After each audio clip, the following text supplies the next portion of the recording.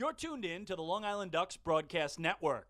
Today's Long Island Ducks game broadcast will begin shortly. Every game this season will be broadcast live on the Long Island Ducks Broadcast Network with high-definition video and audio via Boxcast. Fans can tune into the game on the Ducks' official Facebook page or YouTube channel, as well as the team's official website, liducks.com. Thank you for tuning in, and stand by for complete coverage of today's game. The box office is now open for 2018 individual ticket sales. Box office hours are Monday through Friday from 10 a.m. to 6 p.m. and Saturdays from 10 a.m. to 2 p.m.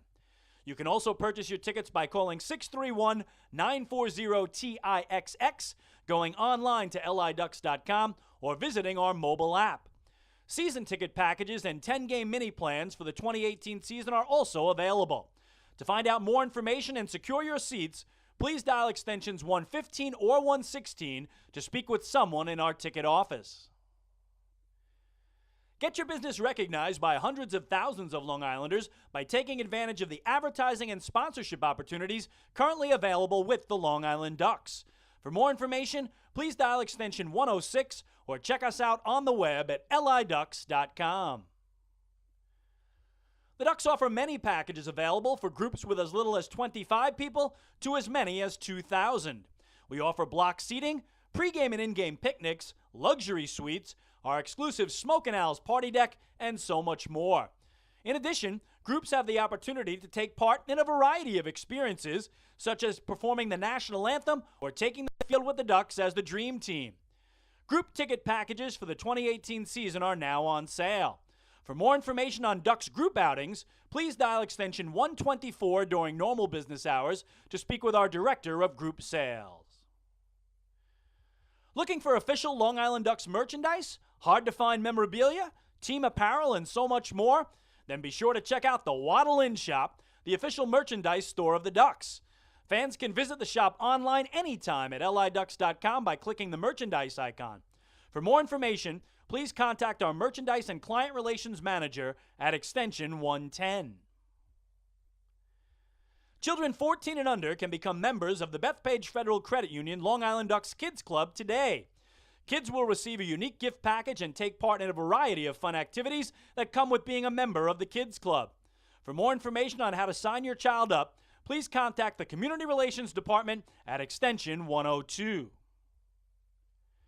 Quacker Jack, the 8-time Best Long Island mascot, is now available for appearances at parties and other special events throughout the Long Island community. Please contact the Community Relations Department at extension 102 to find out more information and to book an appearance. Once again, thank you for tuning in to the Long Island Ducks Broadcast Network. Today's game will begin momentarily. You're tuned in to the Long Island Ducks Broadcast Network. Today's Long Island Ducks game broadcast will begin shortly. Every game this season will be broadcast live on the Long Island Ducks Broadcast Network with high-definition video and audio via Boxcast. Fans can tune into the game on the Ducks' official Facebook page or YouTube channel, as well as the team's official website, liducks.com. Thank you for tuning in, and stand by for complete coverage of today's game. The box office is now open for 2018 individual ticket sales. Box office hours are Monday through Friday from 10 a.m. to 6 p.m. and Saturdays from 10 a.m. to 2 p.m. You can also purchase your tickets by calling 631-940-TIXX, going online to liducks.com, or visiting our mobile app. Season ticket packages and 10-game mini plans for the 2018 season are also available. To find out more information and secure your seats, please dial extensions 115 or 116 to speak with someone in our ticket office. Get your business recognized by hundreds of thousands of Long Islanders by taking advantage of the advertising and sponsorship opportunities currently available with the Long Island Ducks. For more information, please dial extension 106 or check us out on the web at liducks.com. The Ducks offer many packages available for groups with as little as 25 people to as many as 2,000. We offer block seating, pregame and in-game picnics, luxury suites, our exclusive Smoke and Owls party deck, and so much more. In addition, groups have the opportunity to take part in a variety of experiences, such as performing the national anthem or taking the field with the Ducks as the dream team. Group ticket packages for the 2018 season are now on sale. For more information on Ducks group outings, please dial extension 124 during normal business hours to speak with our Director of Group Sales. Looking for official Long Island Ducks merchandise, hard-to-find memorabilia, team apparel, and so much more? Then be sure to check out the Waddle Inn Shop, the official merchandise store of the Ducks. Fans can visit the shop online anytime at liducks.com by clicking the merchandise icon. For more information, please contact our Merchandise and Client Relations Manager at extension 110. Children 14 and under can become members of the Bethpage Federal Credit Union Long Island Ducks Kids Club today. Kids will receive a unique gift package and take part in a variety of fun activities that come with being a member of the Kids Club. For more information on how to sign your child up, please contact the Community Relations Department at extension 102. Quacker Jack, the 8-time Best Long Island mascot, is now available for appearances at parties and other special events throughout the Long Island community. Please contact the Community Relations Department at extension 102 to find out more information and to book an appearance. Once again, thank you for tuning in to the Long Island Ducks Broadcast Network. Today's game will begin momentarily. You're tuned in to the Long Island Ducks Broadcast Network. Today's Long Island Ducks game broadcast will begin shortly. Every game this season will be broadcast live on the Long Island Ducks Broadcast Network with high-definition video and audio via Boxcast. Fans can tune into the game on the Ducks' official Facebook page or YouTube channel, as well as the team's official website, liducks.com. Thank you for tuning in, and stand by for complete coverage of today's game. The box office is now open for 2018 individual ticket sales. Box office hours are Monday through Friday from 10 a.m. to 6 p.m. and Saturdays from 10 a.m. to 2 p.m. You can also purchase your tickets by calling 631-940-TIXX, going online to liducks.com, or visiting our mobile app. Season ticket packages and 10-game mini plans for the 2018 season are also available. To find out more information and secure your seats, please dial extensions 115 or 116 to speak with someone in our ticket office. Get your business recognized by hundreds of thousands of Long Islanders by taking advantage of the advertising and sponsorship opportunities currently available with the Long Island Ducks. For more information, please dial extension 106 or check us out on the web at liducks.com. The Ducks offer many packages available for groups with as little as 25 people to as many as 2,000. We offer block seating, pregame and in-game picnics, luxury suites, our exclusive Smoke and Owls party deck, and so much more. In addition, groups have the opportunity to take part in a variety of experiences, such as performing the national anthem or taking the field with the Ducks as the dream team. Group ticket packages for the 2018 season are now on sale. For more information on Ducks group outings, please dial extension 124 during normal business hours to speak with our Director of Group Sales. Looking for official Long Island Ducks merchandise, hard-to-find memorabilia, team apparel, and so much more? Then be sure to check out the Waddle Inn Shop, the official merchandise store of the Ducks. Fans can visit the shop online anytime at liducks.com by clicking the merchandise icon. For more information, please contact our Merchandise and Client Relations Manager at extension 110. Children 14 and under can become members of the Bethpage Federal Credit Union Long Island Ducks Kids Club today. Kids will receive a unique gift package and take part in a variety of fun activities that come with being a member of the Kids Club. For more information on how to sign your child up, please contact the Community Relations Department at extension 102. Quacker Jack, the 8-time Best Long Island mascot, is now available for appearances at parties and other special events throughout the Long Island community. Please contact the Community Relations Department at extension 102 appearance.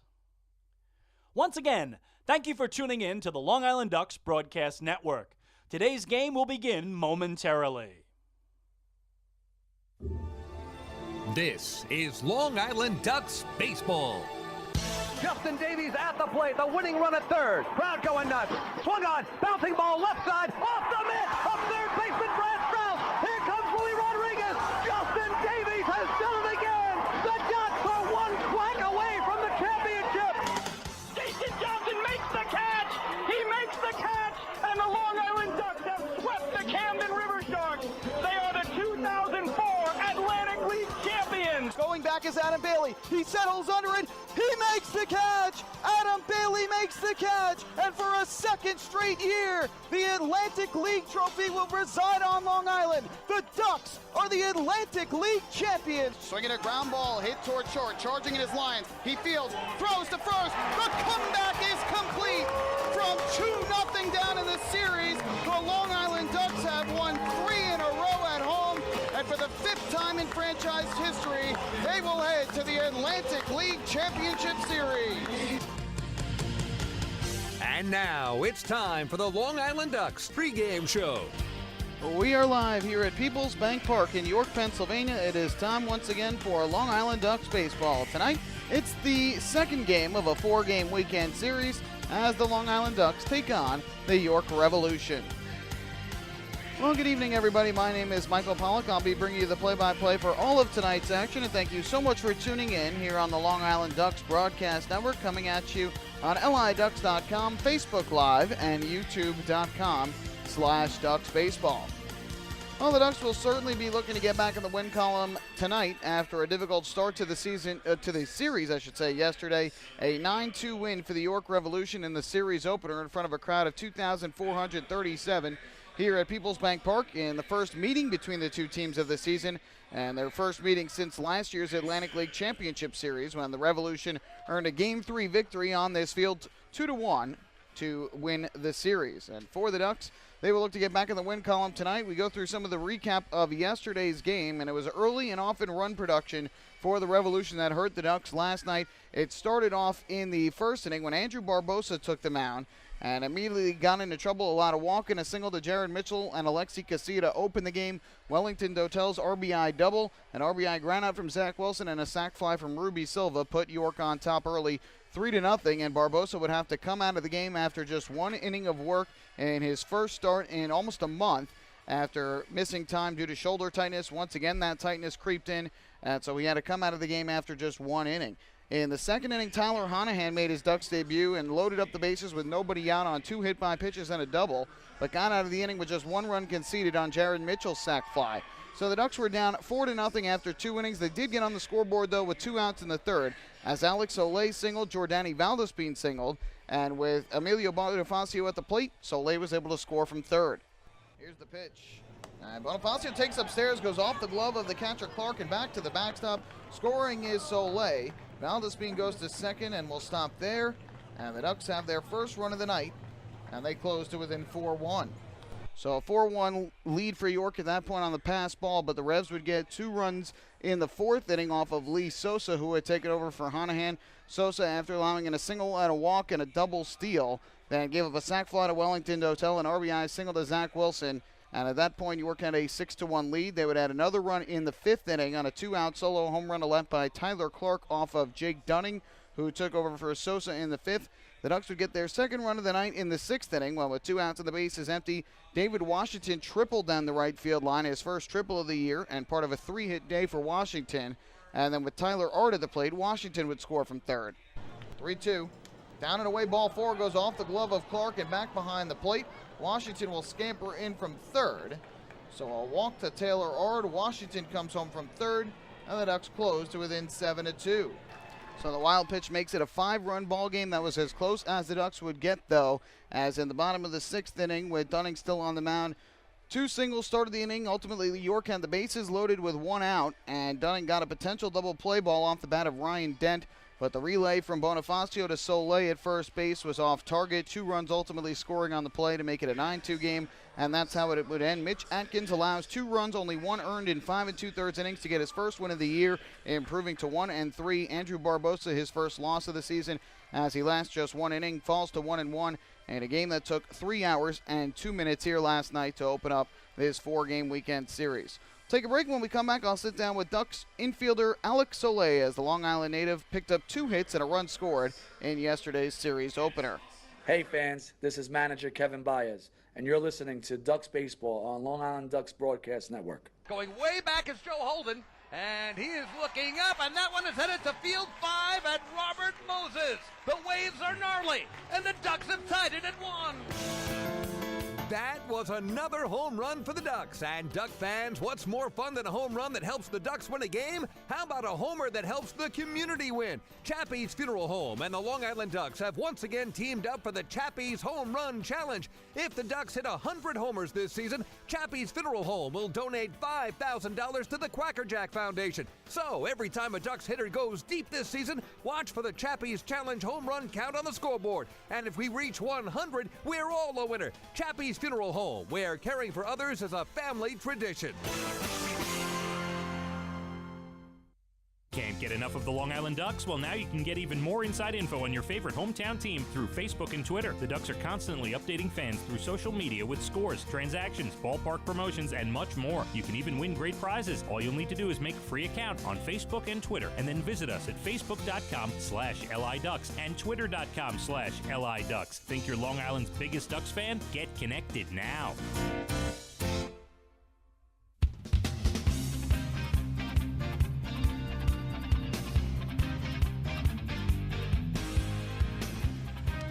Back here in York, Pennsylvania, as we get ready for tonight's game between the Long Island Ducks and the York Revolution. Good start to the series for Alex Soleil last night. He started at first base for the Ducks, picked up singles in each of his first 2 at-bats, and really hit the ball hard in all 4 of his plate appearances. Had a fly out and a ground out in there as well. And I caught up with Soleil before tonight's game to talk about the series opener and what the Ducks need to do in the next coming couple of weeks to try and get closer in the race to the Somerset Patriots for the first half Liberty Division title.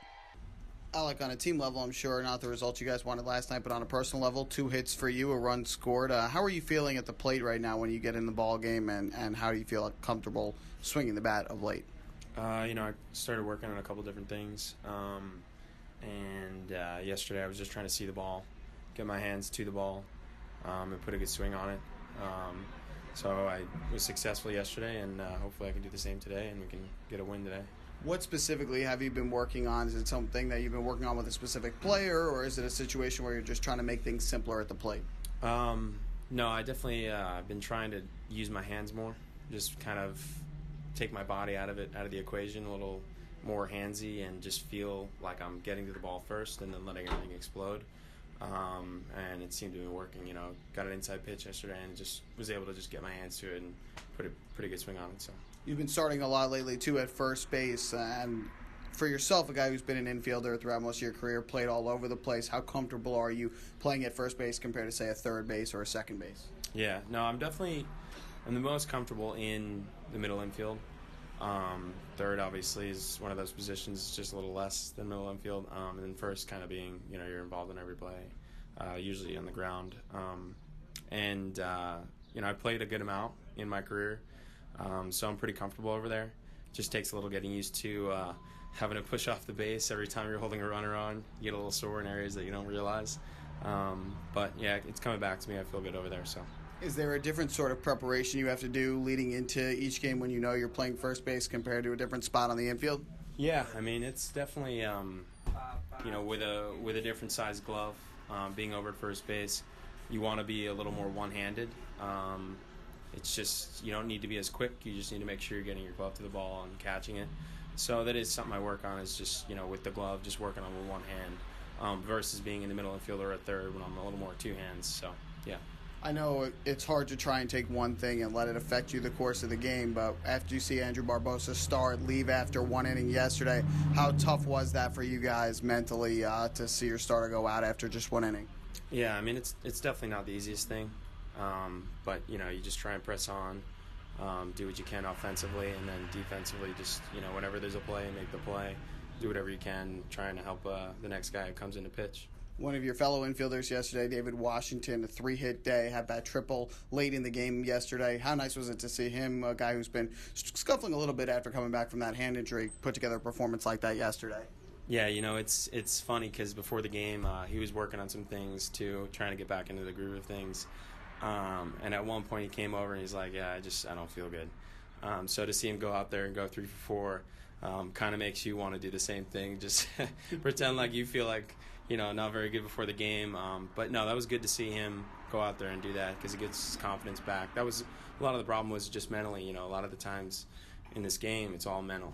And so getting him back in there with that confidence, that's good to get that bat back in the lineup. In baseball, a game that features so many different streaks, high points, low points, guys can be going really well and then scuffling a bit. What does it take for you to be able to get that confidence back and get into the swing of things where you're hitting well on a consistent basis? Yeah, I think focusing on the little things, not necessarily focusing on the outcome.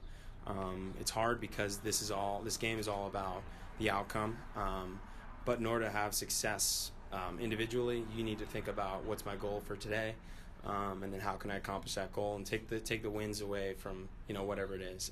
Because then going to the next game, you work on things in the cage, you leave it there, you go in the next day with another plan, and if you're successful at that plan, whatever it may be, if it's helping the team, trying to do whatever you can to the plate, or you're just trying to get your hands to the ball like I was trying to do. You at least come away with a good feeling, and mentally, you did your job for the day. And I think that's the most important thing versus, worrying about the outcome. Because oftentimes you get a nice swing of the ball and it's right to somebody, you're mad, but you should really be happy, so it's tough. On the team level, when you do look at those outcomes, it's been a lot of win a couple, lose a couple, win 3, lose 1, then win 1 and lose 3 for this team. What is it going to take for the Ducks as a whole to develop a nice, consistent winning streak? Yeah, I think we've been struggling with pitching a little bit, just as far as like our routine. It's been hard. We just have a lot of guys, go down or whatever the case, and that that's tough to work through. I think once that kind of gets in a groove and everybody starts getting in a groove offensively, I think we've got a really, really good team. It's just a matter of just getting into a routine of like, every day, everybody's together, working together. We all have our roles on the team. So once that kind of comes together, I think we're going to be really good. Thanks so much for the time, Alec. Best of luck tonight. Thank you very much. That is Alex Olay, infielder and Holbrook native for the Long Island Ducks. We'll take a break. When we come back, we'll look at the pitching matchup for tonight's game. A pair of right-handers on the mound for Game 2 of this series. And then we'll have the starting lineups in the first pitch. It's the Ducks and the Revolution here in York, Pennsylvania. Hey, fans. This is outfielder and hitting coach Lou Ford, and you're listening to Ducks Baseball on the Long Island Ducks Broadcast Network. Oh, I love it. The color of my new Nicolot patio is so vibrant. It's unlike anything I've ever seen. You're welcome. I'm just going to go finish that Nicolot walkway now. Make your pavers vivid Nicolot pavers. The best looking, most vibrant pavers with the most 3-color blends in the industry. Featuring Nicolot's exclusive paver shield and color blending technology. With color throughout and guaranteed not to fade. Live life in color with Nicolot. Visit Nicolot.com.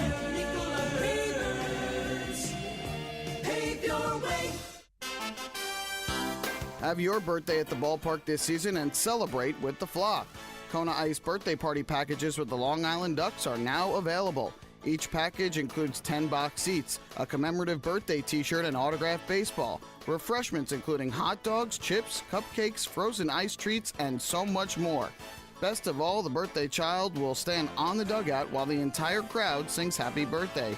Reserve your party today by calling the group sales department at 631-940-3825. Kona Ice birthday parties with the Long Island Ducks, a once-in-a-lifetime experience.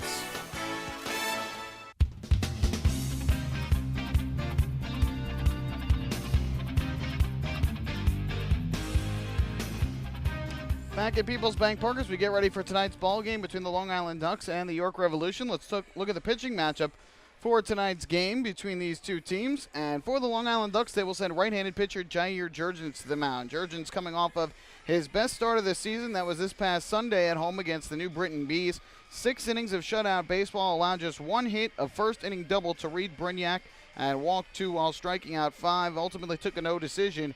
And a game that took 15 innings to decide, one that the Ducks came out on top of 4-2. Thanks to Lou Ford's walk-off 2-run home run in the bottom of the 15th. This will be Jurgens' first ever start against the York Revolution, but he's been pitching well, just 1 earned run in 11 innings over his past 2 starts since missing one with some minor shoulder discomfort. And we'll see if Jurgens can keep that strong stuff on the mound going, as this will be just his second road start of the year. He had pitched on opening day of the season down in Southern Maryland, but has made 4 starts since, all on Long Island. Meanwhile, for the Revolution, it'll be right-hander Dominic Severino taking the mound in his second season in the Atlantic League. First with the Revolution, 2-2 thus far with a 3.68 earned run average through a total of 7 starts to this point. Last year made 3 starts at the end of the year with Bridgeport, was 1-0 with a 1.23 ERA, and it was the York Revolution who ended up signing him in the offseason. And thus far, Severino has pitched pretty well, though he was roughed up his last time out, earning his second loss of the year. Gave up 6 runs, 5 of them earned in 4 2/3 innings down in Sugar Land, Texas against the Skeeters last Sunday. Walked 3 batters, struck out just 1, so he'll be looking to get back into the win column tonight and get back on track in terms of his starts, which had been very good up to that point. Had not allowed more than 3 earned runs in a start before that, but again, last time out, 5 earned runs in a defeat. Take one more break. When we come back, we'll have the starting lineups and the first pitch between the Ducks and the Revolution. Hey fans, this is Bud Harrelson, and you're listening to Ducks Baseball on the Long Island Ducks Broadcast Network. The Atlantic League's biggest stars are coming to Long Island this summer. Join us on Wednesday, July 11th for the 2018 Atlantic League All-Star Game presented by Good Samaritan Hospital Medical Center. See the top players from the Liberty and Freedom divisions take the field for the Midsummer Classic and the Dig Me Home Run Derby. Following the game, all fans in attendance will enjoy the largest fireworks spectacular on Long Island. Get your tickets for the 2018 All-Star Game today by visiting the box office, calling 631-940-TIXX, or going online to liducks.com. This season, build new memories. Beautiful evening for baseball. This season, witness the action. He reaches up, it's gone! This season, celebrate an all-star summer. The Ducks have won it 7-1. Gather your friends and family for an entertainment experience like no other. The Ducks 2018 schedule is full of new promotions, and with free parking and tickets starting at just $12, there's no better value on Long Island. Get tickets to an all-star summer at liducks.com.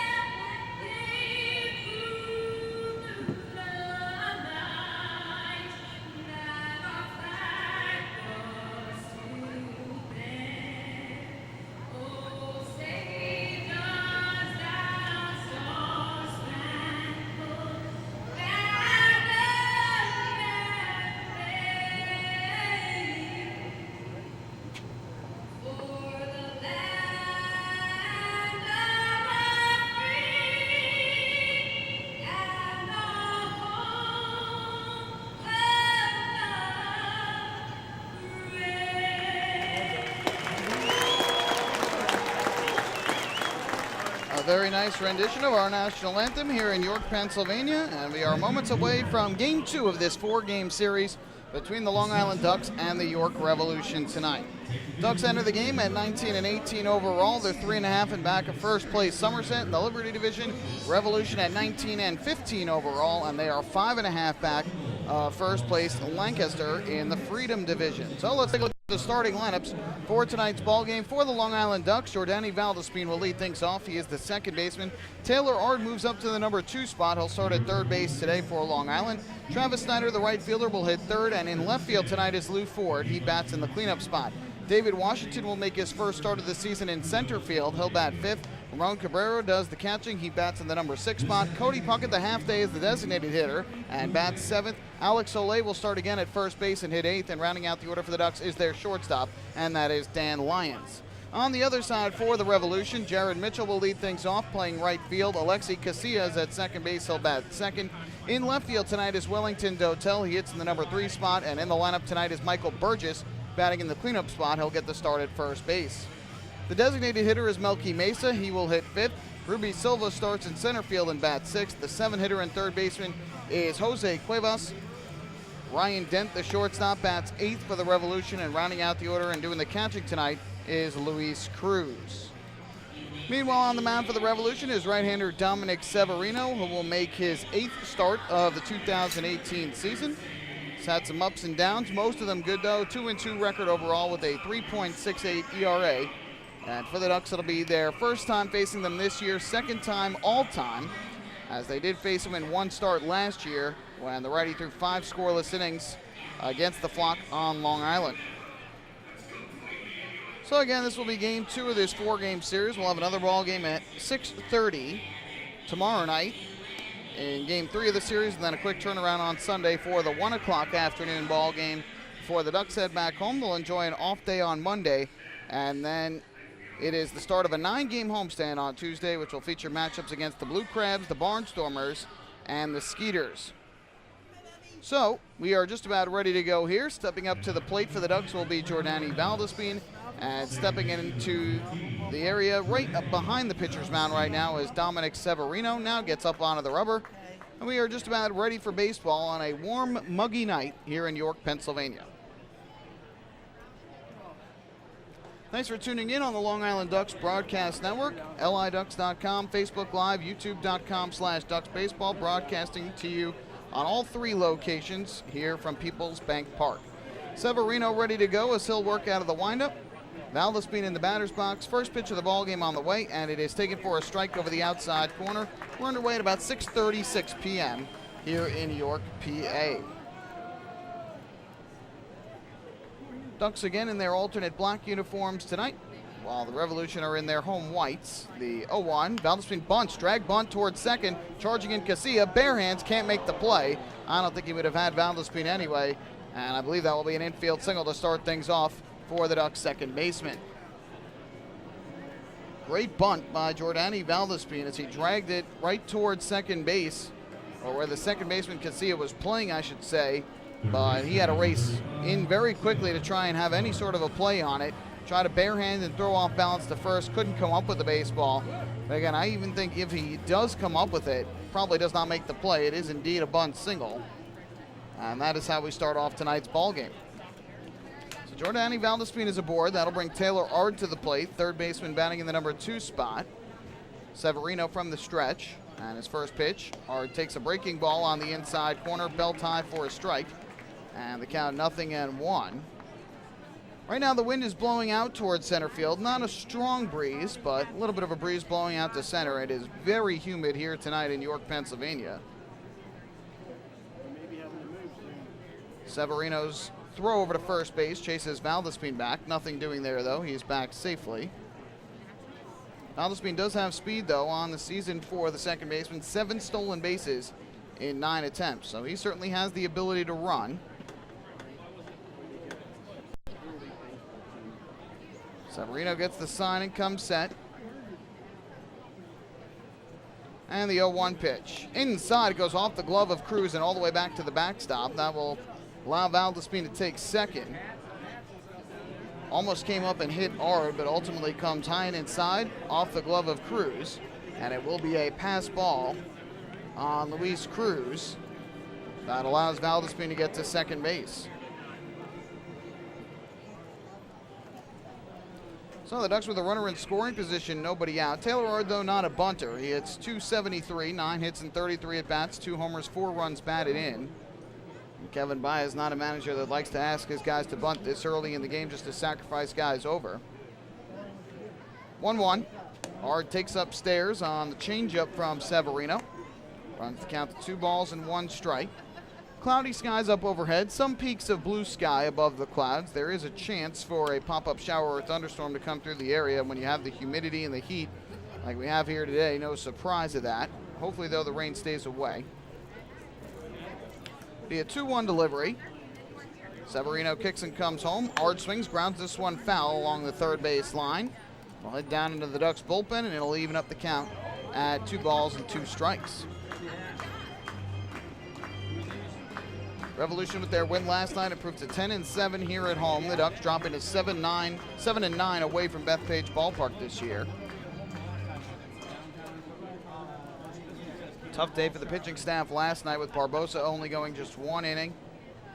5 different pitchers overall having to throw for the Ducks. 2-2, and Ard grounds this one is short, and that's not going to get the runner over. Dent Fields throws to first in time for the out. Valdespin has to stay put at second. So Taylor Ord unable to advance the runner to third with less than 2 outs. And with 1 away, that'll bring to the plate the right fielder Travis Snyder.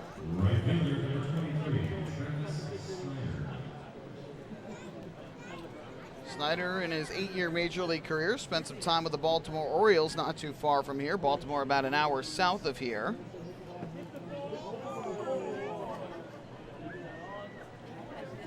So Valdespin leads at second. And the first pitch on the way here to Travis Snyder is a breaking ball taken inside. And the count 1-0. Snyder hitting .246 on the year for the Ducks. 3 home runs and 23 runs batted in. Been getting on base quite frequently of late and trying to drive in Valdespin from second to give the Ducks the early lead. Severino working from the stretch is set.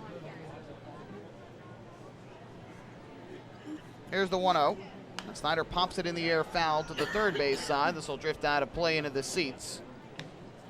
And that will even the count up at 1 ball and 1 strike. This is the first series of the year between these two teams. Had not faced each other over the first almost month and a half of this season. They'll face each other 4 times here and then 4 times on Long Island at the end of the month for their meetings in the first half of the season. 10 meetings in the second half. 1 ball, 1 strike pitch. Snyder takes a breaking ball, just missing low and away. Close pitch.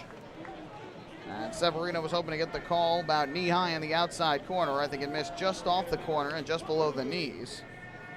So the count runs to 2-1 here on the lefty Snyder with Lou Ford waiting in the on-deck circle. Severino looks back to Valdespin and comes set. Here comes the 2-1 delivery. And Snyder pops it foul back behind the plate. This will go way upstairs and behind us. Out of play, 2 balls, 2 strikes on the Ducks right fielder.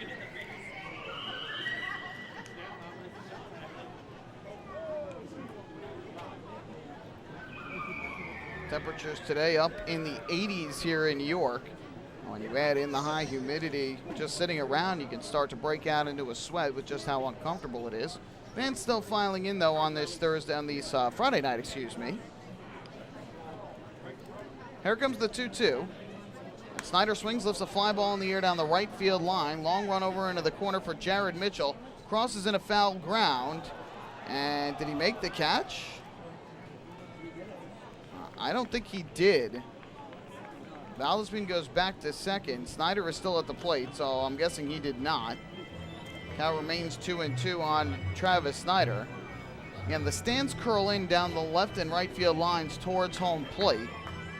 And so we can only see a certain distance down the line before the way the stands are set up obstructs our view. And once a player crosses that foul line and goes into foul territory, we're not sure. We'll have to rely on the umpires and the fielders and the crowd somewhat to determine whether or not the out was made. It'll be a 2-2 once again. Severino kicks and comes home. And Snyder line drive up the middle into center field. That'll get down for a base hit. Valdespin had a hold up to make sure the ball wasn't caught, so he'll only make it to third. But it's a base hit for Travis Snyder, who gets on board once again. Second hit of the inning for the Ducks. And Long Island with runners at the corners, 1 man out. Lou Ford coming up to the plate for the Ducks. Defensively tonight for the Revolution, Wellington Dotel starts in left field. Ruby Silva is the center fielder, and Jared Mitchell around in right. On the infield from left to right, it's Jose Cuevas at third, Ryan Dent the shortstop, Alexi Casilla at second base, and Michael Burgess is the first baseman. Luis Cruz does the catching behind the plate for right-hander Dominic Severino up on the rubber. So here is Ford from the right side. Valdespin off third, Snyder off first. And the first pitch is low and away on a fastball for ball 1. Ford comes in hitting .270 on the season for the Ducks, 3 home runs and 26 runs batted in for the 9th-year Ducks veteran. Fly ball should be deep enough to get Valdespin home from third. Here's the 1-0. And Ford takes a fastball strike, belt high over the inside corner to even things up at 1-1. It's tough for Valdespin. It was a solid line drive that looked like off the bat was going to get down for the base hit, but had to make sure. You don't want to get doubled off when in scoring position and only 1 out of the inning. Here is the 1-1. Ford swings through a breaking ball. Nice tight slider over the inside corner. Ford hacks through it, and that will run the count to 1 ball and 2 strikes.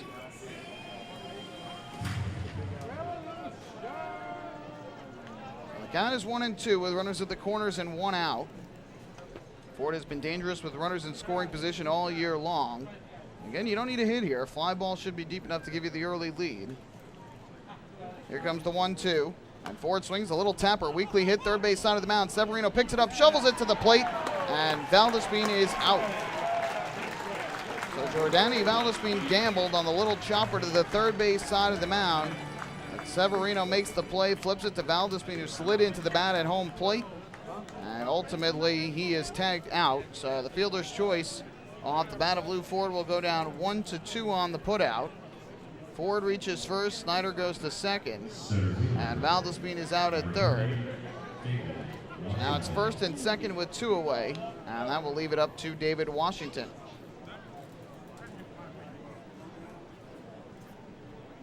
Well, Washington had a terrific terrific day at the plate yesterday for the Ducks, and trying to continue it here today. Snyder leads off second, Ford off first, and the first pitch is swung and slashed foul to the screen on the third base side of home plate. 0-1. Washington comes in hitting .257 on the year, 6 homers, 20 runs batted in. He was hitting .238 coming into yesterday's game and raised his batting average by 19 points with a 3-for-4 performance.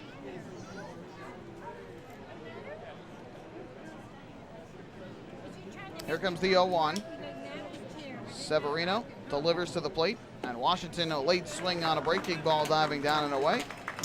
That'll put the Ducks center fielder behind at 0-2. So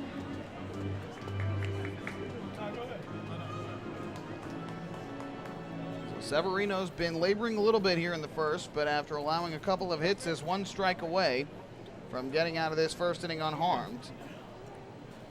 From the stretch, it'll be an 0-2. Severino looks to second, delivers to the plate, and Washington swings, and it's a ground ball towards the middle. It'll get through for a base hit. Snyder rounds third. He'll come in to score. Stopping at second is Lou Ford. It's a 2-out, 2-strike RBI single up the middle for David Washington. And the Ducks take an early 1-0 lead. So Snyder is able to score the run, his 17th run of the year. For Washington, his 21st run batted into the season.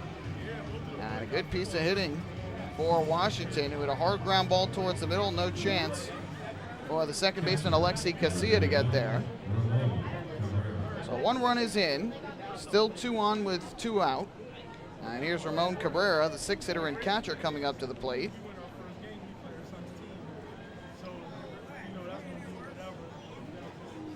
Switch hitter from the left side, first pitch. Driving the air to left, racing in Dotel. He'll get to the spot and make the catch. Solid contact from Cabrera, but the ball is caught, and that will retire the side in the first. However, the Ducks do get the early lead. They pick up a run on 3 hits in the opening inning. No errors and 2 men left on base after a half inning of play. It's the Ducks 1 and the Revolution coming to bat. Hey fans, this is pitcher John Brownell, and you're listening to Ducks Baseball on the Long Island Ducks Broadcast Network.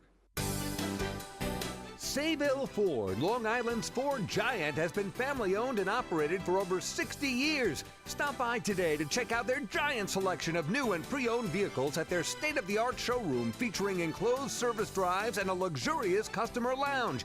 Get giant savings on hundreds of new and used vehicles in stock.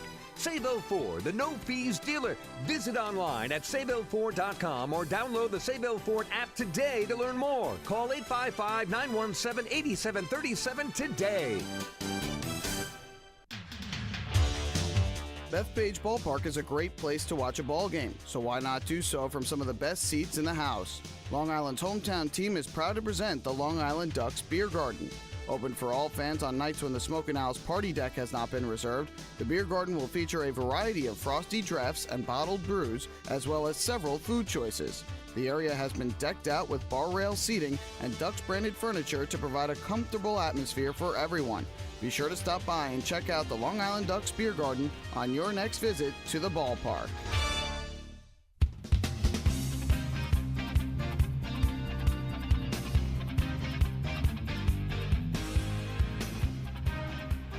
Well, we go to the bottom half of inning number 1. Jair Jurgens will take the mound for the Long Island Ducks in his 6th start of the season. He has pitched well of late, and Jurgens will face the top of the Revolution order here in the bottom of the first, with the Ducks giving him an early 1-run advantage. Every walk by a Ducks batter this season is brought to you by City MD Urgent Care. There are over 15 City MD locations across Long Island, offering the comprehensive quality care that you need the moment you need it. City MD Urgent Care. Need a doctor? Just walk in. So Jurgens will take the mound, just his second road in Southern Maryland. His next 4 starts all came on Long Island, and back on the road here tonight.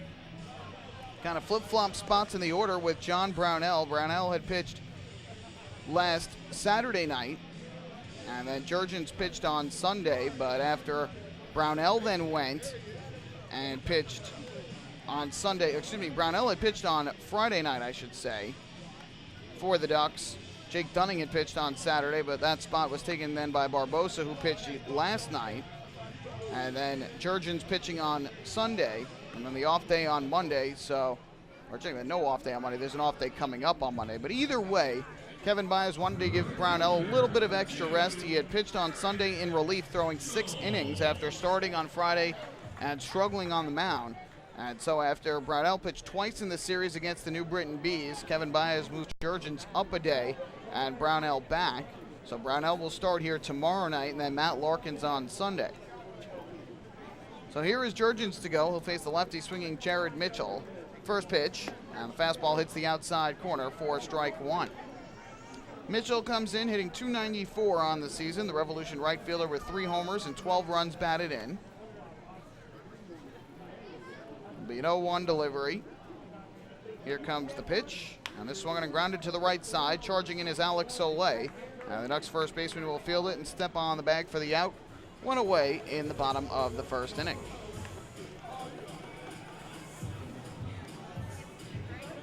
Up to the plate will step the second baseman, Alexi Casilla.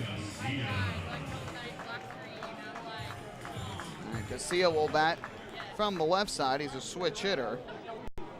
And so he'll bat from the left side against the right-handed pitcher, Jair Jurgens. First pitch is taken low for ball 1 by Casilla. We've seen a lot of Washington Capitals t-shirts and jerseys in the crowd here tonight, after the Capitals claimed the first ever Stanley Cup in franchise history yesterday. 1-0, swinging a foul ball, chopped into the dirt back behind home plate. And the count even up at 1-1. The Hershey Bears, who are the American Hockey League affiliate of the Capitals, play about 45 minutes to an hour away from here. And so a lot of those fans making the trek for the game tonight and in the local area are actually fans of the Capitals. Some Capital fans, some Flyer fans. Bunted by Casilla. This will go foul back behind the plate, though. And that will run the count to 1 ball and 2 strikes. Casilla hitting .324 on the season with 2 home runs and 13 runs batted in.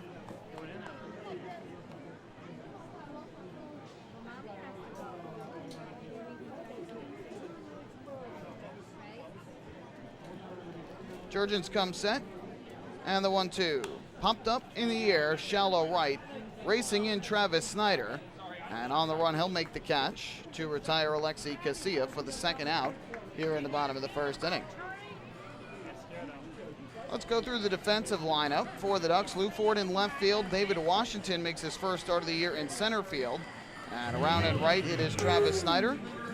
On the infield from left to right, Taylor Ard is at third base. The shortstop, Dan Lyons. Second baseman, Jordani Valdespin. And over at first base is Alex Soleil. Behind the plate, doing the catching, is Ramon Cabrera. And on the mound, the right-hander, Jair Jurgens.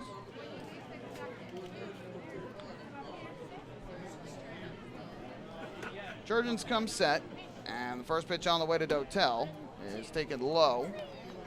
And so the count goes to 1-0. Dotel started the year with Sugarland and then came here to the York Revolution. 281 batting average thus far for Dotel with a home run and 19 runs batted in. 1-0 pitch from Jurgens, and Dotel takes a fastball inside under the hands. Run the count to 2 balls and no strikes. By the way, the umpires for tonight's game, James Clayton calling balls and strikes behind the plate. The first base umpire, Mike Williams, and around at third base is Brian DeBrouwer.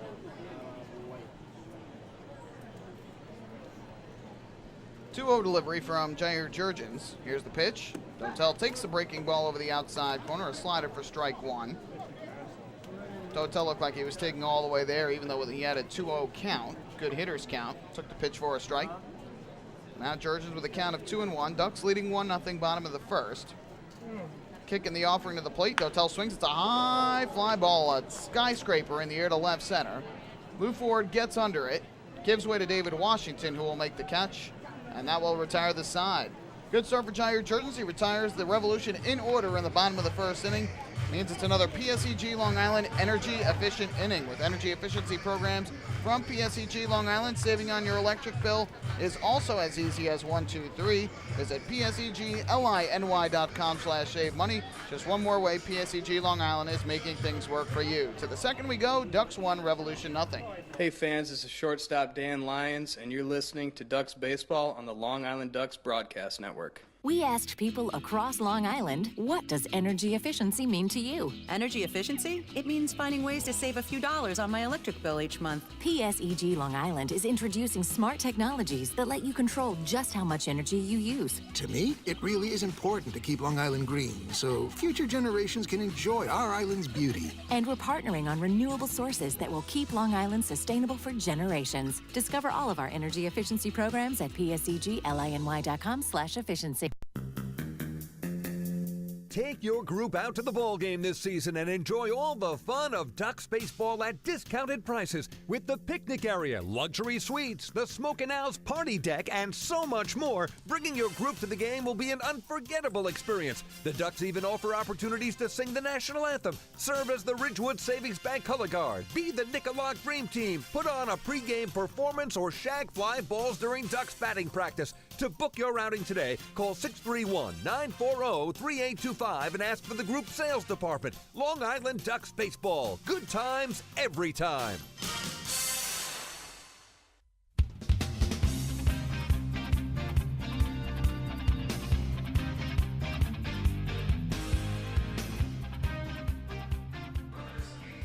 Time for the Ducks Health Report as we go to the second inning. It's brought to you by Island Shore Physical Therapy, the official therapist of the Long Island Ducks.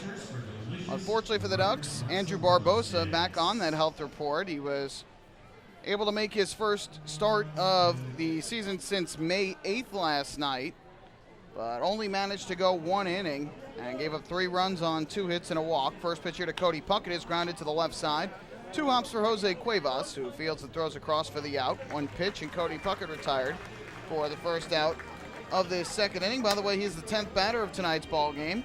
And did you know that you can join Planet Fitness for as low as $10 a month? Visit planetfitness.com today to find your nearest club and to learn more. So Barbosa experienced that same shoulder tightness that he did in his most recent start on May 8th. Had to come out of the game, and so he remains out. No timetable yet on his return as the first pitch is taken for a strike. He'll have to be evaluated more thoroughly by the Ducks. But ultimately, he is out. Kevin Baez said the team will probably go back down to a 5-man rotation with his absence. 0-1 to Soleil, misses down and away for ball 1. Kevin Baez had been using a 6-man rotation this year. Jake Dunning filled in for Barbosa when he was hurt, but Dunning struggled in that starting role. 1-1 to Soleil is a breaking ball at the belt for strike 2. Meanwhile, Daniel Fields is not in the lineup for a 3rd straight day. Kevin Baez said he's experiencing just a little bit of discomfort in his shoulder. Nothing serious. Took batting practice today. And the team will see how he responds to BP. Might be in the lineup tomorrow. Soleil, a little line drive past Cuevas and into left field for a base hit. Just kind of stuck the bat out there. And oftentimes it's not about how hard you hit it, like Soleil did twice last night. 2 hard hit base hits. But tonight just sticks the bat out to left and he punches a base hit through the left side for Long Island's 4th hit of the night. So Soleil has now reached base safely in 4 straight games, and that'll bring Dan Lyons to the plate with 1 on and 1 out. Meanwhile, Rob Rogers remains out on the disabled list. He's dealing with elbow tightness. Audie After as well on the DL, as he is suffering from the broken finger. So 1 on 1 out for the Ducks. Soleil with good speed at first base. He is 2 for 2 in the stolen base department. Here is Lyons to the plate from the right side. First pitch from Severino, and Lyons takes a fastball strike over the outside corner, 0-1.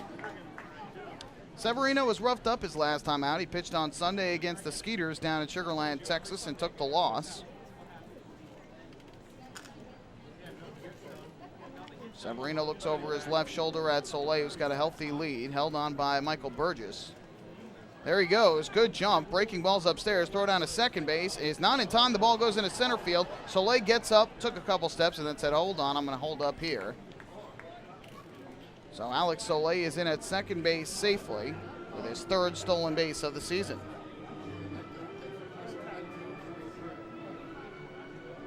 He had that big lead and got a terrific jump, started breaking to second before Severino delivered the pitch.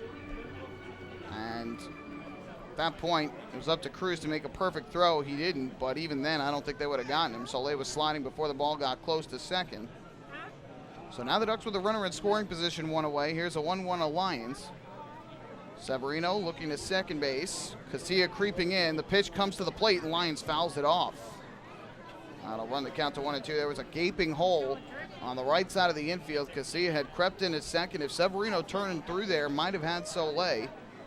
But Severino delivered the pitch. It came inside of Lyons, and he was unable to punch it through the right side. So the count 1-2 here on the Ducks shortstop. Long Island leads by a run.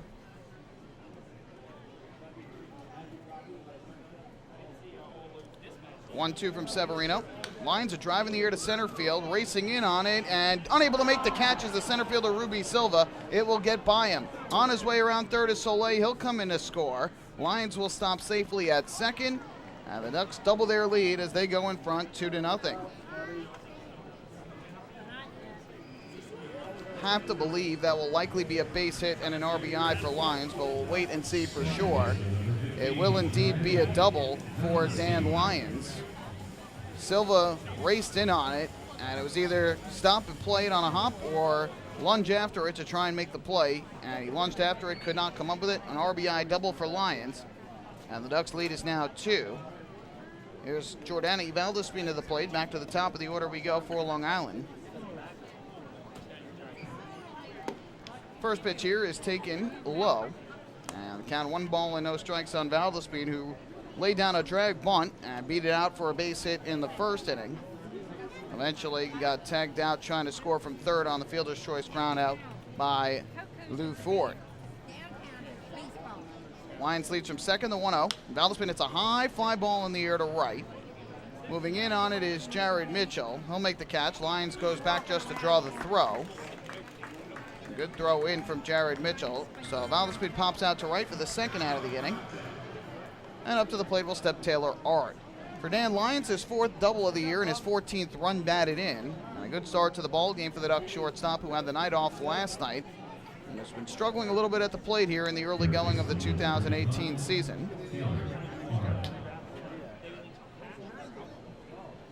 And really now more than halfway through the first half of the season. No longer early for these teams anymore. It's getting to the nitty-gritty of things late in the first half now of the season.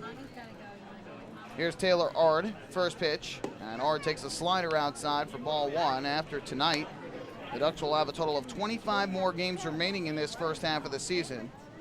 And at the end of the night, the Ducks could be as close as 2.5 games in back of the Patriots in the Liberty Division standings. Each of these games important. Ducks have no more games remaining in the first half against Somerset, and the Patriots own the head-to-head tiebreaker. 1-0. Ard swings and smacks a ground ball foul behind Kevin Baez and down the left field line. So that will even up the count at 1 ball and 1 strike. Ard in his first at bat hit a ground ball to short. Last night was 0 for 3 at the plate, but he did draw a walk, which extended his on-base streak. He has reached base safely in each of his 9 games played as a member of the Ducks. each of his 10 games played now as a member of the Ducks. Here's the 1-1 pitch, and the breaking ball misses down and away for ball 2. And if Ard can get on base tonight, he would tie 3 different Ducks for the longest on-base streak by a Duck this year. Valdespin, Castillo, and Washington each have reached base safely in 11 in a row this season. Lions leads off second with 2 out. Here is the 2-1 pitch. Severino deals, and Ard takes downstairs on a fastball from the right-hander. That'll run the count to 3-1 on Taylor Ard, a good hitter's count. If he reaches Travis Snyder, who singled in his first at-bat, would be the next hitter. Second baseman Casillas shaded towards the middle. The rest of the defense straight away here for Taylor Ard. 3-1. Severino delivers home, and Ard swings and taps it into the ground foul right towards the Ducks on deck circle. Travis Snyder kicks it over to the bat boy, and with the count now full at 3-2. Lions probably still will not be taking off from second base. Obviously there's no force play, no runner at first, and you never want to make the last out of an inning at third, so have to presume he'll probably be staying put there at second on the pitch. Severino gets the sign from Cruz and comes set, glove to the right side of his face. 3-2. And Ard chops it into the ground towards short. Ryan Dent gobbles it up. His throw over to first is in time. And that will put an end to the top of the second inning. The Ducks had another run of their lead. They pick up a run on 2 hits in the inning, no errors. And they leave 1 on base. After an inning and a half here in York, it's now the Ducks 2 and the Revolution nothing. Hey fans, this is infielder Cody Puckett, and you're listening to Ducks Baseball on the Long Island Ducks Broadcast Network. Hey Ducks fans, the official hotel of the Long Island Ducks is the Radisson Hotel Hauppauge, Long Island. It's centrally located on the north shore of Long Island and offers a home away from home for both business and leisure guests. The Radisson Hotel Hauppauge, Long Island features an indoor pool, 24-hour business center, a fitness center, and complimentary Wi-Fi in all guest rooms. Enjoy the contemporary American cuisine at the Fountain Grill restaurant or grab a quick bite to eat at Cafe Pronto. And best of all, it's only minutes away from Bethpage Ballpark. The Radisson Hotel Hauppauge, Long Island, the official hotel of the Long Island Ducks. Call 631-231-1100 today. That's 631-231-1100. Baseball fans, the Long Island Ducks mobile app has officially arrived. Powered by Clear Vision Apps, it's your one-stop shop for all things Ducks baseball. Buy tickets straight from your mobile device. Receive game status updates with push notifications. Check out up-to-the-minute news and scores and interact with the Ducks on social media. Best of all, it's free. Download the Ducks mobile app today by visiting the App Store on your Apple-powered device or Google Play on your Android-powered device. The Long Island Ducks mobile app, with you wherever you flock to.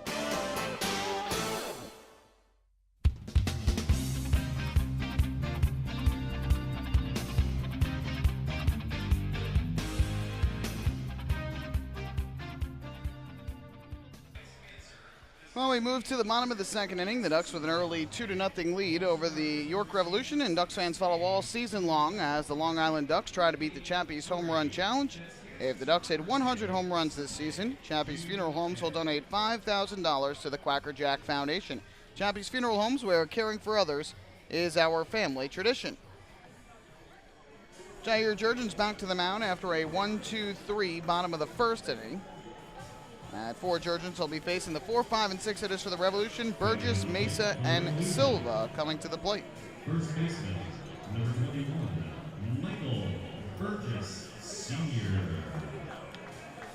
So here is Burgess to the plate, batting from the left side. He gets introduced as Michael Burgess Sr., I believe, here at PeoplesBank Park, but listed on the roster just as Michael Burgess.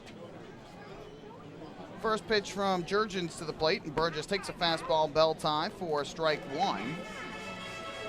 Burgess had the night off last night. He comes in hitting just .206 on the season for the Revolution, but does have 6 home runs and 17 runs batted in. Defense shifted around to the right side for Burgess. Here is the 0-1. He swings and smacks it into the ground at first. Broken back ground ball. Picked up by Soleil, and he'll take it to the bag himself. 1 away in the bottom half of the second inning. just like the first inning started for Jurgens. He induces the ground out to first. One away, and that'll bring up to the plate Melky Mesa.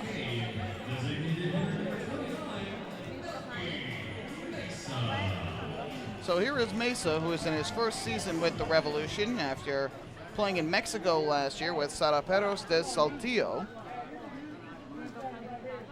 Mesa had the night off last night as well for the Revolution. Designated hitter, bats from the right side, and the first pitch is a breaking ball taken low. And so the count 1-0 on Mesa, the tall righty hitter, at .298 on the season with a home run and 8 runs batted in. Stands in at 6'1", 200 pounds. 1-0, high pop-up, middle of the infield. Jurgens camping under it, gives way to Alex Soleil, and Soleil makes the catch in front of the mound and just off to the third base side for the second out of the inning. Well, that was one of those, and as a pitcher, you're the closest to it, but on those very high pop-ups, usually the pitcher gets out of the way, gives way to the infielder, and there, Jurgens was staring at it until Soleil called him off as he ran down from first base and made the grab for the second out of the inning. A good job by Soleil to take charge on the infield at that. Again, Soleil has played first base frequently throughout his career, but not a ton here with the Ducks. First pitch cut on and missed for strike one. Tonight, Alex Soleil starting at first base for the second straight game in this series, and on the year, this is Soleil's 5th start at first base. He's made 8 starts at third, 1 at second. A pitch misses outside for a ball, and it'll even up the count at 1 ball and 1 strike. He was filling in a bit at first base along with Taylor Ard when David Washington missed a week due to the finger injury. Silva, meanwhile, batting from the left side, has a 1-1 count. Jurgens comes set, delivers, and Silva foul tips it into the glove of Cabrera, who was set up on the outside corner for strike 2. Silva hitting .260 on the year for York. He's got a home run and 11 runs batted in. Line shaded very slightly up the middle at short. And third baseman Ard well off the third base bag, so lay closer to the line at first. Here's the 1-2. Little ground ball towards third. Taylor Ard gobbles it up, throws across the diamond in time for the out to retire the speedy Silva. And it's back-to-back 1-2-3 innings for Jair Jurgens. 2 groundouts sandwiched around a pop-out. Revs go in order. We go to the third. Ducks lead the Revolution 2-0.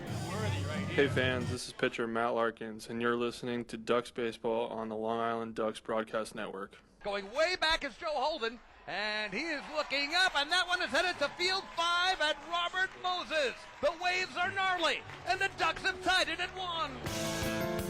That was another home run for the Ducks. And Duck fans, what's more fun than a home run that helps the Ducks win a game? How about a homer that helps the community win? Chappie's Funeral Home and the Long Island Ducks have once again teamed up for the Chappie's Home Run Challenge. If the Ducks hit 100 homers this season, Chappie's Funeral Home will donate $5,000 to the Quackerjack Foundation. So every time a Ducks hitter goes deep this season, watch for the Chappie's Challenge home run count on the scoreboard. And if we reach 100, we're all a winner. Chappie's Funeral Home, where caring for others is a family tradition. Can't get enough of the Long Island Ducks? Well, now you can get even more inside info on your favorite hometown team through Facebook and Twitter. The Ducks are constantly updating fans through social media with scores, transactions, ballpark promotions, and much more. You can even win great prizes. All you'll need to do is make a free account on Facebook and Twitter, and then visit us at facebook.com/LIDucks and twitter.com/LIDucks. Think you're Long Island's biggest Ducks fan? Get connected now.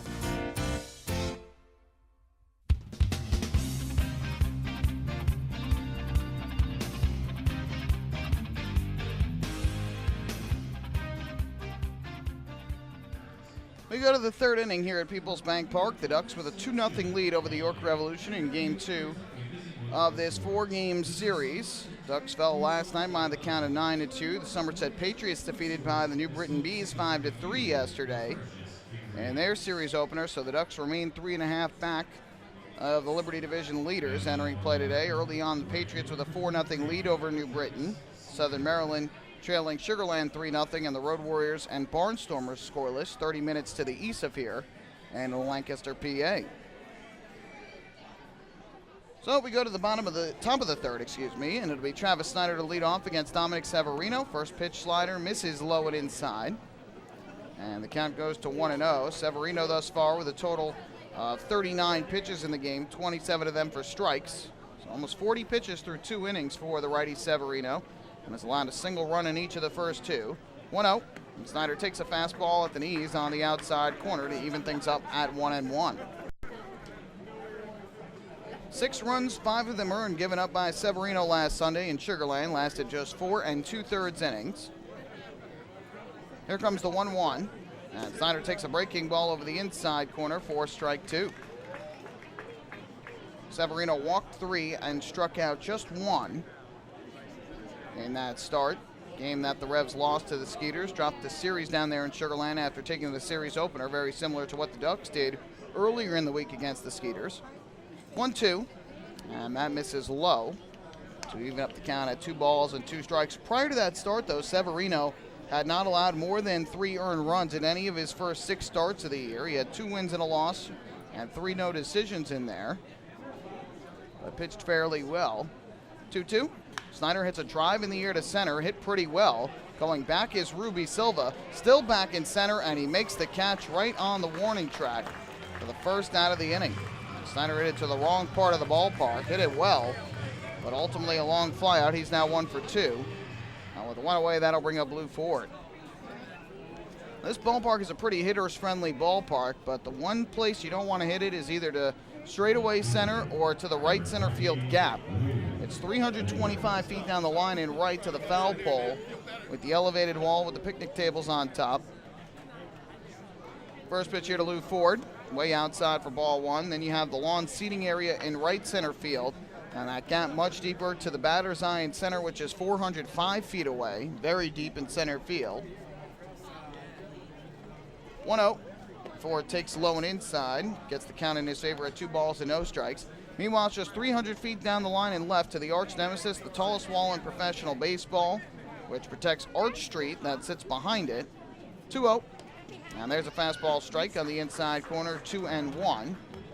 And so you've got the arch nemesis wall and left, a very inviting target for the righty hitters to pull the ball and hit it off the wall or over it, like Tyler Clark did last night.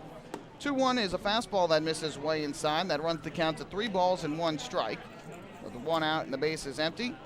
Then in left center field, you have the kids' playground area and the carousel, with the wall much lower there, so that an inviting target for hitters to launch the baseball into the playground.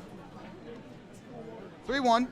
Ford takes, and that misses downstairs for ball 4. So Lou Ford is able to work his way aboard with a 1-out walk.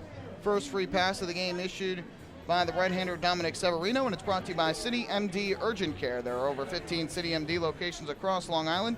Need a doctor? Just walk in.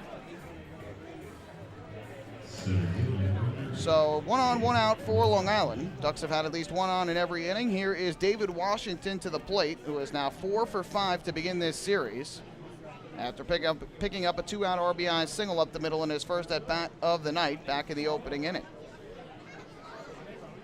Ford takes his lead in the first pitch. It's a fastball belt high for strike 1. Washington certainly had been struggling coming back over the weekend and earlier this week after the injury that he suffered last weekend, the prior weekend, against the Somerset Patriots on May 25th. Missed about a week of time, the 0-1. And that fastball just at the bottom of the strike zone over the outside corner. And it quickly runs the count to 0-2. Washington certainly has broken out here in the 2 games of this series thus far. Ford leads at first. And the 0-2 pitch, swinging a high, deep drive down the left field line, but it'll slice foul. Certainly at home run distance, but a little bit late on it. He knocks it out of the ballpark and over by the train tracks and river that are out beyond the third base stands. So the count remains 0-2 on David Washington. Ford, 1 stolen base on the year, leads him first. Here's the 0-2 again, and Washington gets a piece and fouls it off. That's the one difference we've seen in this series. Washington fighting off some tough 2-strike pitches. Those same pitches he was swinging through and missing against the Bees and the Barnstormers over the most recent homestand. He was getting visibly frustrated with himself, but he's been doing a much better job of making contact and having good at-bats here in this series. Severino's 0-2 again, and this time grounded through the right side, and another base hit for David Washington. 5th hit of the series thus far for the former big leaguer. He's aboard. A walk and a single here with 1 out for the Ducks, and they've got 2 aboard for the catcher, Ramon Cabrera. He just looks like a different player in this series compared to the guy we saw at home during the most recent homestand. So Washington with 2 hits tonight, 5 hits in his first 6 at-bats of this series. And he is at first, Ford at second with 1 out. Here's Ramon Cabrera, who hit a deep drive in the air to left back in the opening inning. That was caught by Dotel. First pitch, and he takes a fastball strike on the outside corner. Cabrera last night had a hit among his 4 at-bats, a hard-hit line drive to center field in the 5th, and nearly hit his first home run as a Duck. In the 9th inning, it would have been a 2-run shot. That would have made it a 9-4 game, with the ball caught on the warning track in right by Jared Mitchell. Here's the 0-1. Cabrera pops one in the air foul down the left field line, slicing out of play and into the seats. The Ducks catcher now behind in the count at 0-2. Severino, by the way, made 1 start against the Ducks last year, only 3 starts late in the season for the Bridgeport Bluefish. And in his start against Long Island, he threw 5 scoreless innings, struck out 7, in that start. Did not allow much to the Ducks. I believe only 3 hits, if my memory serves correct. Here is the 0-2 again, and the fastball misses upstairs to Cabrera for ball 1. Ultimately, Severino had a 1.23 ERA in his 3 starts last year after beginning the season with Old Orchard Beach in the Empire League, another independent league, was 3-3 with a 4.11 ERA and 3 saves for them. But certainly impressed with Bridgeport late last year. The 1-2 on the way to Cabrera. Swings and lines one into center field. That'll get down for a base hit in front of Silva. He'll pick it up and fire it in. Everybody else moves up a base. So Cabrera with his first hit of the night. And for Long Island, their 7th hit of the ball game already. And that'll load up the bases with 1 man out for Cody Puckett.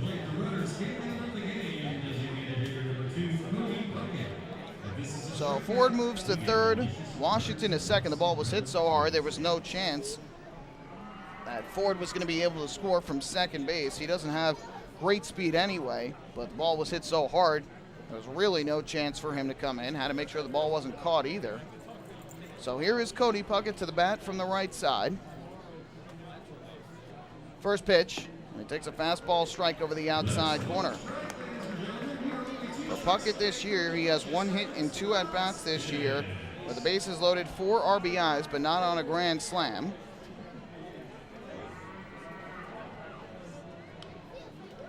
Severino gets the sign and comes set. And the 0-1. Way low and outside. A good block at home plate by catcher Luis Cruz. That gets by him. Ford comes in to score. A terrific job by Cruz to slide over to his right, keep the ball at home plate. Now the count even up now on Puckett at 1-1. Puckett grounded out to third base in his first at-bat of the night, which came back in the 2nd inning. Getting the sign and coming set is Severino. The 1-1 to Puckett. Swings through a fastball up in the zone. Puckett took a good swing at it, but ultimately cuts through the pitch. And so now the count at 1-2 on Puckett. Severino looking for the strikeout here, a ground ball at one of his infielders. Alex Soleil waiting in the on-deck circle for Long Island.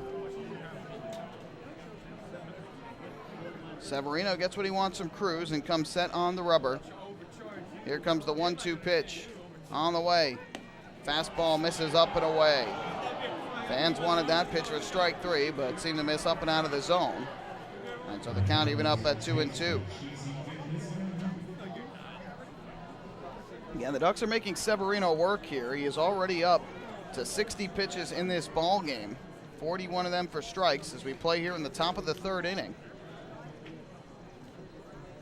Righty comes set, 2-ball, 2-strike delivery on the way to the plate, and Puckett fouls one straight back. Good cut by Cody Puckett, and he fights it off. He's the Rudders K-man of the game tonight, so the fans chanting Mott sticks, hoping that he'll strike out and the fans can win some mozzarella sticks. Lou Ford, the runner at third, David Washington at second, Ramon Cabrera at first. Washington with the best speed of the bunch. Severino gets the sign and comes set on the mound. And his 2-2 delivery to the plate. Swinging a foul ball back to the screen once again by Puckett. A high fastball, swings and knocks it foul straight back. Puckett continuing to battle here against Severino. This year, Dominic Severino has yet to face a batter with the bases loaded in terms of an at-bat against them. So this is the first time that he is dealing with this scenario this season. Very rare to see, but the Ducks on a walk and 2 singles by Ford, Washington, and Cabrera respectively have loaded up the bases with 1 out in the inning. Again, the 2-2 pitch to Cody Puckett. Comes to the plate, and Puckett swings through a high fastball for strike 3. When chasing up and out of the zone, did Cody Puckett first strikeout of the night for Dominic Severino. That's the 2nd out of the inning. And now Paul Fletcher, the pitching coach for the Revolution, is going to come out of the dugout and have a conversation with the right-hander Severino about how he wants to approach Alex Soleil, who had 2 hits last night and picked up a base hit in his first at-bat back in the 2nd inning. This will be the first mound visit of the ball game for the York Revolution. They'll have 2 remaining in the first 9 innings as per the Atlantic League's place of play regulations. But Fletcher trying to settle down Severino, who just got a big strikeout of Cody Puckett for the 2nd out of the inning. And it's early on in this ball game, but certainly a big opportunity here on both sides. A, for the Ducks to come up with a hit and increase their lead and put more pressure on the York offense against Jair Jurgens, who's retired the first 6 in a row. But it's also big for Severino to try and get out of a jam, leave the bases loaded, and keep his offense within 2. First pitch here. And Soleil is hit by the pitch. Wow, after the visit to the mound by Paul Fletcher, the pitching coach, 1 pitch thrown by Dominic Severino. It catches Soleil on the arm. Into score from third is Lou Ford, and the Ducks lead it 3-0. I was a little bit surprised to see Fletcher come out after getting that big strikeout. Why delay Severino more and possibly knock him off his rhythm? And it shows that it doesn't work out. Soleil will pick up an RBI on that, his 6th of the year. And scoring from third base is Ford. Everybody else moves up a base. And now with 2 outs and the bases loaded, it's Dan Lyons. First pitch from Severino. And Lyons almost got hit, took that pitch inside under the hands, and that is ball 1. This year, Lyons, with the bases loaded for Long Island, 2 hits and 2 at-bats, 8 runs batted in for the Ducks. I believe he's had a couple of bases clearing doubles thus far this year. Ground ball to the left side. Will it get through? Diving stop made by the shortstop, then throws to second, no play. Soleil is safe. Into score is Washington on the RBI infield single from Dan Lyons, and the Ducks lead is now 4-0. A good play made there by Dent, possibly saved another run. Cabrera probably comes around third to try and score if that gets by Dent. But ultimately, Lyons will pick up his 2nd hit of the night and his 2nd run batted in, his 15th of the season. Another hit for the Ducks, and they've scored 2 two-out runs here in the 3rd. Back to the top of the order we go for Jordani Valdespin, who is the 8th hitter of the inning to come to the plate for Long Island. Base is still loaded. First pitch, Valdespin takes inside under the hands, and that is ball 1. There's no action for the Revolution in their bullpen.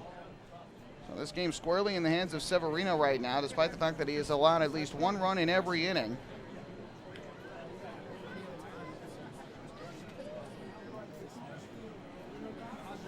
Right-hander gets the sign from Cruz and comes set. 1-0 pitch. Valdespin takes a strike over the outside corner on a fastball. Thus far, Valdespin 1 for 2, a bunt single in the 1st inning, and then a fly out to right field in the 2nd. Runs in the inning by Ford, his 20th run of the year, and Washington is 22nd thus far. Cabrera's at third, Soleil at second, and Lyons at first here with 2 down. The 1-1 on the way, and Valdespin swings. It's a ground ball foul down the third base line. Late on that offering from Severino, and now the Revolution righty is a strike 3 away from avoiding any further trouble.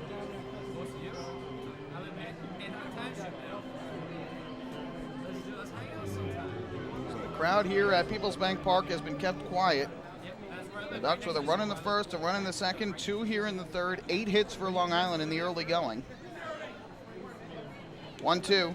Valdespin, a line drive in a left field, base hit. Cabrera will score. Soleil will go to third. He'll stop right there. The ball was hit so hard. It's an RBI single for Jordani Valdespin to left. And the lead now 5 for Long Island. Second hit of the night for Jordani Valdespin, his 20th run batted in. And with that, York will get some action going in their bullpen down the right field line. So Valdespin with his 20th RBI. Cabrera scores his 7th run of the year. And that is now 3 straight run-producing plate appearances for the Ducks. The hit-by-pitch of Soleil with 2 outs. And back-to-back RBI singles by Lyons and Valdespin. Stretched Long Island's lead from 2 to 5. And now Taylor Ord, the 9th batter of the inning for the Ducks. First pitch, and Ord almost gets hit. A breaking ball that comes up and inside and almost caught him on the left shoulder. Tyler Cravey is beginning to warm in the bullpen in right for the Revolution. It is now Soleil at third, Lyons at second, Valdespin at first. The carousel continuing to move for Long Island.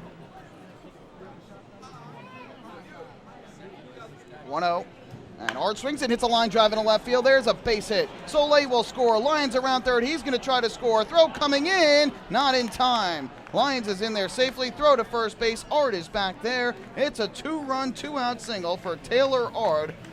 2 more runs are in for the Flock. They now lead it 7-0. So make it 11 straight games in which Taylor Ord has reached base, all 11 as a Duck. He picks up RBIs 5 and 6 in a Ducks uniform. And that will be all for Dominic Severino, who for the 2nd start in a row is roughed up. And tonight lasts just 2 2/3 innings, his shortest start of the 2018 season. We'll have our first pitching change of the night. What a start for the Ducks. 7 runs over the first 2 2/3 innings, and they lead this one 7-0 over the Revs. Hey fans, this is manager Kevin Baez, and you're listening to Ducks Baseball on Long Island Ducks Broadcast Network. We asked people across Long Island, what does energy efficiency mean to you? Energy efficiency? It means finding ways to save a few dollars on my electric bill each month. PSEG Long Island is introducing smart technologies that let you control just how much energy you use. To me, it really is important to keep Long Island green so future generations can enjoy our island's beauty. And we're partnering on renewable sources that will keep Long Island sustainable for generations. Discover all of our energy efficiency programs at psegLINY.com/efficiency.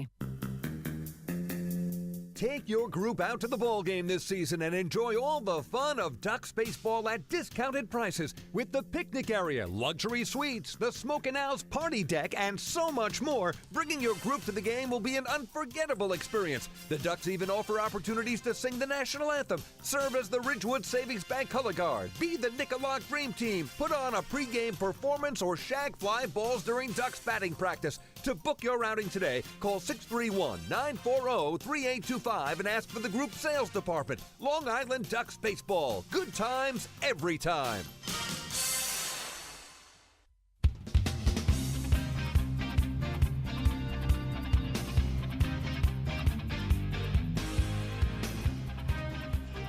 What an inning it has been for the Ducks. All 9 men have come to the plate here in this 3rd inning, and it's not over. 5 runs have already scored for Long Island. And the Ducks out to an early 7-0 lead in this ball game. Tyler Cravey is into the ball game now for the Revolution. And it's amazing how this inning has changed. A big strikeout by Dominic Severino over Cody Puckett for the 2nd out of the inning with the bases loaded. Got that 2nd out. Paul Fletcher, the pitching coach, came out and had a conversation with him, which I was surprised at, because I think it affects the rhythm sometimes of pitchers when a manager or a pitching coach comes out, especially after a big out in an inning. But he came out, and boy, did it seem to affect him. And we'll tell you why after the first pitch to Snyder. Gravy looks to second, deals to the plate, and Snyder takes a fastball on the outside corner for strike one. First pitch that Severino threw after the conversation hit Alex Soleil on the right arm to force in a run, third of the game for Long Island. Dan Lyons followed with an RBI infield single to short. Here's the 0-1. Snyder takes down to the dirt. Good block by Cruz. Keeps Valdespin at second and Ard at first. So Lions had the RBI infield single to make it a 4-0 game. Jordani Valdespin an RBI single through the left side to make it 5, and then Taylor Ard a 2-run base hit out to left field to make it 7. And that spells the end of the night for Dominic Severino at just 2 2/3 innings. 1-1 to Snyder. And he'll take a breaking ball down to the dirt. Good eye for the Ducks right fielder, who had a single and a run scored back in the first inning and then popped out to center, hitting it almost to the warning track. It was caught as the center fielder Silva got to the warning track for the first out of the inning. And since that point, the Ducks have picked up a total of 5 hits, a walk, and a hit by pitch. And 5 runs have come home in the process to stretch a 2-0 lead to 7.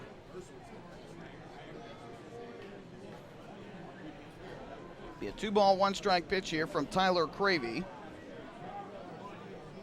Gets the sign, delivers to the plate. Snyder swings. It's a drive in the air to deep left center field. Going back is Dotel to the warning track at the wall, and you can forget it. It's an opposite field 3-run home run off the bat of Travis Snyder, his 4th home run of the year, and make it an 8-run third inning for the Ducks, who now lead it 10-0. Snyder will come to home plate. High fives for Valdespin and Ard. And Travis Snyder with 2 outs goes the opposite way for Long Island. All 8 runs here in the third have come with 2 outs. And what a performance from the Ducks offense here. It was limited to just 2 runs last night. They had scored 2 in the first 2 innings of tonight's game, and now have put up an 8 spot in the third, their largest run-producing inning of the season. Now Lou Ford. And the first pitch there is taken for a strike. Count is 0-1. So Travis Snyder with 2 hits, 3 RBIs, and 2 runs scored in his first 3 at-bats of the night. He's now up to 26 runs batted in the season. Ford takes a breaking ball down low, and that'll even up the count at 1-1. And for the Long Island Ducks, that is their 26th home run of the 2018 season. If they hit 100 home runs this year, they will meet the Chappie's Home Run Challenge. And Chappie's Funeral Homes will donate $5,000 to the Quacker Jack Foundation. Ford here cranks one down the left field line. That's going to hook foul off the facing of the stands and back down into left field. And so the count now 1-2. Jair Jurgens has gone out to the bullpen once already in this inning to throw with bullpen catcher, backup catcher Keith Ozerski, who was the bullpen catcher but now serves as the Ducks' backup catcher this year. And just to stay loose, as the Ducks have now sent 10 men to the plate, or now 11 to the plate here in the inning, as Ford pokes one in the air to right. Back goes Jared Mitchell. He'll make the catch, and that will put an end to the top of the third inning. But what an inning it was for the Ducks. Their largest run producing of this inning of the season. They score 8 runs in the inning on a total of 6 hits. There were no errors, and the bases left empty. After 2.5 innings of play, it is now a 10-0 lead for the Ducks.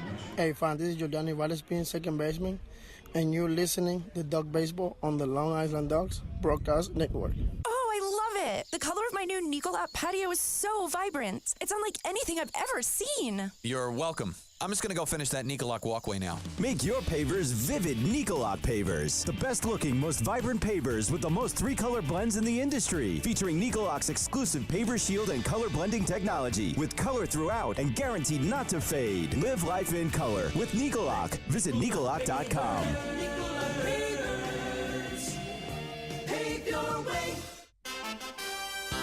Have your birthday at the ballpark this season and celebrate with the Flock. Kona Ice birthday party packages with the Long Island Ducks are now available. Each package includes 10 box seats, a commemorative birthday t-shirt, and autographed baseball. Refreshments including hot dogs, chips, cupcakes, frozen ice treats, and so much more. Best of all, the birthday child will stand on the dugout while the entire crowd sings happy birthday. Reserve your party today by calling the group sales department at 631-940-3825. Kona Ice birthday parties with the Long Island Ducks, a once-in-a-lifetime experience.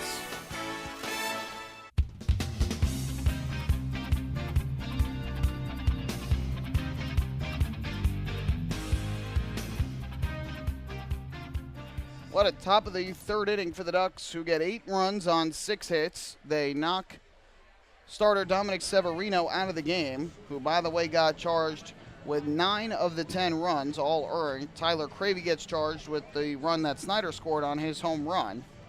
But 8 runs in the third inning for the Ducks, who now have 10 runs and 11 hits through their first 3 innings at the plate. And now Jair Jurgens back to the mound to face the bottom 3 in the York Revolution order. And I had said during that inning that could be a very big inning, a very big point in the game after Fletcher went to the mound and had a conversation with Severino after he struck out Cody Puckett. And so all of a sudden you have the bases loaded, 2 outs, your 8-hitter Alex Soleil at the plate. And it could have been a big opportunity for Severino to get out of a big jam and keep his team within 2. And instead the exact opposite happens as he hits Alex Soleil with the first pitch he threw to bring in a run, and everything unraveled from there. 3 singles followed, and then the 3-run home run off the bat of Travis Snyder. There's a strike over the outside corner to Jose Cuevas, the third baseman and 7-hitter for the Revolution, to lead things off in the bottom of inning number 3.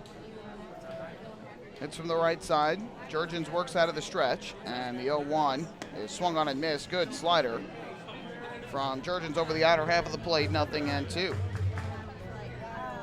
Cuevas hitting .256 on the season for the Revolution, 1 home run and 10 runs batted in.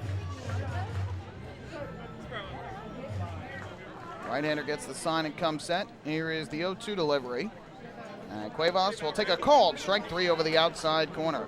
Good fastball from Jair Jurgens. He paints the corner for his first strikeout of the night. And there's 1 away in the bottom of the third inning.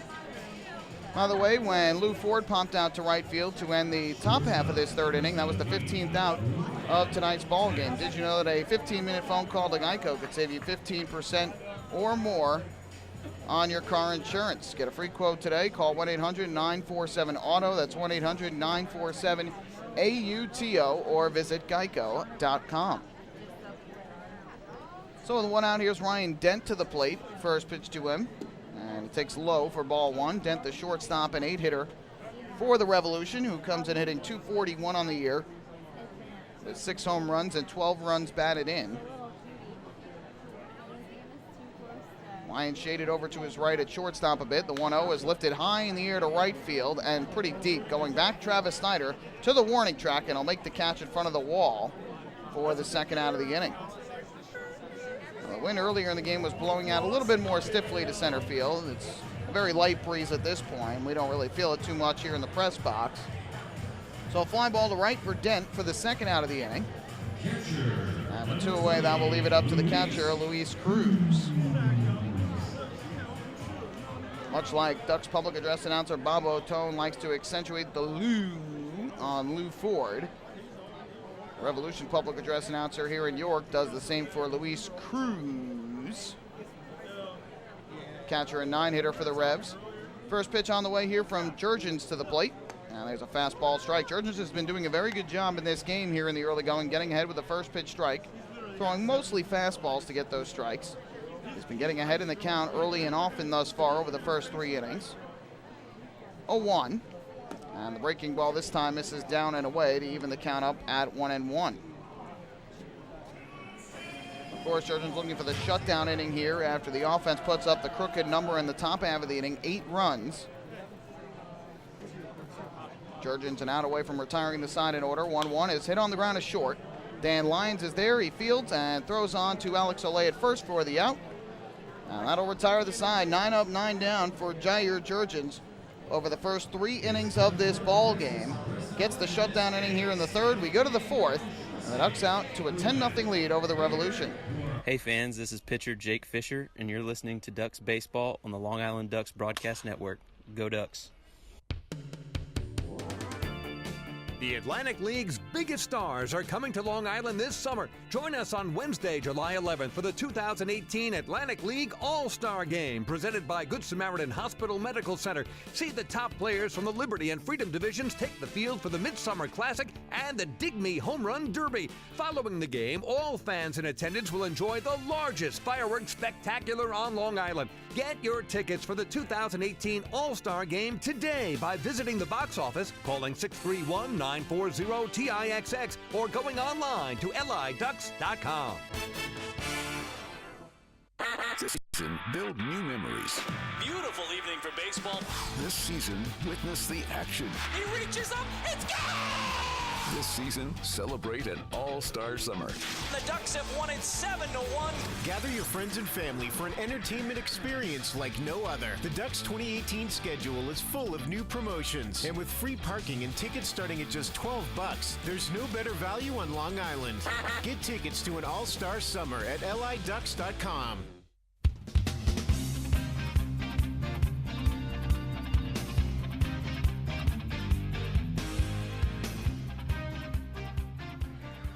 To the fourth inning we go at PeoplesBank Park. Tyler Cravey will stay into the ballgame. The Ducks out to an early 10-0 lead over the Revolution here in Game 2 of this 4-game series.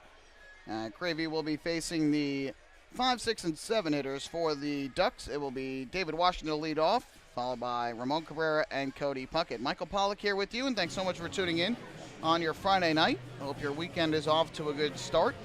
Ducks will be here throughout the remainder of the weekend. They'll enjoy an off day on Monday. And then it is the start of a season-long 9-game homestand on Tuesday night. 3 games set against the Blue Crabs to begin. Then the Barnstormers come back to town for 3.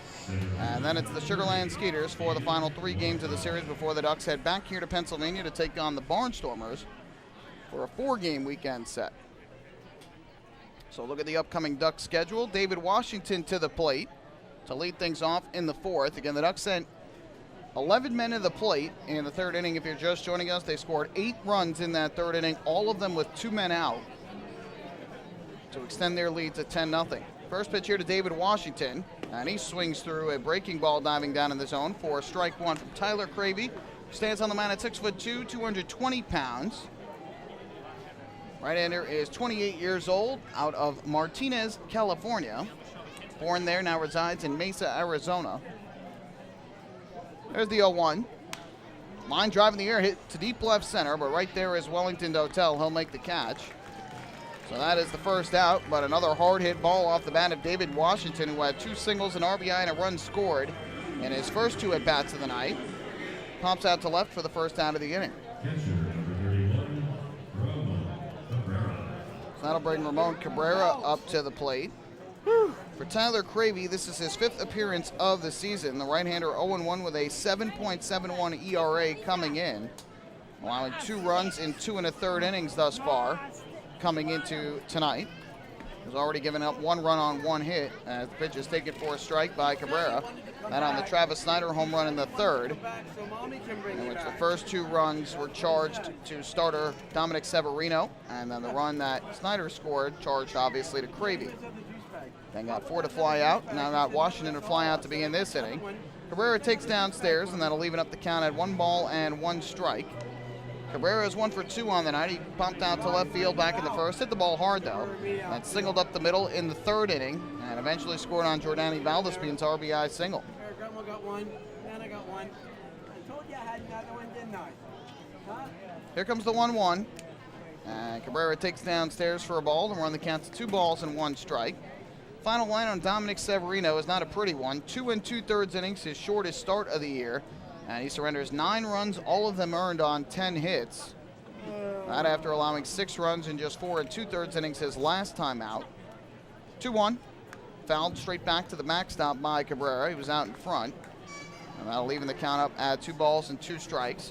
1 walk for Severino, 1 strikeout, and 1 hit by pitch that started off the 2-out rally in the 3rd inning. A hit by pitch of Soleil following the mound visit from Paul Fletcher, and the floodgates open after that. Dan Lyons an RBI infield single, Valdespin an RBI single to the left, Art a 2-run single to the left, and Snyder the 3-run home run to left center. And by the end of it, the Ducks had taken a 2-0 lead and stretched it to 10. 2-2. Cabrera lays off the high fastball from Cravey. And run the count full at 3-2. Severino threw 73 pitches on the night in just 2 2/3 innings, 49 of them for strikes, including 35 pitches in that third inning before he was lifted from the game. 3-2. And Cabrera hits a ground ball to second base, a high chopper for Casilla. Fields and throws on a Burgess at first for the putout. And Cabrera retired for out number 2. The Ducks have had at least one base runner and at least one run scored in every inning to this point. 2 down and the base is empty thus far against Cravey. And up to the plate will step the designated hitter, Cody Puckett. By the way, fans, New York Sports Day is one of the largest independent New York sports news sources out there. First pitch to Puckett is popped foul and out of play. For coverage of the Long Island Ducks, the Mets and the Yankees, major and minor league baseball, football, basketball, hockey, and soccer, visit nysportsday.com. New York Sports Day, your independent Gotham sports news source. So 0-1 on Puckett, who is 0 for 2 on the night, a ground out to third and a strikeout swinging in his 2 at-bats. The only Duck that has yet to reach base in this game. 0-1, breaking ball, able to hold up, takes downstairs to even things up at 1 ball and 1 strike. In fact, every Duck, except for Ford and Puckett, has at least 1 hit in the game. Ford drew a walk back in the third. 11 hits thus far for Long Island, 10 runs. The 1-1 pitch, and Puckett takes a called strike on the outside corner, a slider that Puckett held up on. But home plate umpire James Clayton called the strike anyway, and the count goes to 1-2.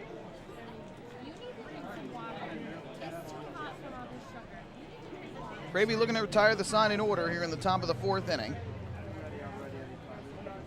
And the 1-2 pitch to the plate is a fastball that just missed low. Cravey thought he had strike 3, but Puckett takes it, for ball 2. Cravey spent 2 years in the major leagues, both with the Milwaukee Brewers, 2015-2016. Combined to pitch in 34 games, 9 of those starts, and the numbers were not great. 0-9 record with a 4.56 ERA. Was much better in his second season than his first. And here Puckett takes a slider low and away for ball 3. It's 0-8 with a 5.70 ERA, 14 games, 7 of which were starts in 2015. And then 2 years ago, I should say, was 0-1, had a 2.86 ERA in 20 games, only 2 of which were starts. So he seemed to do much better out of the bullpen in the big leagues than he did as a starter. 3-2, and Puckett pops it foul back behind the plate. Puckett has had a couple of good at-bats where he's worked the count well, fighting off some tough pitches, but ultimately got beat with the high fastball that he chased out of the zone against Severino in the third. And then everything changed after that following the visit from Fletcher, when the man waiting in the on-deck circle, Alex Soleil, was hit by a pitch. Payoff on the way again to Puckett, and he'll swing in line 1 into center field. There's a base hit. So Cody Puckett with a 2-out single, his first hit of the night. Every Duck has now reached base in the game, and for the Ducks, their 12th hit of the ball game. And that'll give Alex Soleil another opportunity to come up to the plate. What a performance thus far in the series for Soleil. 2 hits last night and a run scored in his 4 at-bats. Thus far tonight, he has singled, been hit by a pitch, driven in a run, and scored twice. First pitch here, and Soleil takes a fastball strike on the outside corner. Looks like former Ducks pitcher Zach Treese is going to start to warm up down the right field line. Treese, who spent last year with the Ducks in the 2016 playoffs with Long Island, signing with the Revolution this offseason. The 0-1. Soleil swings through a breaking ball diving down in the zone. And that'll run the count to 0-2. Looks like he went out to the bullpen, as did Ricardo Gomez, so we'll see which of the two begin to throw. Meanwhile, Cravey trying to get through the inning unharmed. Here's the 0-2 pitch, and Soleil grounds this one to second base for Casilla. Fields and throws to first in time to beat the hustling Soleil, and that'll retire the side here in the 4th inning. Ducks held off the scoreboard for the first time tonight. No runs in the inning on 1 hit, and they leave a man on base. We will head to the bottom half of inning number 4, 10-0 in favor of Long Island. Hey fans, this is outfielder Travis Snyder, and you're listening to Ducks Baseball on the Long Island Ducks Broadcast Network. Sayville Ford, Long Island's Ford giant, has been family-owned and operated for over 60 years. Stop by today to check out their giant selection of new and pre-owned vehicles at their state-of-the-art showroom featuring enclosed service drives and a luxurious customer lounge. Get giant savings on hundreds of new and used vehicles in stock. Sayville Ford, the no-fees dealer. Visit online at SayvilleFord.com or download the Sayville Ford app today to learn more. Call 855-917-8737 today. Bethpage Ballpark is a great place to watch a ball game, so why not do so from some of the best seats in the house? Long Island's hometown team is proud to present the Long Island Ducks Beer Garden. Open for all fans on nights when the Smokin' Owl's party deck has not been reserved, the beer garden will feature a variety of frosty drafts and bottled brews, as well as several food choices. The area has been decked out with bar rail seating and Ducks branded furniture to provide a comfortable atmosphere for everyone. Be sure to stop by and check out the Long Island Ducks Beer Garden on your next visit to the ballpark.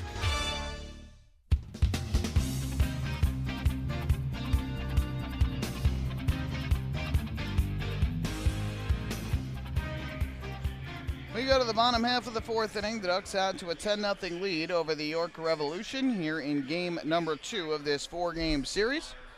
Jair Jurgens back to the mound, who's retired the first 9 Revolution batters in a row. And he'll be facing Mitchell, Casilla, and Dotel, the top 3 in the order to begin this 4th inning. Let's take a look at the out-of-town scoreboard, get you caught up on what is going on around the Atlantic League to this point on the night. After last night, just one other game going on aside from this one. Full slate of games going on this evening around the league. Games in New Britain, Southern Maryland, and Lancaster going on right now. So we'll go through those here as we go to the bottom of the 4th. And leading things off for the Revolution will be Jared Mitchell, the right fielder, who's back to the plate for the first time since the opening inning of this ball game. And that back grounded out to Alex Soleil at first. First pitch here from Jair Jurgens. Kicks and comes home, and Mitchell takes a fastball upstairs for ball 1.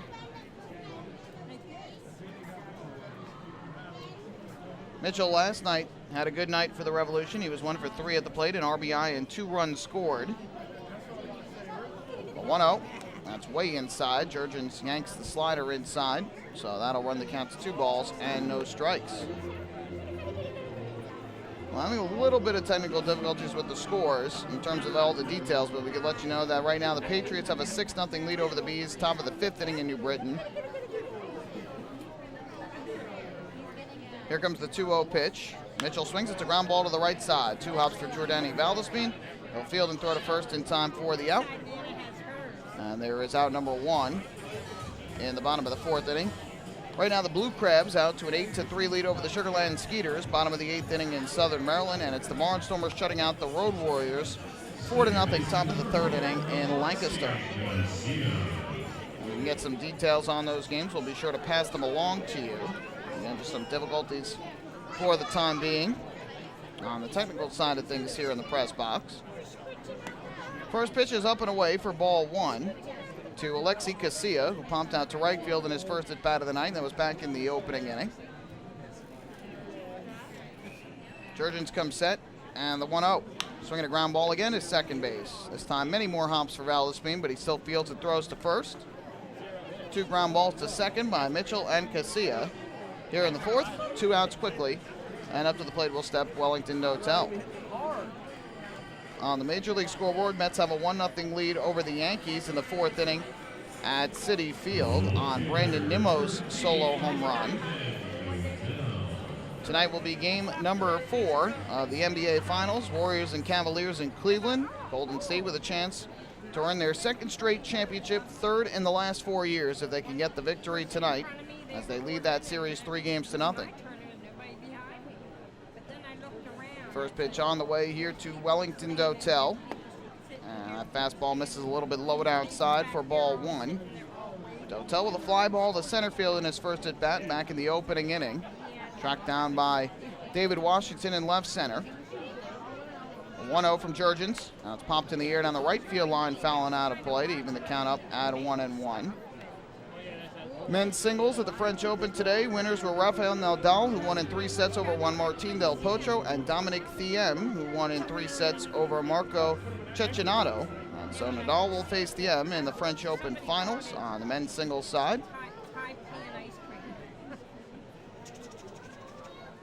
1-1. Dotel swings through a fastball at the bottom of the strike zone for strike 2. And Jair Jurgens a strike 3 away from a scoreless 1-2-3, bottom of the 4th inning. Dotel steps out of the batter's box just to get himself reset, and now will dig back in at home plate. Jurgens gets the sign from Cabrera and comes set. Here's the 1-2 pitch, and Dotel a swing and a miss for strike 3. Jurgens got him to swing through the slider, diving down and away. Strikeout number 2 for Jurgens. And he has now retired the first 12 York Revolution batters in order. York goes down 1-2-3. We go to the 5th here in Pennsylvania. The Ducks lead the Revolution 10-0. Hey fans, this is pitcher Jair Jurgens, and you are listening to Ducks Baseball on the Long Island Ducks Broadcast Network. We asked people across Long Island, what does energy efficiency mean to you? Energy efficiency? It means finding ways to save a few dollars on my electric bill each month. PSEG Long Island is introducing smart technologies that let you control just how much energy you use. To me, it really is important to keep Long Island green so future generations can enjoy our island's beauty. And we're partnering on renewable sources that will keep Long Island sustainable for generations. Discover all of our energy efficiency programs at pseglim.com/efficiency. Take your group out to the ball game this season and enjoy all the fun of Ducks baseball at discounted prices with the picnic area, luxury suites, the Smokin' Owl's party deck, and so much more. Bringing your group to the game will be an unforgettable experience. The Ducks even offer opportunities to sing the national anthem, serve as the Ridgewood Savings Bank color guard, be the Nicolak Dream Team, put on a pregame performance, or shag fly balls during Ducks batting practice. To book your outing today, call 631-940-3825 and ask for the group sales department. Long Island Ducks Baseball. Good times every time.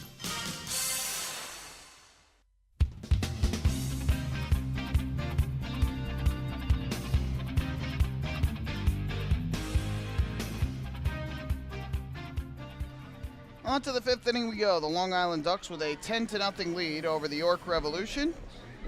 Zach Treese, the former Duck, is into the ball game, and the Ducks will get their first look at him here in 2018 after he struggled a bit during the 2017 season with Long Island. Impressed during the playoffs in 2016 during the Ducks' run to the Atlantic League Championship Series, but was a struggle last year for the right-hander in relief. Some positive, some negative. Treese now signing with the York Revolution in the offseason and has had a difficult start to his York Revolution career, but he comes in here in the game which the Ducks lead 10-0. It's also time for our 5th inning trivia question, where we test your knowledge of the Long Island Ducks, the Atlantic League, and baseball as a whole. So I'll give you that question coming up here in a moment. Dan Lyons will step up to the plate first to begin. First pitch on the way from Treese, and that misses low and inside for ball 1. Well, tonight's trivia question revolves around what the Ducks did in the 3rd inning, in which they scored 8 runs, their most runs in a single inning this year, surpassing the total of 7 that they have accomplished on multiple occasions before. 1-0, and Lions takes high and away for ball 2 from Treese, including twice on opening night at Bethpage Ballpark in their 27-9 win over Southern Maryland. We want to know what is the most runs the Ducks have scored in a single inning all time. So what is the franchise single inning record for runs? We'll let you think about it. We'll give you the answer in the bottom of the inning. Treese misses low and away for ball 3. And the Lions quickly ahead, 3-0. It's been a productive night thus far for the Ducks shortstop. An RBI double to center in the 2nd, an RBI infield single, and a run scored in the 3rd. And Lions, who has had some difficulties at the plate this year, off to a terrific start tonight. 3-0 from Treese, taken all the way. There's a strike as Treese delivers the fastball over the outside corner to run the count to 3-1. Treese still with the long blonde hair flowing out the back of his cap and those high navy blue socks on the mound with the bright white cleats.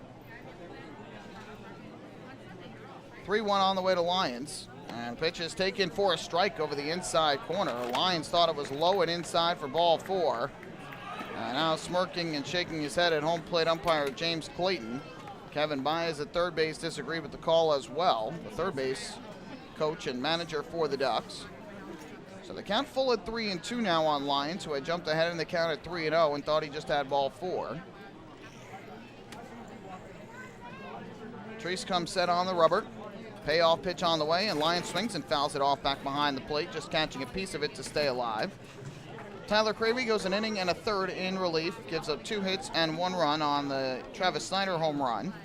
No walks or strikeouts for the right-hander. His 5th appearance as a member of the Revolution. 3-2 delivery, and Lyons takes high and away for ball 4. So ultimately Lyons gets the walk anyway. Treese allows the leadoff base on balls here in the 5th inning. And that walk brought to you by City MD Urgent Care. There are over 15 City MD locations across Long Island. Need a doctor? Just walk in. For Zach Treese, this is his 9th appearance of the season. He has struggled for the Revolution. 0-1 record and an 11.74 ERA for the right-hander. 11 runs, 10 of them earned, conceded in just 7 2/3 innings. Has allowed 14 hits and 4 walks while striking out 6. First pitch, and Valdespin takes a fastball high and away from Treese for ball 1. Valdespin tonight, 2 hits and 3 at-bats, a run batted in and a run scored, both coming in the 3rd. A 2-out RBI single through the left side that brought home Ramon Cabrera. 1-0. Takes way inside from Treese, who has had a lot of trouble finding the strike zone since taking over on the mound. That's 2 balls and no strikes on the Ducks' second baseman. Just joining us, the Ducks single runs in the 1st and 2nd inning, and then 8 runs in the 3rd inning, all with 2 men out. Only 1 home run in the inning off the bat of Travis Snyder with his 3-run blast to left center that capped the inning off of Cravey. 2-0. Fastball just caught a piece of the outside corner for a strike, and Valdespin just turning back to home plate umpire James Clayton and shaking his head. That's the 2nd time in this inning the Ducks have disagreed with a call on a ball or strike from the home plate umpire. So the count now 2-1, a big difference from 3-0. Lyons takes his lead at first, held on by Burgess on the 2-1. Low and inside on a fastball that missed. Now it's a 3-1 strike count on Jordani Valdespin with Taylor Ard waiting in the on-deck circle. And Treese 1 more out of the zone away from walking the first 2 hitters here in the 5th inning.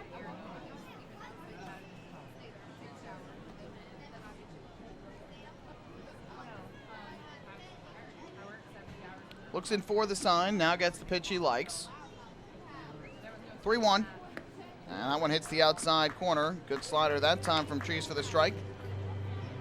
The York Revolution roster sheet says he no longer resides in Hot Springs, Arkansas. That's where he was born. They now say he resides in Brisbane, Australia.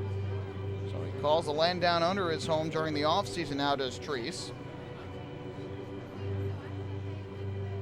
Payoff pitch coming. Lyons leads off at first. Here's the pitch, and Valdespin grounds this one to short. This should be 2. A flip to second for 1. The turn to first is not in time. Valdespin beat it out. Took a little while for Mike Williams to make the call at first, but Valdespin tussle beats out fielder's choice.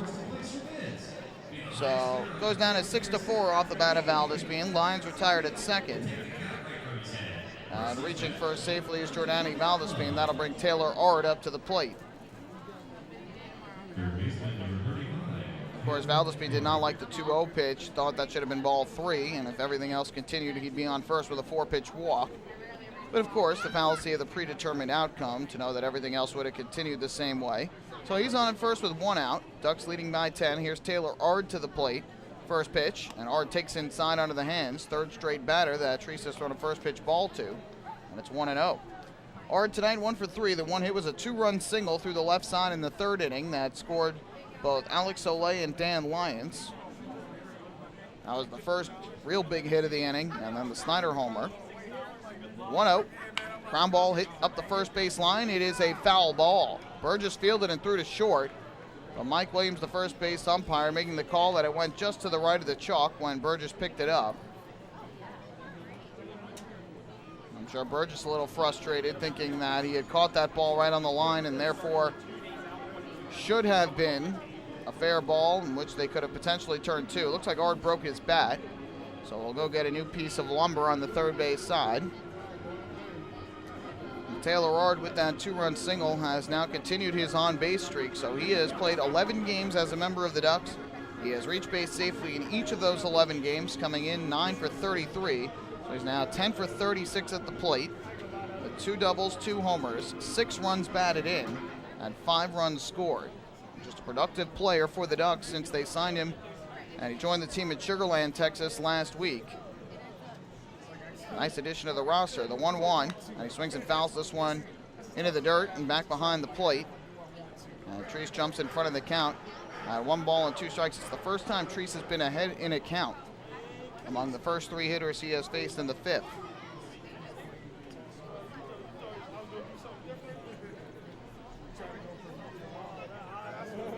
The second baseman, Casilla, shaded towards the middle here. Big hole on the right side of the infield for Ard. Treese is 1-2, and the slider misses upstairs. Ard would not go after it. And that will even things up at 2 balls and 2 strikes.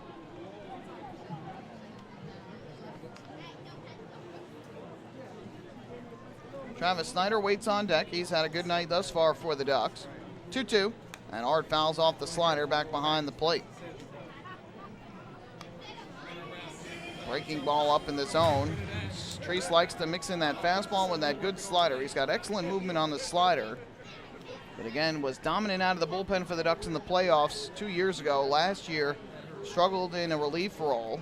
He had some positive, some negative. Ultimately was 6-2, but he had a 3.84 ERA, 53 games, one of which was a start. He did make a start here late in the year and pitched well, but took the loss.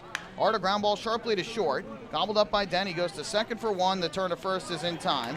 A 6-4, 3-double play off the bat of Taylor Ard. And after allowing the leadoff walk and having some control problems, Treese ultimately is unharmed, facing the minimum 3 batters here in the 5th. No runs, no hits, nobody left. Halfway through here in Game 2 of the series, the Ducks still lead the Revs 10-0. Hey fans, this is infielder David Washington, and you're listening to Ducks Baseball on the Long Island Ducks Broadcast Network.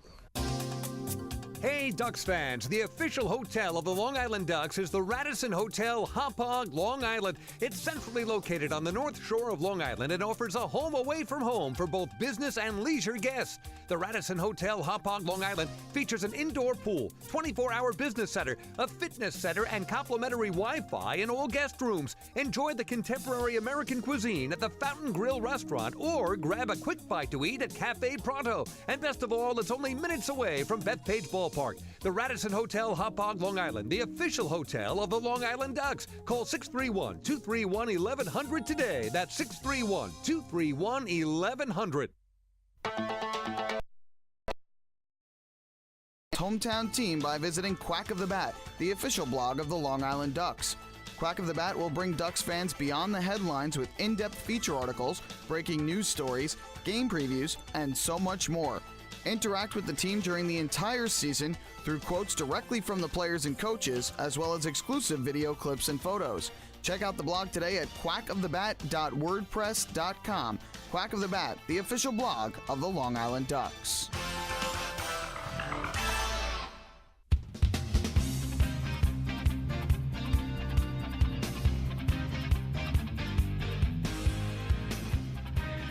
Well, we are back here at PeoplesBank Park. We go to the bottom half of the 5th inning. The Ducks with a 10-0 lead over the York Revolution, and it is time for the answer to tonight's 5th inning trivia, where we tested your knowledge of the Ducks, the Atlantic League, and baseball as a whole.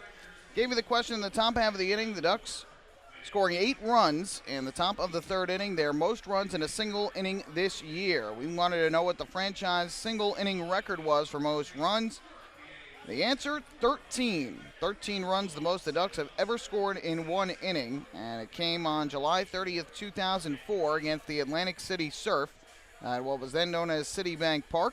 The most runs the Ducks have ever given up in an inning was also 13. They did that on May 16th of 2012 down in Sugar Land, Texas, their first ever series in Sugar Land facing the Skeeters. The Ducks tonight with 8 runs in the 3rd after getting single runs in the first 2 innings, and they are up to a 10-0 lead. Michael Burgess to lead off here in the 5th. He takes a slider inside from Jair Jurgens for ball 1. Meanwhile, Jurgens on the mound, 4 scoreless innings, 2 strikeouts, and has retired all 12 hitters he has faced to this point. Defense shifted around briefly to the right side. The 1-0 is downstairs. And Jurgens falls behind at 2-0 on Burgess, who grounded out to first base in his first at bat of the night back in the second inning. Lions almost playing behind second at short. Here's the 2-0. Burgess takes, and that breaking ball misses low and away. Jurgens, who has consistently been getting ahead in the count, behind 3-0 on Michael Burgess to begin the fifth. Right-hander comes set, kicks and comes home, and Burgess will take a fastball. That is at the knees for a strike. 3-1. Well, Jurgens was terrific in his last start. That was on Sunday against the New Britain Bees. Took a no decision in Long Island's 4-2 15-inning win. But pitched very well, certainly well enough to deserve the victory. 3-1. Burgess swings it to ground ball to first again. Fielded on 2 hops by Alex Olay. He'll beat Burgess to the bag. And Jurgens retires Burgess for the first out here in inning number 5. That'll bring up the designated hitter Melky Mesa to the plate. Batting in the number 5 spot, a righty hitter for the Revs. Jurgens threw 6 scoreless innings against the Bees on June the 3rd. He allowed just 1 hit, a leadoff, or not a leadoff double, but a first inning double to Reed Brignac in the opening inning. Did not allow a single hit after that point. Walked 2 batters total, which was actually a season high for him. He came into today just 6 walks in 27 innings. First pitch here to Mesa is cut on and missed for strike 1, a fastball up and away. 0-1 on Mesa, who popped out to first in his first at bat of the night. Jurgens struck out 5, which tied his season high. He'd done that on opening night for the Ducks at Bethpage Ballpark, May 4th. And he struck out 5 in 6 innings with a 2-run ball. Here Mesa, a line drive into left field. That'll get down for a base hit. First base runner of the night for the Revolution, and that will end the perfect game bid for Jair Jurgens at 4 1/3 innings. So after retiring the first 13 hitters in a row, Jurgens concedes the 1-out single, as Melky Mesa is now 1 for 2. And the old number 1 goes in the hit column for the Revolution. So 1 on and 1 out, and here's the lefty swinging Ruby Silva. First pitch here from Jurgens, and Silva swings and smacks a line drive base hit in a right field. So just like that, back-to-back 1-out hits. And the Revolution have a little something cooking here in the 5th inning.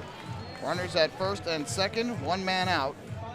And the third baseman, Jose Cuevas, coming up to the plate. One thing you'll certainly have to be cognizant of if you're Kevin Baez is that Jurgens does not lose focus. He had been in such command over the first 4 innings. Now facing his first bit of trouble on the night.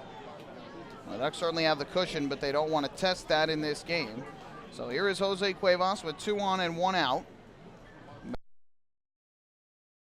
Gets the sign and comes set. First pitch to him.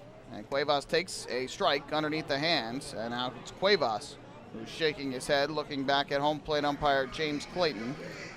And the count 0-1. Cuevas struck out looking his first time up. That was back in the 3rd inning. One of just 2 strikeouts on the night thus far for the Ducks right-hander. Mesa leads off second, Silva off first. Silva with the better speed of the 2. Here is the 0-1. Breaking ball on the outside corner, another called strike. And again, Cuevas disagrees. He's got his hands on his hips and having some words with the home plate umpire, James Clayton. That pitch looked pretty good.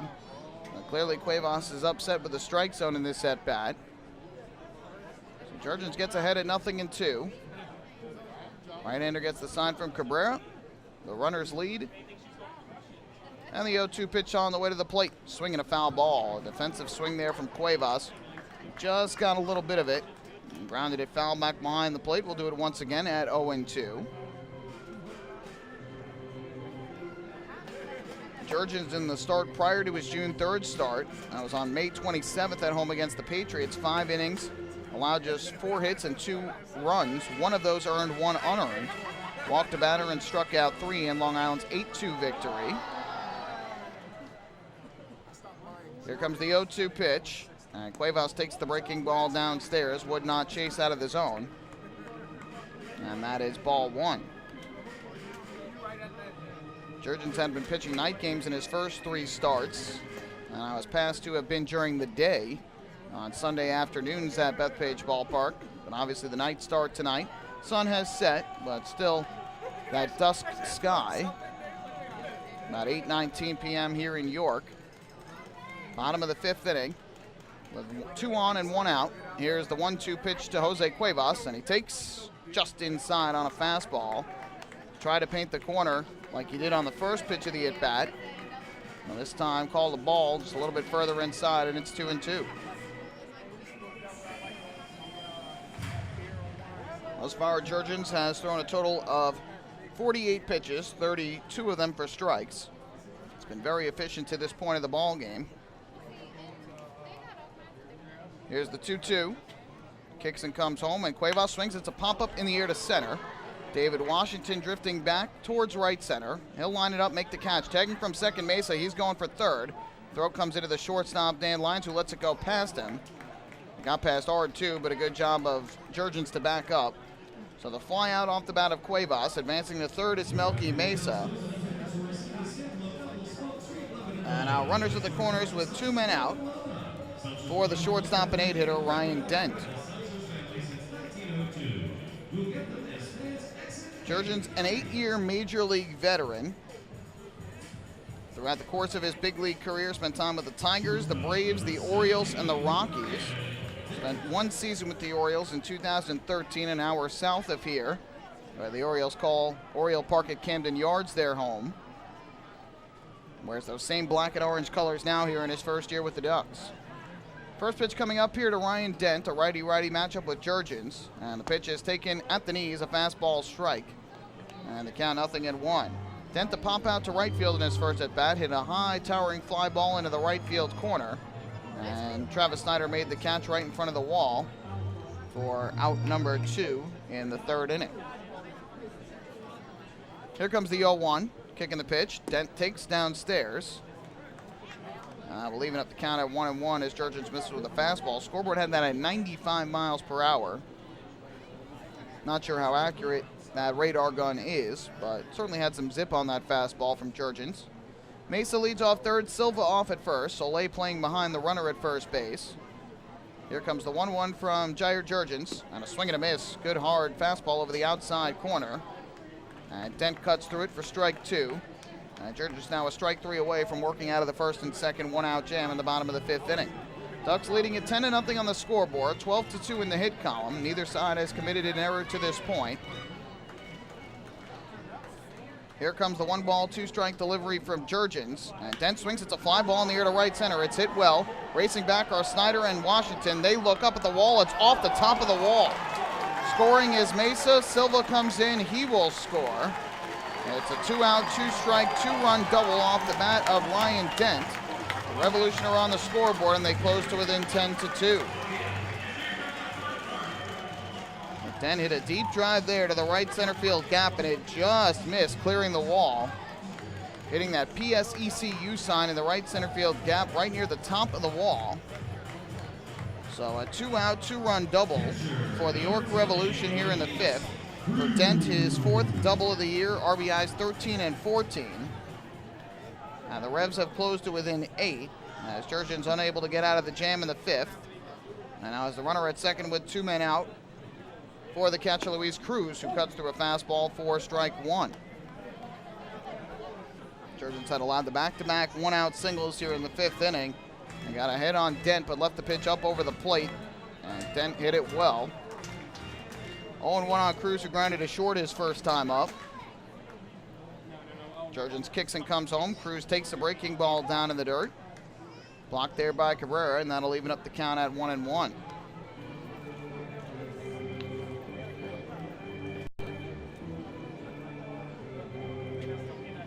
Jurgens in his first pickle of the ball game here, as the Revolution offense, which scored 9 runs last night on a total of 10 hits, has come to life after the first 13 hitters in a row were retired.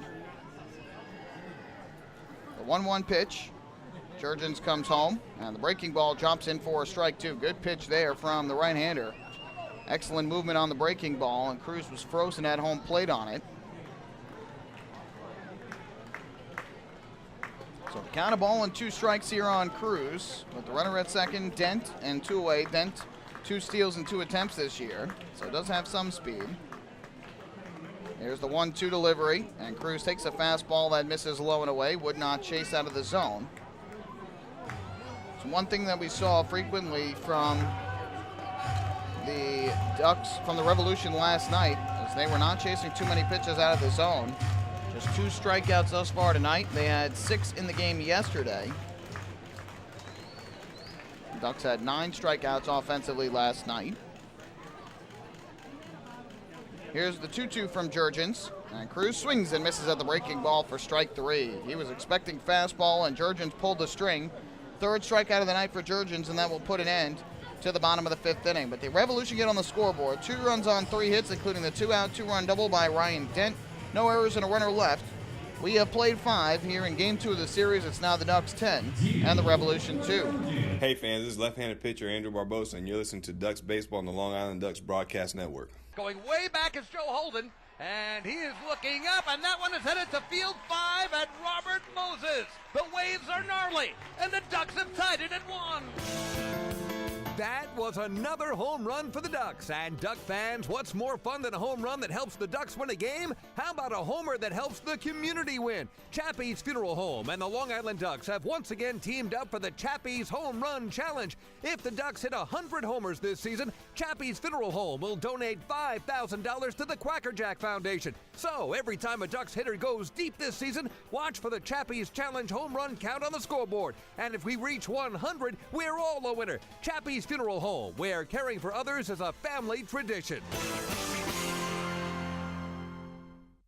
Can't get enough of the Long Island Ducks? Well, now you can get even more inside info on your favorite hometown team through Facebook and Twitter. The Ducks are constantly updating fans through social media with scores, transactions, ballpark promotions, and much more. You can even win great prizes. All you'll need to do is make a free account on Facebook and Twitter, and then visit us at facebook.com/LIDucks and twitter.com/LIDucks. Think you're Long Island's biggest Ducks fan? Get connected now.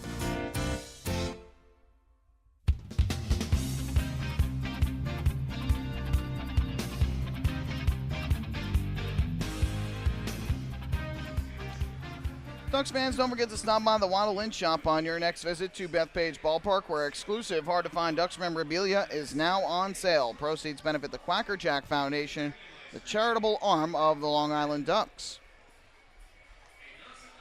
So we move to the top of the 6th inning. Ducks leading at 10-2 now after the 2 one-out singles and the 2-out, 2-run double by Ryan Dent in the bottom of the 5th inning. Ducks will look to get those runs back as they face Zach Treese for a 2nd inning in relief. And it'll be the heart of the order for the Ducks. Snyder, Ford, and Washington, their 3, 4, and 5 hitters coming up to the plate. Treese steps off the rubber after coming set. Wants to go through the signs once again with Luis Cruz.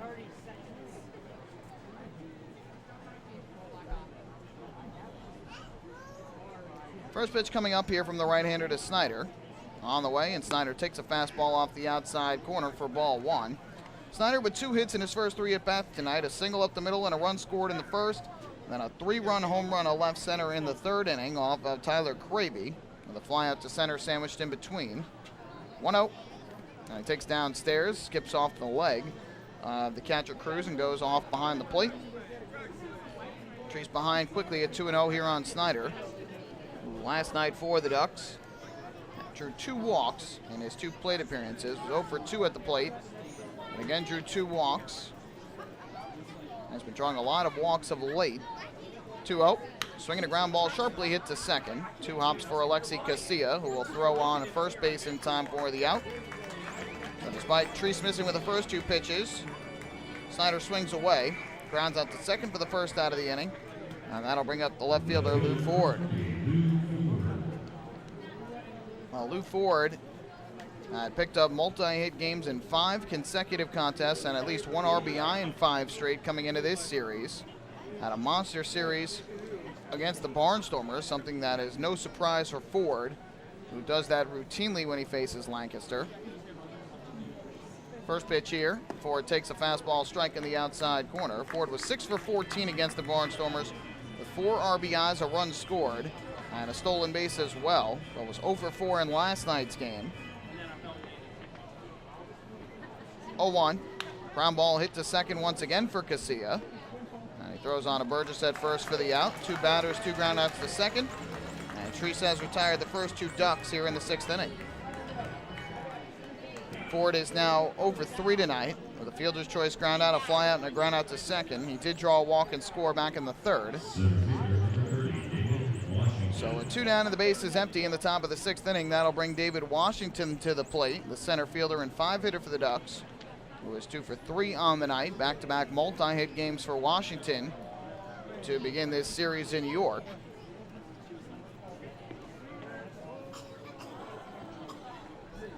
First pitch on the way here, and Washington smacks a line drive in right field for his 3rd hit of the night. Fielded on 2 hops by Jared Mitchell, he fires it back in, and David Washington, who was 3 for 4 last night, is 3 for 4 once again tonight. A 2-out base hit here in the 6th inning. Last night, Washington picked up a triple for his 2nd hit of the game. And it was his first triple since September the 1st of last year, in which Washington collected a triple, a AAA Norfolk at Charlotte. And it was also the last time that Washington had collected exactly 3 hits in a game. He had a 1 4-hit game earlier this year. That was during the Ducks' home opener. Now Ramon Cabrera, and he smacks a line drive down the right field line for a base hit. It's going to head into the corner. On his way to third base is David Washington. Mitchell will pick it up. Washington getting the wheel sign to come home to the plate, and he will score standing up. It's a 2-out RBI double down the right field line for Ramon Cabrera, his 2nd hit of the game, and the Ducks lead it 11-2. So Treese had gotten 2 groundouts to begin the inning, but allows a first pitch single to David Washington. Now a first pitch double to Ramon Cabrera, his 4th double of the year. And for Cabrera, his 4th run batted into the season. He's now got 2 hits, an RBI, and a run scored tonight. Washington scores for the 2nd time tonight and the 23rd time this year. So now Cabrera's at second base with 2 down. 14 hits now in the ball game for the Ducks. And here's Cody Puckett, first pitch. And he takes a fastball strike over the outside corner, 0-1. So good for the Ducks as they get at least one of those runs back after giving up one in the bottom of the 5th inning. And a base hit here by Puckett could potentially give the Ducks their 10-run lead back. Treese asks for time and wants to go through the signs again. 2-out troubles for the Revolution pitching staff tonight, very similar to what we've seen at times from the Ducks this year. 8 2-out runs in the 3rd, a 2-out run in the 1st inning, given up by the Revs. This pitch misses low for ball 1, and now Treese here allowing a 2-out run in the 6th. The base is empty after getting Snyder and Ford on groundouts. Washington singled, Cabrera doubled to bring in a run, and now Puckett with a 1-1 count with Cabrera at second base. Puckett is 1 for 3 on the night. He singled to center his last time up in the 4th. Treese having trouble with the communication on the signs with Luis Cruz. Steps off the rubber once again. There is no action right now for the Revs in their bullpen, but actually now looks like somebody is getting up and throwing. I didn't see a catcher, now I do. Here's the 1-1. Puckett takes inside. Try to hit the inside corner with a slider. Puckett started to offer at it, but was able to hold up. And that'll run the count to 2 balls and 1 strike. 2 more hits for Ramon Cabrera, who came into the game hitting .306. He has certainly filled the shoes of Wilkin Castillo very well with his offense. 2-1. Puckett pumps one in the air. Foul to the first base side. That will drift out of play. And that'll even things up at 2-2. Every Duck has at least 1 hit, has reached base at least once in this game. Every Duck except for Lou Ford has at least 1 hit. Again, Ford has the walk. 11-2 Long Island leads. It'll be a 2-ball, 2-strike, 2-out pitch to number 2, Cody Puckett. Treese kicks and comes home, and Puckett lines one into left center field. This ball's going to get down for a base hit. Cabrera around third base. He will come in a score. Cody Puckett with his 2nd hit of the night, and his 2-run single restores the 10-run lead for Long Island. It is 12-2 Flock. So that's now 3 straight hits given up by Zach Treese with 2 outs here in the 6th inning. 2 runs have scored, and Mark Mason has come out of the dugout, and the Revolution manager will take the baseball from the struggling Zach Treese and bring in another relief pitcher. Treese Treese, a scoreless inning in the 5th, working around a leadoff walk, retired the first 2 here in the 6th. 3 straight hits and 2 runs have come in. We'll have Luke Westfall, a lefty, coming out of the bullpen for the Revolution. The Ducks lead this one by the count of 12-2. Hey fan, this is Carlos Pimentel, pitcher, and you're listening to Ducks Baseball on the Long Island Ducks Broadcast Network.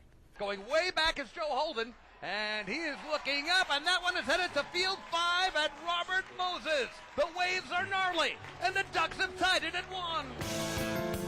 That was another home run for the Ducks. And Duck fans, what's more fun than a home run that helps the Ducks win a game? How about a homer that helps the community win? Chappie's Funeral Home and the Long Island Ducks have once again teamed up for the Chappie's Home Run Challenge. If the Ducks hit 100 homers this season, Chappie's Funeral Home will donate $5,000 to the Quackerjack Foundation. So every time a Ducks hitter goes deep this season, watch for the Chappie's Challenge home run count on the scoreboard. And if we reach 100, we're all a winner. Chappie's Funeral Home, where caring for others is a family tradition.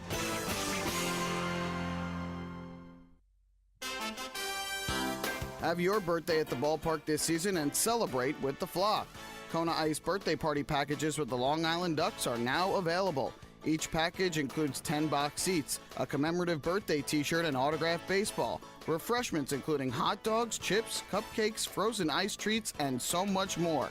Best of all, the birthday child will stand on the dugout while the entire crowd sings happy birthday. Reserve your party today by calling the group sales department at 631-940-3825. Kona Ice birthday parties with the Long Island Ducks, a once-in-a-lifetime experience. Can't get enough of the Long Island Ducks? Well, now you can get even more inside info on your favorite hometown team through Facebook and Twitter. The Ducks are constantly updating fans through social media with scores, transactions, ballpark promotions, and much more. You can even win great prizes. All you'll need to do is make a free account on Facebook and Twitter, and then visit us at facebook.com/LIDucks and twitter.com/LIDucks. Think you're Long Island's biggest Ducks fan? Get connected now.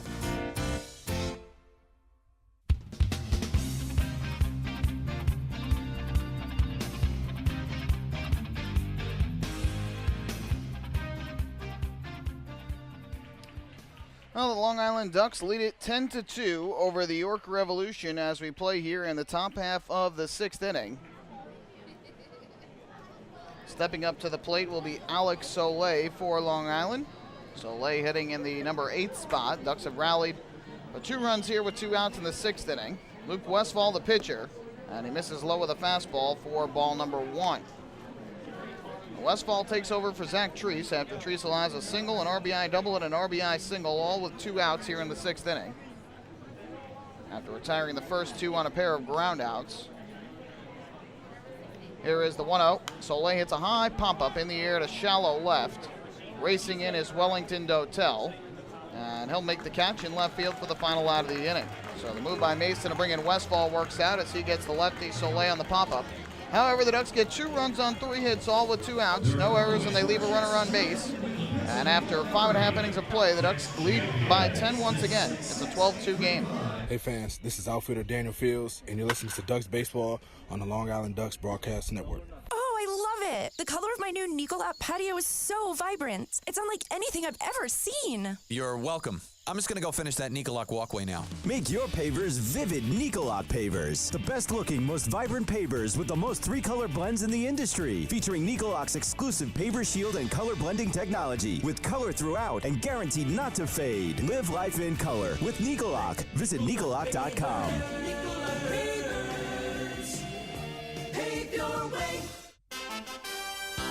Have your birthday at the ballpark this season and celebrate with the flock. Kona Ice birthday party packages with the Long Island Ducks are now available.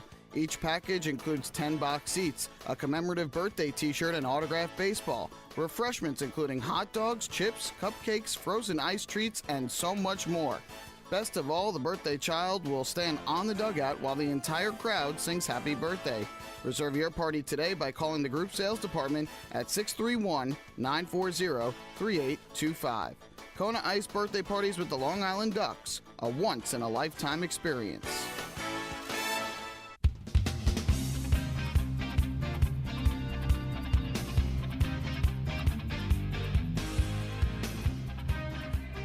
Jair Jurgens back to the mound for the bottom half of the 6th inning. The Ducks with a 10-run lead, 12-2. They hold the lead over the York Revolution. Zach Treese allowing 2 runs in an inning and 2/3 of relief. The Ducks tonight have scored 12 runs, 11 of which have come with 2 outs in an inning, giving their opponent a taste of the Ducks' own medicine. The Ducks this season have had some troubles with 2 outs on the pitching side of things, but tonight it's the offense inflicting damage with 2 outs against the Revolution. Their first inning run, all 8 runs in the 3rd, and both of their runs in the 6th coming with 2 outs. A good answer by the Ducks after York put up 2 runs in the bottom of the 5th inning off Jair Jurgens, who had retired the first 13 batters he faced. And now it'll be the top of the order for the Revolution here in the 6th inning. Jared Mitchell to begin against Jurgens. Right-hander set at the belt, and his first pitch is swung on it smack to the right side and threw a base hit. So first pitch fastball up in the zone from Jurgens, and Mitchell didn't miss it. 4th hit of the night for the Revolution. And they put the speedy Mitchell on to begin this 6th inning. Kevin Baez had to use a lot of his bullpen last night in relief.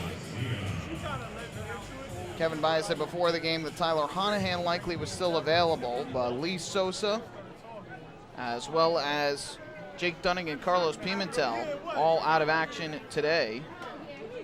Sosa threw an inning and 2/3 innings, and then 2 innings apiece from Dunning and Pimentel. First pitch is taken for strike one by Alexi Casilla. Casilla, the second baseman, batting in the 2 spot. He's 0 for 2. He is pumped out to right and grounded out to second in his 2 at-bats thus far. Jurgens gets the sign and comes set. And the 0-1 is fastball that's taken downstairs to even things up at 1 ball and 1 strike. You see the switch hitting second baseman batting from the left side. Jurgens thus far 61 pitches on the night, 40 of them for strikes. Has been very efficient in this game with his pitches. 1-1, chopped into the ground foul. Kind of a smack swing there by Casilla. The offering from Jurgens was late on it and knocked it straight down into the dirt. And so the count 1-2. Jurgens had been incredibly efficient. I believe he had 35 pitches over the first 4 innings of the game for running into trouble, allowing 3 hits in the 5th, which plated a pair of runs. Ahead of Casilla here at 1-2. Jurgens comes set, kicks and fires home, and this one grounded foul, back behind the plate by Casilla. Again, a bit of a late swing. And knocks it foul back behind the plate. We'll do it once again at 1-2. Beautiful sky here in York. That powder blue sky with the pink clouds off in the distance above the third base stands. Beautiful evening, but a bit on the humid side for baseball. Here comes the 1-2 pitch. Jurgens deals, and Casilla grounds this one to first. Soleil fields, turns, throws to short, and he airmails it into left field. Ford will pick up the baseball and hold the runner at second. And a potential double play ball ends in 0 outs. And instead, runners at first and second. And that will bring to the plate Wellington Dotel. Soleil got that baseball quickly and tried to throw that ball to Lyons quickly to try and turn 2 because Casilla has good speed. But instead of taking his time and throwing it accurately, threw it wildly. It'll be the 3rd error of the year for Soleil on the fielder's choice ground ball. And now runners at first and second with nobody out, and Wellington Dotel coming up to the plate. So 2 speedy runners on now with Mitchell at second and Casilla at first. First pitch on the way here to Dotel, and he swings it into ground ball to the left side. Dan Lyons fields in the hole. He'll have no play, juggles the baseball. It's going to be a tough play no matter what. And now the bases are loaded with nobody out. Michael Burgess coming to the plate, and the Revolution looking to take advantage of the defensive miscue by Long Island here in the 6th inning. It'll be an infield single off the bat of Dotel. Again, Lyons had a race over into the hole on the left side, fielded it on the backhand, and Ard was going after it, so there was no chance to try and throw to third and get the out there. And Lyons tried to turn and throw to second, but ultimately juggled the baseball. I don't think they would have had it Casilla anyway. That's it. Michael Burgess, who is 0 for 2 with 2 groundouts to first, will come up to the plate here. Bases loaded, nobody out. The Ducks leading by 10. first pitch coming up from Jurgens to Burgess, and it swung and it popped up in the air to the right side of the infield. Alex Soleil coming down from first in foul ground. He'll make the catch. So Burgess is retired on one pitch as he pops out foul. A big first out for Jair Jurgens. Now with the one away, that'll bring up Melky Mesa.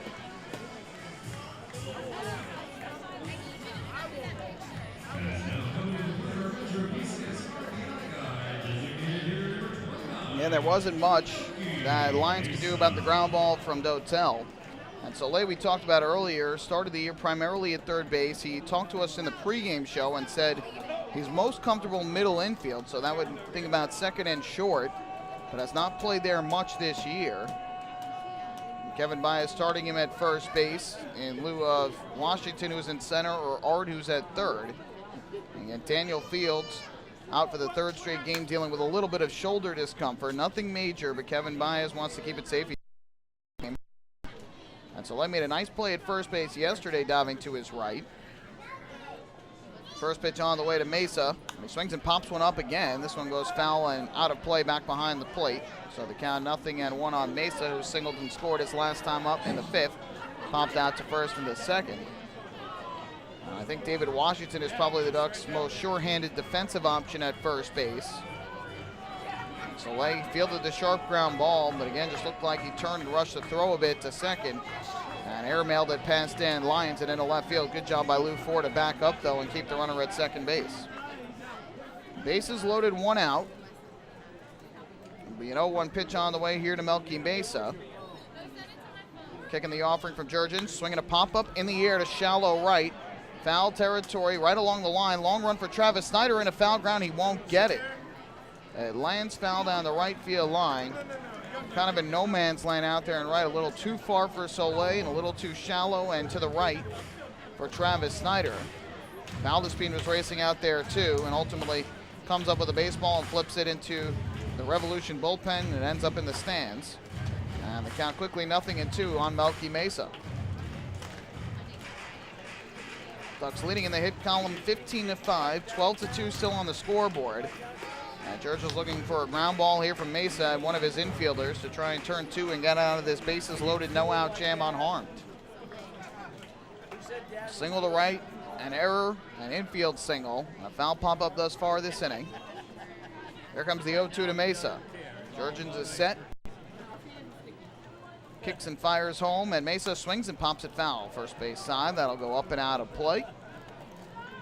And we'll do it once again at 0-2. And one thing you have to think about too with Jurgens is his long waits sitting on the bench. He had that long wait after the top of the third, but came back and retired the side in order. And now had the long wait in the top of the sixth inning when the Ducks scored 2 runs with 2 outs in the inning. And also had a pitching change thrown in there. And we've seen him a couple times go out to the bullpen to throw with Keith Ozerski just to try and stay warm and stay loose.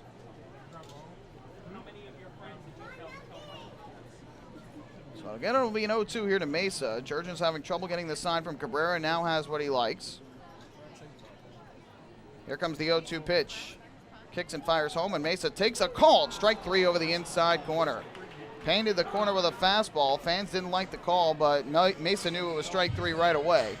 So Jair Jurgens gets the K, his 4th strikeout of the night. A big second out for the righty.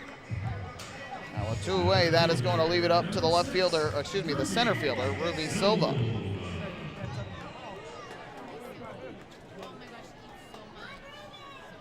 So a foul pop out from Burgess, a strikeout of Mesa. Now here's Silva, who is 1 for 2. He singled to right his last time up, grounded out to third base back in the second inning. First pitch on the way from Jurgens, and Silva swings and smacks one in the air to right field. Travis Snyder moves in. He'll make the head-high catch. And what a job by Jair Jurgens in the bottom of the 6th inning. Works around 2 singles and an error to load the bases with nobody out. And retires 3 in a row to keep the Revolution off the scoreboard. No runs, 2 hits, 1 error, 3 left on base for the Revolution. We'll head to the 7th here at PeoplesBank Park. The Ducks still lead it by 10. It's a 12-2 game. Hey fans, this is pitcher Dennis O'Grady, and you're listening to Ducks Baseball on the Long Island Ducks Broadcast Network. The Atlantic League's biggest stars are coming to Long Island this summer. Join us on Wednesday, July 11th for the 2018 Atlantic League All-Star Game presented by Good Samaritan Hospital Medical Center. See the top players from the Liberty and Freedom divisions take the field for the Midsummer Classic and the Dig Me Home Run Derby. Following the game, all fans in attendance will enjoy the largest fireworks spectacular on Long Island. Get your tickets for the 2018 All-Star Game today by visiting the box office, calling 631-940-TIXX, or going online to liducks.com. This season, build new memories.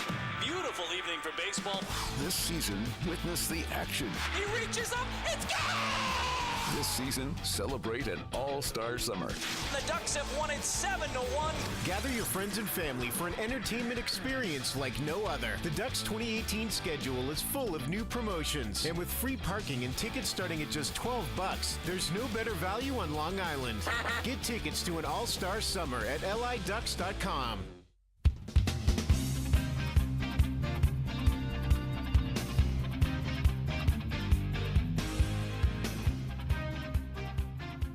Well, excellent work from Jair Jurgens as the Ducks right-hander gets into a bit of a pickle. Two singles sandwiched around an error in the bottom half of the sixth inning to begin. Bases loaded, nobody out. And he gets Michael Burgess to pop out, foul to first base on the first pitch he throws. Strikes out Melky Mesa looking, and gets Ruby Silva on the first pitch to line out to right. Keeps the Ducks in front by 10. And it's 6 innings of 2-run ball thus far tonight from the 8-year Major League veteran Jair Jurgens. Luke Westfall will stay in as we go to the 7th inning.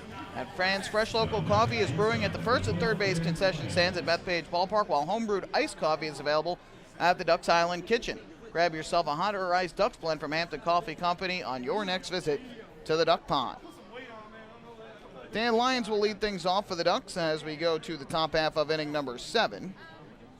And the first pitch on the way from Westfall is delivered over the outside corner for strike 1. Lyons has been on base all 3 times to the plate tonight. He had an RBI double to center field in the second, an RBI infield single, and a run scored in the third, and drew a walk his last time up in the 5th. Lyons had the night off yesterday following the approximately 4.5 to 5 hour bus ride here to York.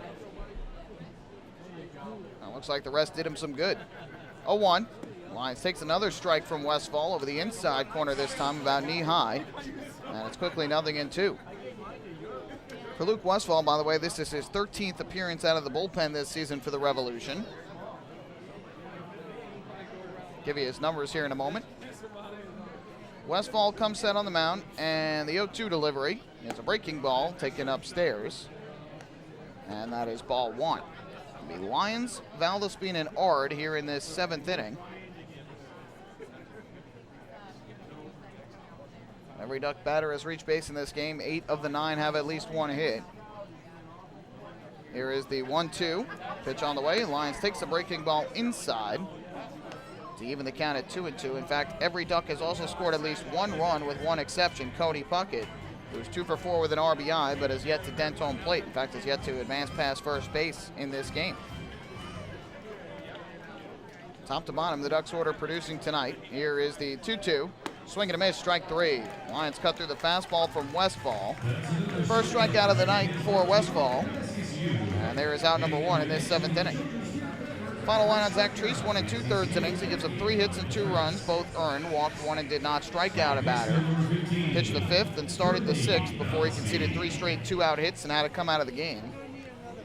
Back to the top of the order we go. Ducks beginning their 5th trip through the lineup. Here is Jordani Valdespin to the plate.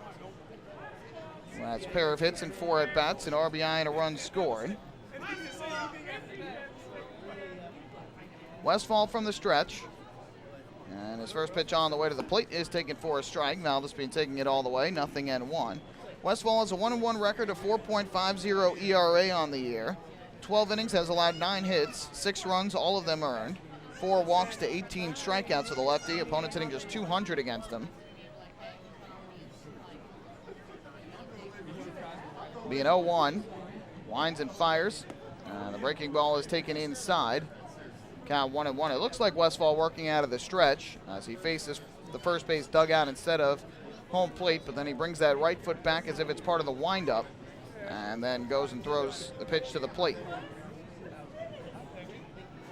Valdez-Spin grounded into a 6-4 fielder's choice his last time up. That was back in the 5th inning. 1-1. Fastball, called strike at the bottom of the zone. Valdez-Spin did not like that call from James Clayton, the home plate umpire. He's letting him know about it, shaking his head and stepping out of the batter's box. So second straight at bat, Valdez-Spin has not been happy about the call. At least one call in the at bat from the home plate umpire.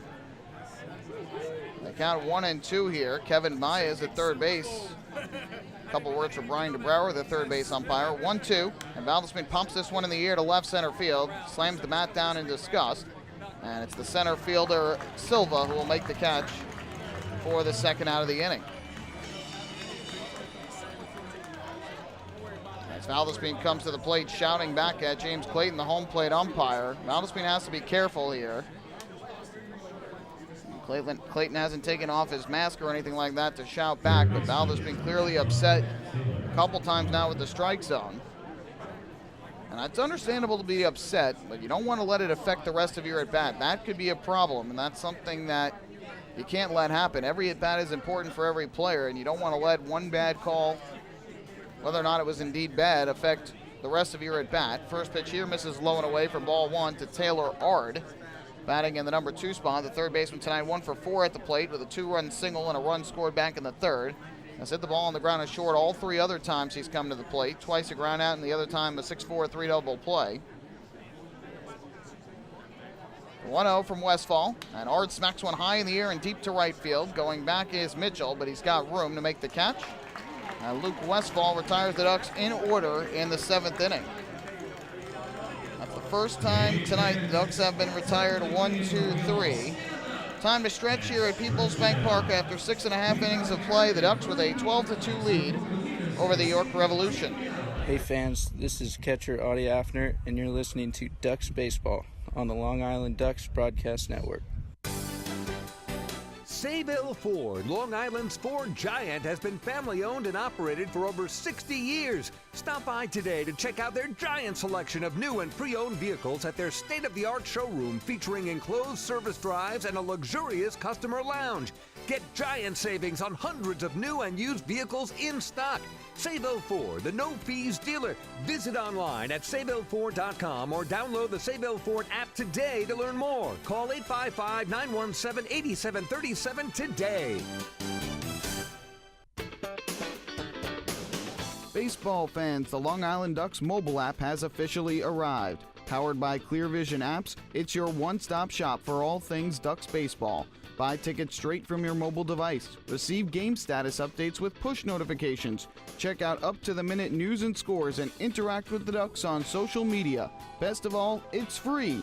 Download the Ducks mobile app today by visiting the App Store on your Apple-powered device or Google Play on your Android-powered device. The Long Island Ducks mobile app, with you wherever you flock to.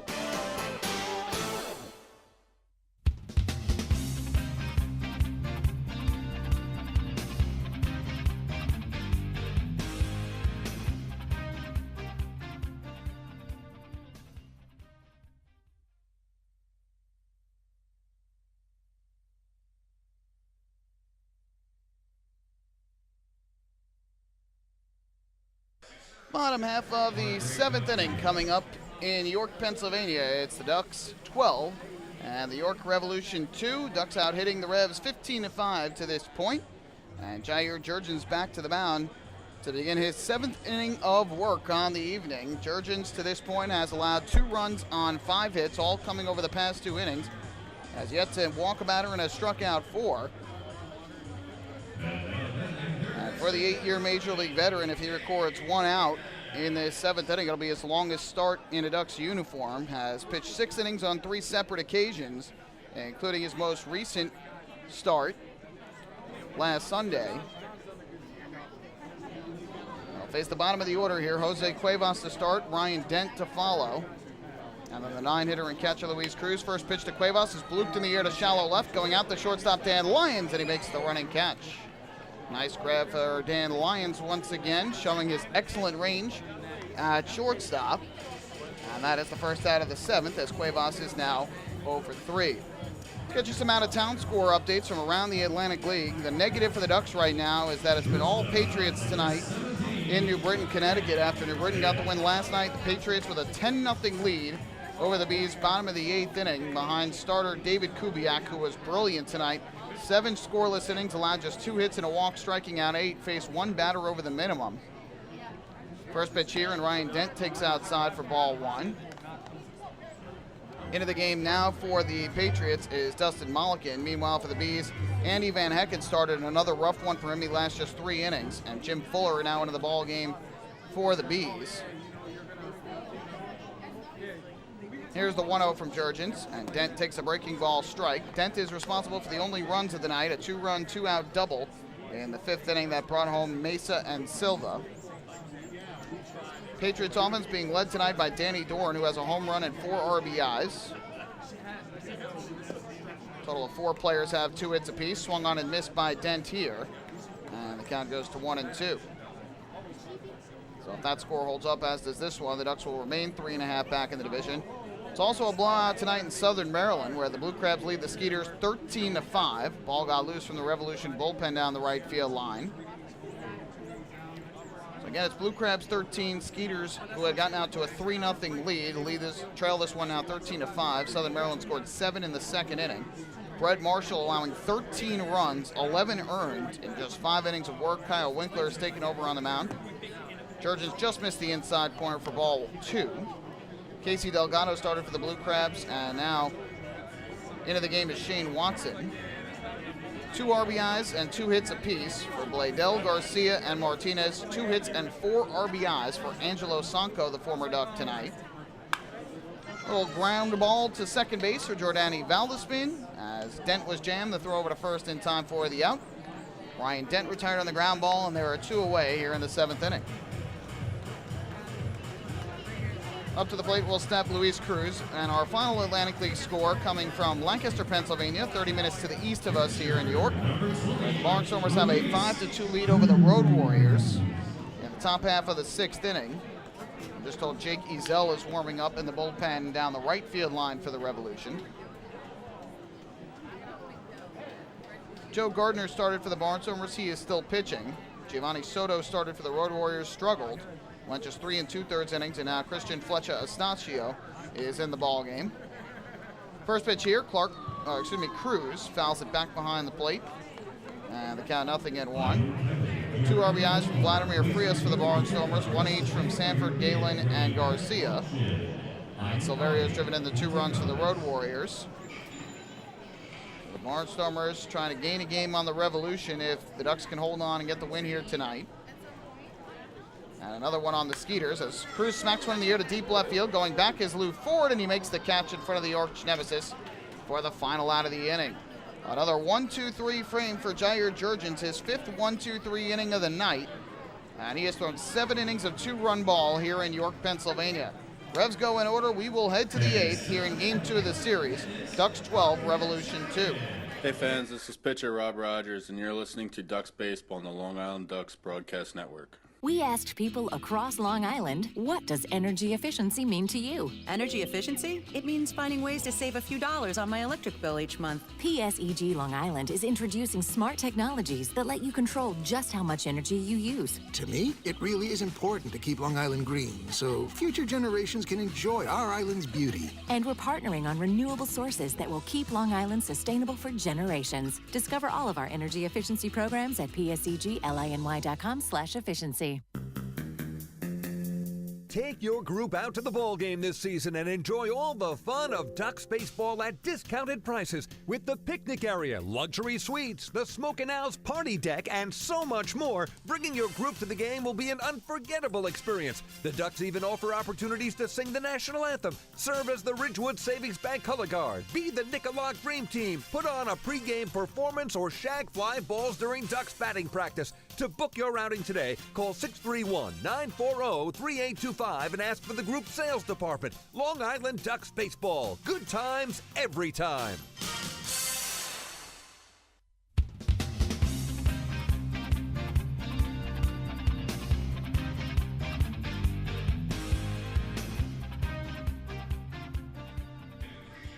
To the 8th inning we go. The Ducks 12, the Revolution 2. And fans, there's no better time than right now to sign up the young Ducks fan in your life for the Bethpage Federal Credit Union Long Island Ducks Kids Club. Children 14 and under will receive exciting gifts, discounts on merchandise, and unique experiences that only come with being a member. Sign up today by visiting liducks.com or call 631-940-3825. New pitcher is in for the York Revolution, and it's going to be the right-hander Jake Ezel, their 5th pitcher of the night, 4th reliever, after Dominic Severino started, went just 2 2/3 innings. If you're just joining us, the Ducks got out to an early 2-0 lead with single runs in the 1st and 2nd inning on an RBI single by David Washington and an RBI double by Dan Lyons, respectively. And then all things came apart for the Revolution in the 3rd inning with 1 out, a walk, and 2 singles loaded up the bases. Severino struck out Cody Puckett, then had a visit to the mound from pitching coach Paul Fletcher. But instead of settling him down, it seemed to unnerve him a bit, as the first offering then to Alex Soleil hit him to force in a run, and from then the floodgates opened. Back-to-back RBI singles, a 2-run single, and a 3-run home run led to 8 runs coming across with 2 outs in the 3rd. The Revs got on the scoreboard in the 5th inning with 2, with the Ducks answered back in the 6th inning on an RBI double from Ramon Cabrera and an RBI single from Cody Puckett. So Jake Ezel to the mound in the 8th inning. Here's Travis Snyder, and he takes the first pitch inside for ball 1. Snyder, the number 3 hitter and right fielder, 2 for 4 on the night with a home run, 3 RBIs, and 2 runs scored. Last time up in the 6th inning, he grounded out to the second baseman, Alexi Casilla. 1-0, and Snyder almost gets hit, takes it off the glove. The catcher Cruz inside, and the count goes to 2-0. Continuing along, by the way, on the out-of-town scoreboard in the 7th inning, after 7 at Citi Field, the Yankees and the Mets are now tied at 1. Brandon Nimmo hit a first-inning home run, his 8th of the year. Aaron Judge a sac fly in the 6th inning. Tied up the game at 1. And some note on that, we'll tell you after the 2-0 pitch from Ezel. He actually steps off, so we'll tell you now. On that sac fly, Masahiro Tanaka came in to score, and then had to leave the game due to some stiffness in both hamstrings, so that is not good news for the Yankees. Shades of Chin-Ming Wong back in 2008. There is a strike on the inside corner to Snyder, 2-1. Wong badly injured his foot running the bases in Houston back when the Astros were in the National League, and really derailed his career. Eventually, Wong made an appearance in the Atlantic League as a member of the Southern Maryland Blue Crabs. Got back to the big leagues after that point. 2-1. Snyder takes a fastball. It's high and outside. And the count goes to 3-1. So meanwhile, Tanaka out of the game. Chad Green is in for the Yankees. And for the Mets, Jacob deGrom still pitching, has given up just 1 unearned run on 2 hits and 2 walks in 7 innings while striking out 6. Game 1 of the Subway Series this year between the local rivals. 3-1 to Snyder is a breaking ball strike over the inside corner. Nicely thrown by Ezel. And he gets the count to 3-2. Just about to get underway at Quicken Loans Arena in Cleveland. Game 4 of the NBA Finals between the Warriors and Cavaliers. Warriors a chance to complete the sweep of Cleveland, earn their 2nd straight championship. 3-2 is down and away for ball 4, and another walk issued to Travis Snyder. 3rd walk of the night by the Ducks offense. It's brought to you by City MD Urgent Care. There are over 15 City MD locations across Long Island. Need a doctor? Just walk in. Well, with his 2 hits and a walk tonight, Travis Snyder continuing to play well of late. He's now reached base safely in 10 of his last 11 games, earning at least 1 hit in 8 of them. Coming into tonight's game, he was hitting .333 in his last 10 games, 12 of 36, and had drawn 8 walks in that span, raising his on-base percentage from .278 to .325. And just continuing to raise it with his performance tonight. First pitch here to Lou Ford is low, and the count 1-0. Meanwhile, for Jacob Ezel, he is 1-1 with a 3.24 ERA through 9 games out of the bullpen this year for the Revolution. 4 runs, 3 of them earned, given up in 8 1/3 innings, and control has been an issue for the righty. 1-0 on the way to Ford. He takes a strike on the inside corner, a good fastball, 1-1. Ezel's only given up 3 hits, but he has conceded 7 walks in his 8 1/3 innings, and just walked Snyder to begin this inning. 4 strikeouts for the righty. Opponents hitting just 120 against him, but again, lots of guys getting on base due to the base on balls. 1-1 is way outside. Goes all the way back to the backstop for ball 2, and easily taking second base on the wild pitch is going to be Travis Snyder. So the Ducks get a runner in a scoring position with nobody out here on that wild pitch. And for Jake Ezel, that is his second wild pitch of the season.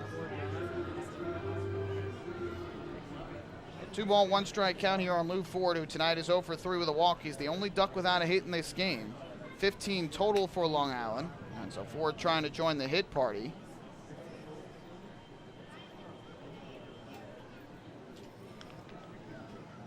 Right-hander gets the sign and comes set. Here is the 2-1. Breaking ball misses down and in. And now it is 3-1 on Lou Ford. In case you're curious, the Ducks' season high in hits is 20. So they're 5 away from matching that. That was on opening night at Bethpage Ballpark against the Blue Crabs in that 27-9 win. 3-1. Ford takes low and away, ball 4. So 2 pitches in this at bat, yanked well out of the strike zone down and away. One went to the backstop. Back-to-back walks issued by Ezel to begin the 8th inning. Another walk brought to you by City MD Urgent Care. There are over 15 City MD locations across Long Island. Need a doctor? Just walk in. Now, you know Ford wants that hit, but he's not chasing pitches that far out of the zone. So 2 walks to begin this 8th inning. The Ducks looking to add to their lead, and here is David Washington, who has been a monster thus far in the series. 6 hits in his first 8 at-bats, back-to-back 3 for 4 games for the Ducks center fielder. Ezel ready. And his first pitch to Washington is way outside. Cruz able to get the glove out there and make the catch quickly. Otherwise, both runners would have moved up if it got behind him. 3 singles on the night for Washington. An RBI base hit up the middle in the first. Singled and then scored in the third. Singled and then scored again in the 6th. The only time he was retired was in the 4th when he had a hard line drive to left center. That was caught by Dotel. 1-0. Way outside and low again. Boy, these pitches from Ezel are not even close. There's nobody warming in the bullpen for the Revolution, so this game in the hands of Ezel right now. And you can't fault Mason for not wanting to have to go to another one of his relievers. He's already used 4 in the game. But Ezel having a very hard time trying to find the strike zone.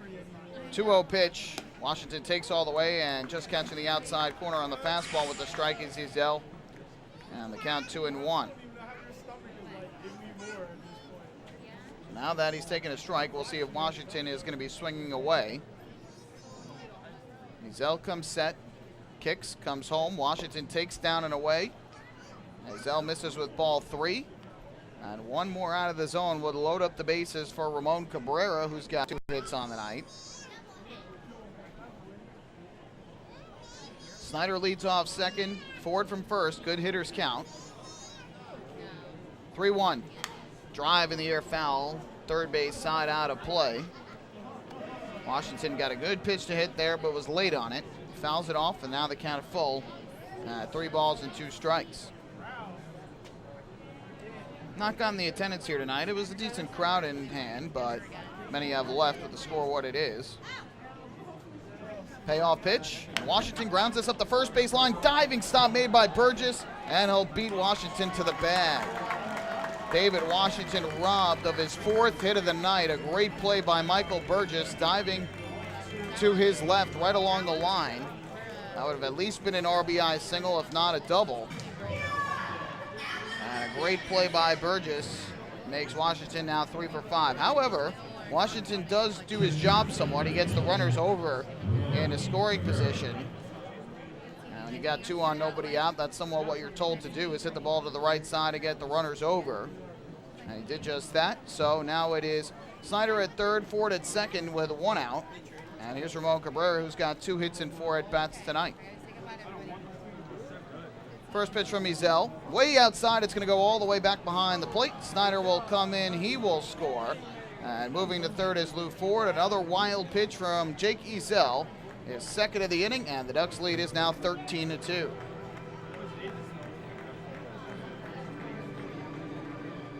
My goodness. I mean, Ezel is missing badly with some of these pitches. And you feel bad for a guy like Luis Cruz, who's had some very nice blocks at home plate tonight, but there's really nothing you can do about that. That pitch was at least 2 feet off the outside corner of the plate. So now 1 run is in. It's a 13-2 game. Runner at third with 1 out. The 1-0 to Cabrera. Way inside. That goes off the glove of the catcher, Cruz. But not far enough away for Ford to come home from third. And the count 2-0. For Snyder, his third run of the ball game. He's now up to 19 runs on the season.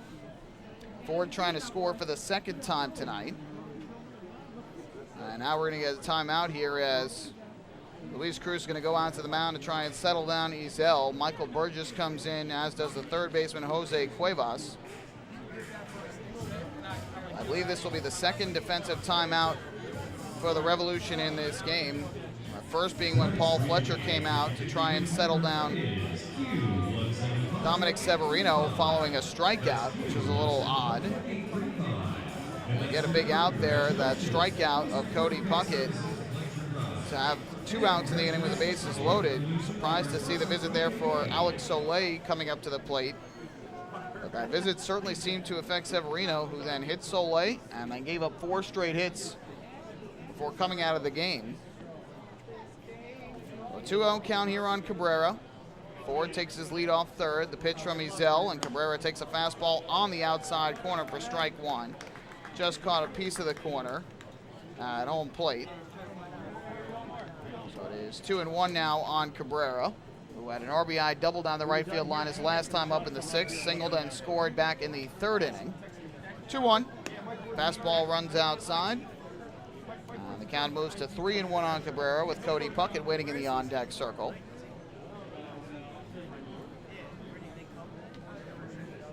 Good hitters count here for Cabrera. See if Ezel can throw a strike. 3-1. And Cabrera hits a high fly ball in the air to right off the end of the bat. Not going to be deep enough to get over the head of Mitchell, who will make the running catch. But tagging from third is Ford. He'll come in to score. It's a sac fly and an RBI off the bat of Ramon Cabrera. The Ducks' lead is now 14-2. Productive out there for Cabrera, who gets his 2nd run batted in of the night, his 5th of the year.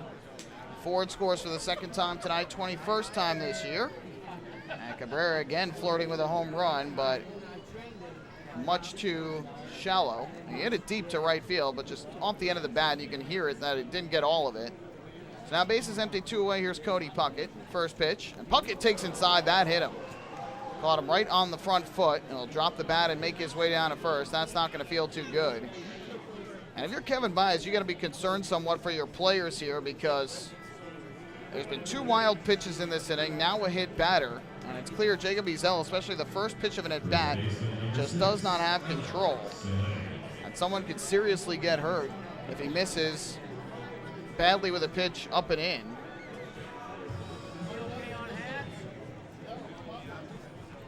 So with 2 away, here is Alex Soleil to the plate, batting from the left side. Jair Jurgens is going out to the bullpen in left field just to throw a little bit and stay warm. First pitch here misses low, and the count goes to 1-0. That's at least the 3rd time tonight that Jurgens has had to go out to the bullpen to throw with Keith Ozerski just to try and stay loose because of these long innings with the Ducks at the plate. 1-0. Soleil takes a fastball, strike on the outside corner, 1-1.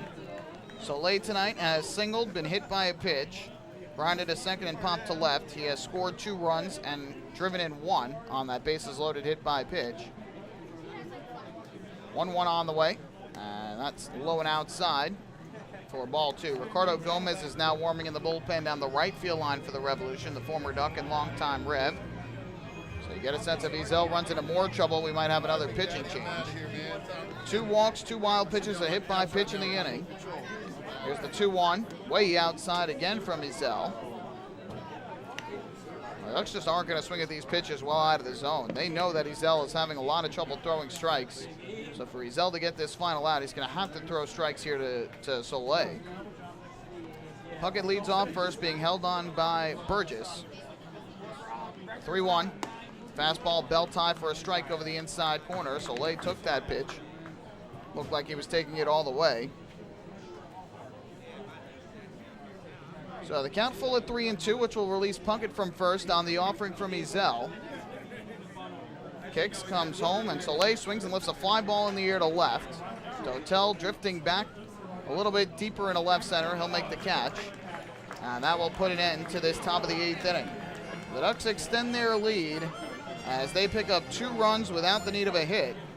No hits or errors in the inning. There were 2 walks, 2 wild pitches, and a hit batsman. 1 runner left on base for Long Island. We'll go to the bottom half of the 8th inning with the Ducks now leading 14-2. Hey fans, this is infielder Alex Olay, and you're listening to Ducks Baseball on the Long Island Ducks Broadcast Network.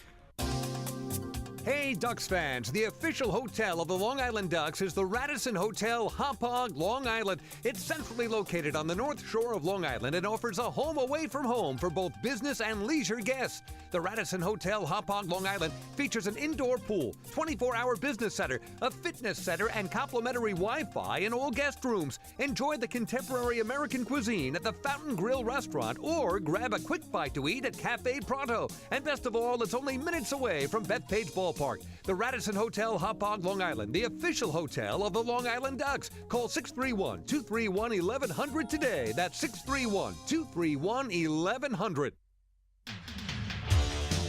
Bethpage Ballpark is a great place to watch a ball game, so why not do so from some of the best seats in the house? Long Island's hometown team is proud to present the Long Island Ducks Beer Garden. Open for all fans on nights when the Smokin' Owl's party deck has not been reserved, the Beer Garden will feature a variety of frosty drafts and bottled brews, as well as several food choices. The area has been decked out with bar rail seating and Ducks-branded furniture to provide a comfortable atmosphere for everyone. Be sure to stop by and check out the Long Island Ducks Beer Garden on your next visit to the ballpark.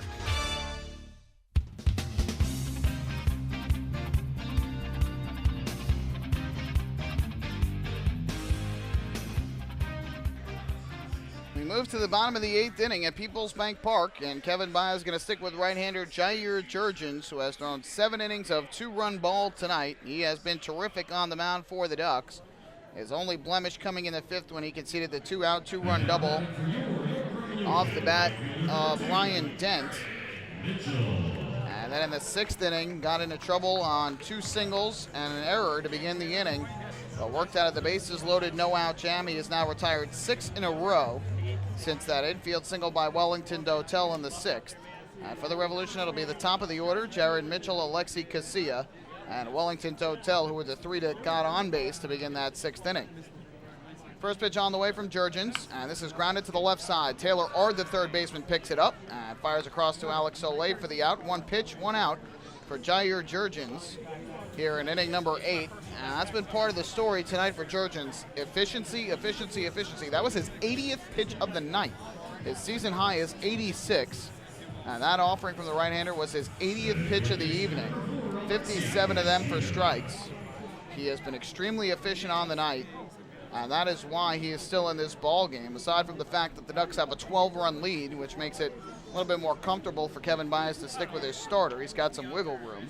First pitch to Alexi Casilla is taken on the outside corner, a breaking ball strike. And the count 0-1. And this is a season-long outing for Jurgens. He had gone 6 innings a few times before, but now at 7 1/3, his longest of the year. 0-1. The breaking ball taken inside, even the count at 1-1. The longest start of the year by a Duck was the 2 that Jake Fisher had, where he went 8 scoreless innings in back-to-back starts against Sugar Land and Somerset. 1-1. Casilla takes a strike over the outside corner, a breaking ball. Casilla disagreed with the call. And that's been par for the course tonight on both sides, who have been upset with some of the calls by home plate umpire James Clayton. That was the case last night with Brian DeBrouwer behind the dish. Here comes the 1-2. Jurgens fires home, and this is fisted out towards second base over the leaping try of Jordani Valdespin, and into right field for a 1-out single. Good effort by Valdespin to try and climb the ladder and grab that baseball, but just a little bit out of his reach. And 1 second baseman singles over the other for York. That is, I believe, their 6th hit of the night. Indeed it is. So with a 1 on and 1 out, up to the plate will step Wellington Dotel. Revolution left fielder batting from the right side. So with that base hit, Casilla is now 1 for 4 on the night, as is Mitchell. Dotel 1 for 3 with that infield single to short his last time up in the 6th. And he takes a fastball strike at the knees over the inside corner to begin this at bat. Dotel with that infield single to short in the 6th. Before that, struck out swinging in the 4th and popped out to center in the 1st. Time called here at the plate. As Dotel steps out, Jurgens will get reset on the mound.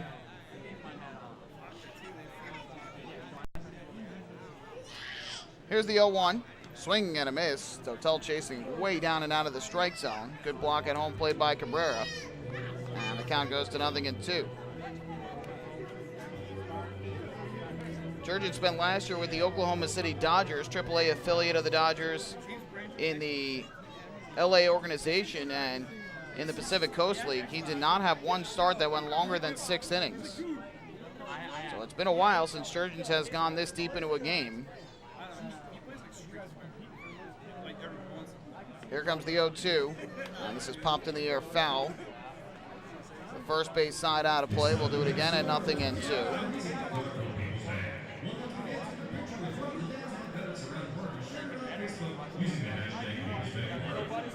Jurgens also did not have a start that went deeper than 6 innings in the 2015 season.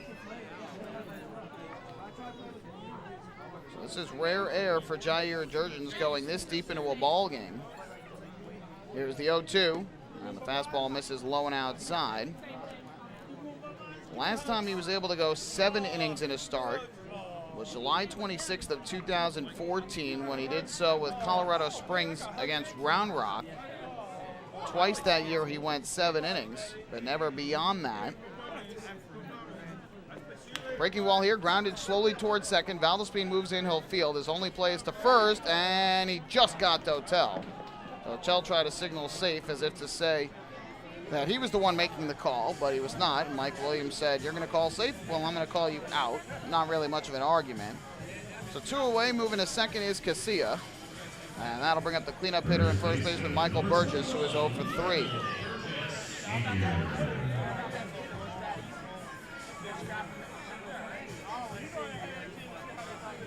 Last time Jair Jurgens went 8 innings, by what I can tell here, was June 21st of 2013. That was with the Norfolk Tides against the Scranton Wilkes-Barre Rail Riders, where he allowed 12 hits and 4 runs over 8 innings, but got the win. First pitch here, and Burgess swings and cranks one high and deep down the right field line, but way foul. The count 0-1. Twice during that 2013 season, he went 8 innings. He also did so May 3rd of 2013 against the Syracuse Chiefs. So if that note is correct, based on what I am seeing, it's been almost 5 years since Jair Jurgens in professional baseball was able to throw 8 innings in a game. He's 1 out away from getting through 8 tonight. Runner at second, 2 down, the 0-1. Breaking ball just off the outside corner. And that'll even up the count at 1-1.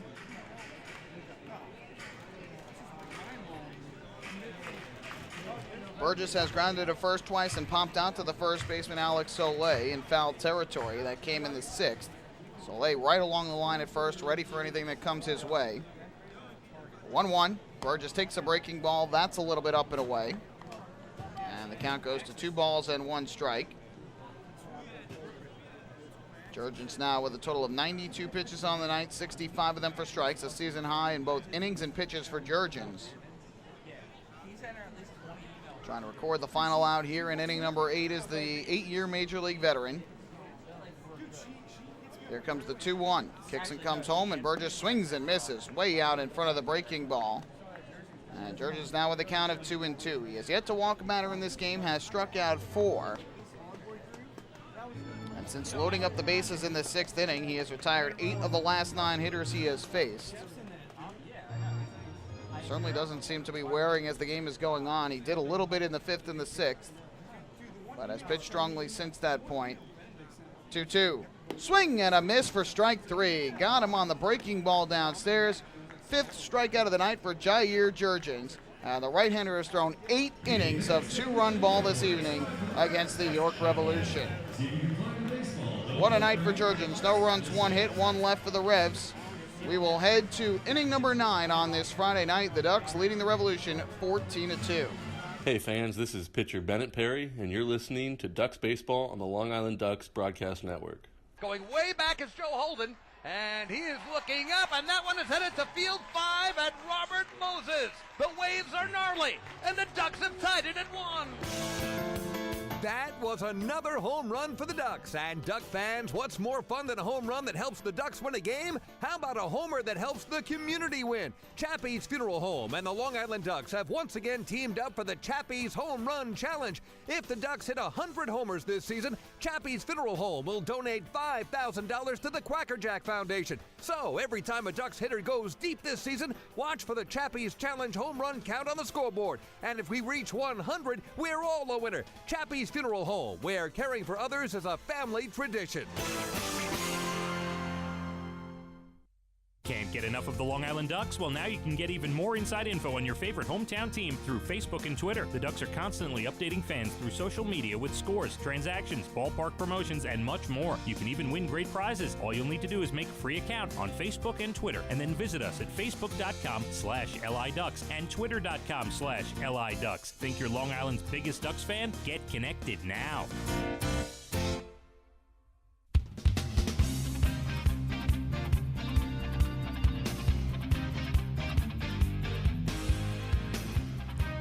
We go to the ninth inning at PeoplesBank Park. The Ducks, with 14 runs on 15 hits and an error, lead the Revolution, who have 2 runs on 6 hits and no errors. And this offense certainly the story tonight, with the 8-run third inning the centerpiece. They have also scored single runs in the first and second, and a pair of 2-run innings in the 6th and the 8th. And that performance from the offense somewhat overshadowing the work that Jair Jurgens has done on the mound tonight. The Ducks right-hander, with 8 innings of 2-run ball, from what we could tell his longest start, longest outing since June 21st of 2013, when he was with AAA Norfolk and the Orioles organization. And he has allowed just 2 runs on 6 hits, has not walked a batter, and has struck out 5. Just a tremendous performance from Jurgens tonight, and we'll see if he comes back out to try and complete this one. First pitch from Highland Peguero is up and inside for ball 1 to Dan Lyons. So Jake Ezel is done after 1 inning out of the bullpen, and a wild one at that. Did not allow any hits, but did concede 2 runs, both earned, on a pair of walks. Did not strike out a batter. He threw 2 wild pitches and hit a batter as Lyons swings and misses, and the count even up at 1-1. And so certainly a tough inning there for Ezel. Peguero, who pitched in last night's game, throwing a scoreless inning in the 9th to close out the win, back here pitching the 9th tonight. 1-1. Swinging a tapper foul. Oh, that shook up Luis Cruz. I don't know if it caught him on that front foot. It looks like that left foot or maybe the hand. It definitely looks like the foot as he's limping around at home plate. Might have been right on the toe for Cruz. And either way, the count is 1-2. Peguero began the season with the Road Warriors before joining the York Revolution. Since coming to York, he's pitched well, though. 4 scoreless innings, 3 hits, 3 walks, with 2 strikeouts for Peguero.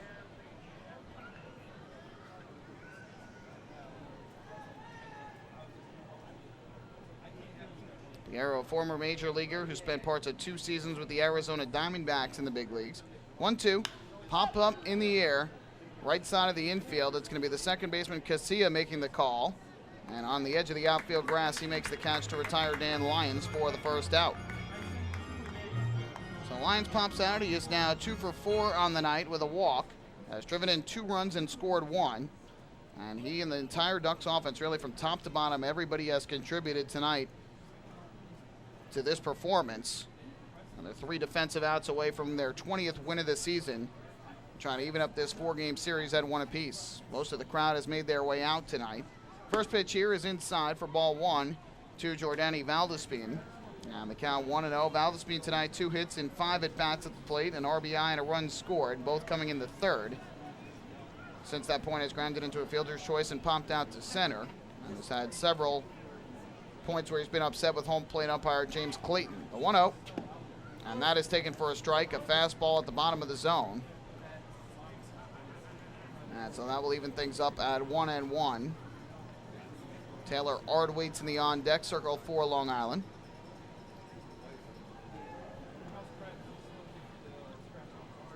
Here comes the 1-1 delivery. Valdespina chopper under the ground along the first base line. Backing up on it, Burgess. He'll field and flip it to Peguero, covering in time for the out. Peguero has retired the first 2 hitters here in the 9th inning. Ducks have only been retired in order once in this game. That came back in the 7th inning when Luke Westfall retired the side in order. Westfall an inning and a third, no hits, runs, walks, and 1 strikeout. And then, as we just mentioned, Jake Ezel, 1 inning in relief, that allowed 2 runs, 2 walks, no hits, no strikeouts, 2 wild pitches, and a hit batter. So at 2 away, Peguero will face Taylor Ard, who comes up to the plate batting from the right side. First pitch to him is a breaking ball that misses low. The count 1-0. Ard tonight has 1 hit and 5 at-bats. That was his 2-run single through the left side in the 3rd inning. He's grounded out to short twice and into a 6-4-3 double play and popped out to right his last time up back in the 7th inning.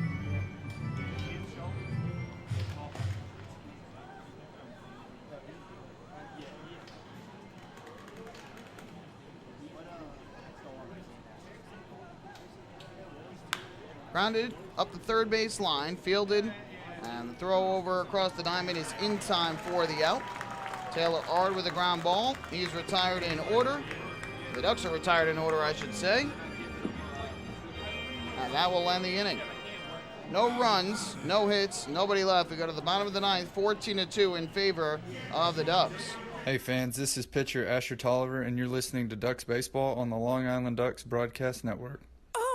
It. The color of my new Nicolat patio is so vibrant. It's unlike anything I've ever seen. You're welcome. I'm just going to go finish that Nicolak walkway now. Make your pavers vivid Nicolak pavers. The best looking, most vibrant pavers with the most 3-color blends in the industry. Featuring Nicolak's exclusive paver shield and color blending technology. With color throughout and guaranteed not to fade. Live life in color with Nicolak. Visit Nicolak.com.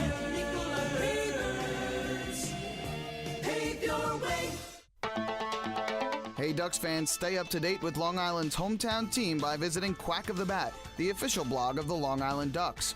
Quack of the Bat will bring Ducks fans beyond the headlines with in-depth feature articles, breaking news stories, game previews, and so much more. Interact with the team during the entire season through quotes directly from the players and coaches, as well as exclusive video clips and photos. Check out the blog today at quackofthebat.wordpress.com. Quack of the Bat, the official blog of the Long Island Ducks.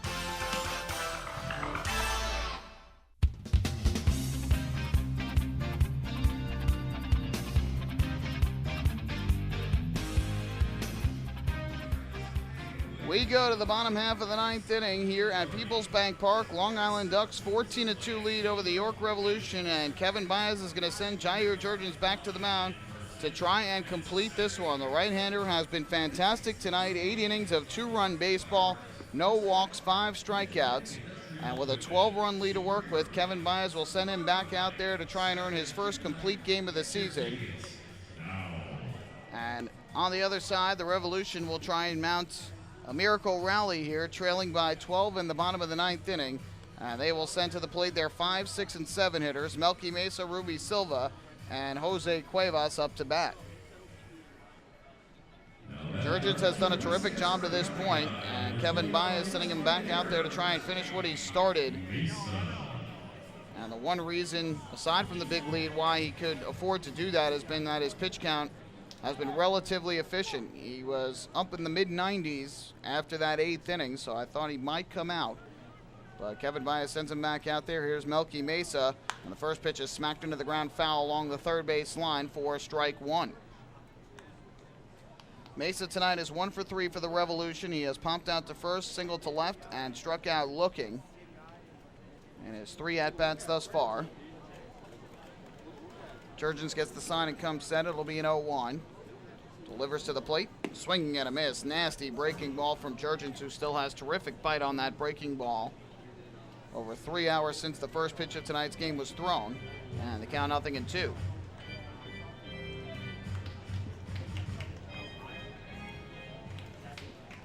Mesa waits at the plate. Now time is called. Cabrera wants to go through the signs once again.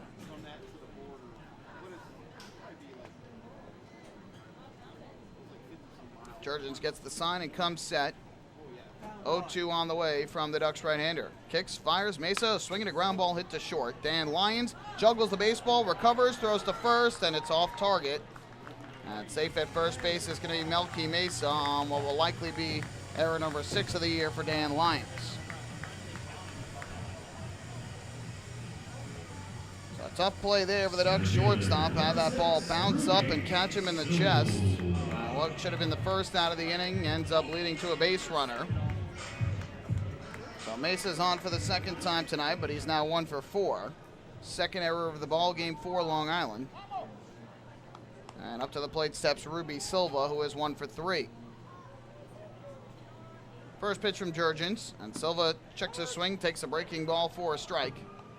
And the count 0-1. Silva singled to right back in the 5th inning and scored 2 batters later on Ryan Dent's 2-run double. Prior to that, grounded to third, since then has popped to right, and that came back in the 6th with the bases loaded and 2 outs. A line drive caught by Travis Snyder on the run. 0-1, and Silva hits a line drive past the diving try of Taylor Ard in the left field, a base hit. And just like that, the first 2 batters are on for the York Revolution here on the bottom of the 9th inning. Second hit of the night for Silva. He is the only member of the Revolution with multiple hits in the game. 7th hit for York tonight. Jurgens had retired 9 of his last 10 coming into the inning. The error starts things off, then the base hit by Silva. And now with 2 on and nobody out, up to the plate will step Jose Cuevas.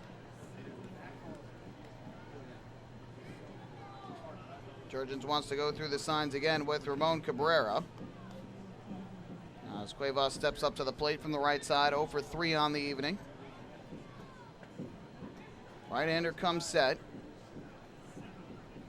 And the first pitch, Cuevas swings and grounds it foul to the Ducks dugout on the third base side. And the count 0-1. Cuevas struck out looking way back in the 3rd inning. He popped out to center field in the 5th inning, and then hit a blue shallow pop up to left center in the 7th. That was caught by the racing Dan Lyons out in the shallow left field. Mesa leads off second, Silva off first. Silva with a better speed of the 2. Here is the 0-1. Ground ball hit to short. Dan Lyons gobbles it up, flips to Valdespin 1. The turn to first is in time. A 6-4-3 double play off the bat of Jose Cuevas. 2 outs recorded on the play. Advancing to third is Melky Mesa. And Jair Jurgens now 1 out away from the complete game tonight. Cuevas 0 for 4, and now with 2 down and the runner at third base, up to the plate steps Ryan Dent, who has been the only member of this Revolution team to drive in any runs tonight, as he connected for a 2-out, 2-run double off the top of the wall in right center back in the 5th inning. Trimmed the deficit from 10-0 to 10-2. That's as close as the Revolution have come to this point. First pitch, and Dent checks his swing on a breaking ball. They appeal to first. Mike Williams says no swing. And so the count 1-0. Prior to the double, Dent popped out to right field back in the 3rd inning. And since the double, he grounded out to second base back in inning number 7. Jurgens comes set. The 1-0. Dent a swing and a miss. Nasty breaking ball from Jurgens, diving down and away. He has had, he's had terrific movement on that pitch all night long. Has mixed that curveball very well with his changeup and his fastball throughout the course of the game. It's kept the Revolution hitters off balance. Be a 1-ball, 1-strike pitch from Jurgens. Looks to third, deals to the plate. Dent swings and misses. Another good breaking ball from Jurgens. Now the right-hander is a strike away. Melky Mesa, who reached on the error, leads at third base with 2 men out. Jurgens looks in for the sign from Cabrera as Dent awaits at home plate. The 1-ball, 2-strike pitch on the way to the plate from Jair Jurgens is downstairs. It gets through the legs of Cabrera and goes back to the backstop. In from third base to score is Melky Mesa. The Revolution get their 3rd run of the night and close to within 14 of 3. It'll be an unearned run due to the error. Now we'll see if that's ruled a wild pitch or a pass ball. But either way, York gets their 3rd run of the night. And the count now, 2 balls and 2 strikes on Ryan Dent. Jurgens gets the sign and comes set. 2 ball, 2 strike delivery on the way to home plate, and it is taken just up and inside. That is ball 3, and the count full at 3-2. They have yet to rule wild pitch or pass ball. That plated the run. Payoff pitch from Jurgens to Dent. Swinging a sharp ground ball to short. Dan Lyons gobbles it up. Throws on it first in time for the out. This ball game is over. A complete game for Ducks right-hander Jair Jurgens. And the Long Island Ducks defeat the York Revolution 14-3. What a performance tonight from Jair Jurgens. 2 earned runs over 9 innings, strikes out 5, does not walk a single batter. A complete game effort for the right-hander, his first with the Ducks. Long Island with a resounding victory here in Game 2 of this series to even things up at 1. In the 9th inning, 1 unearned run for the Revolution on 1 hit and 1 error. They leave the bases empty. Post-game show coming up. We'll recap this one and hand out the player of the game honors. Ducks win it 14-3. Hey fans, this is pitcher Vinny Pistano, and you're listening to Ducks Baseball on the Long Island Ducks Broadcast Network. The Atlantic League's biggest stars are coming to Long Island this summer. Join us on Wednesday, July 11th for the 2018 Atlantic League All-Star Game presented by Good Samaritan Hospital Medical Center. See the top players from the Liberty and Freedom divisions take the field for the Midsummer Classic and the Dig Me Home Run Derby. Following the game, all fans in attendance will enjoy the largest fireworks spectacular on Long Island. Get your tickets for the 2018 All-Star Game today by visiting the box office, calling 631-940-TIXX, or going online to liducks.com. This season, build new memories. Beautiful evening for baseball. This season, witness the action. He reaches up, it's gone!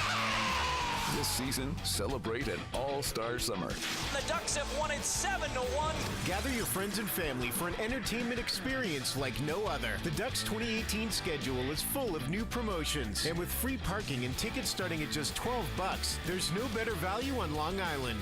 Get tickets to an all-star summer at liducks.com.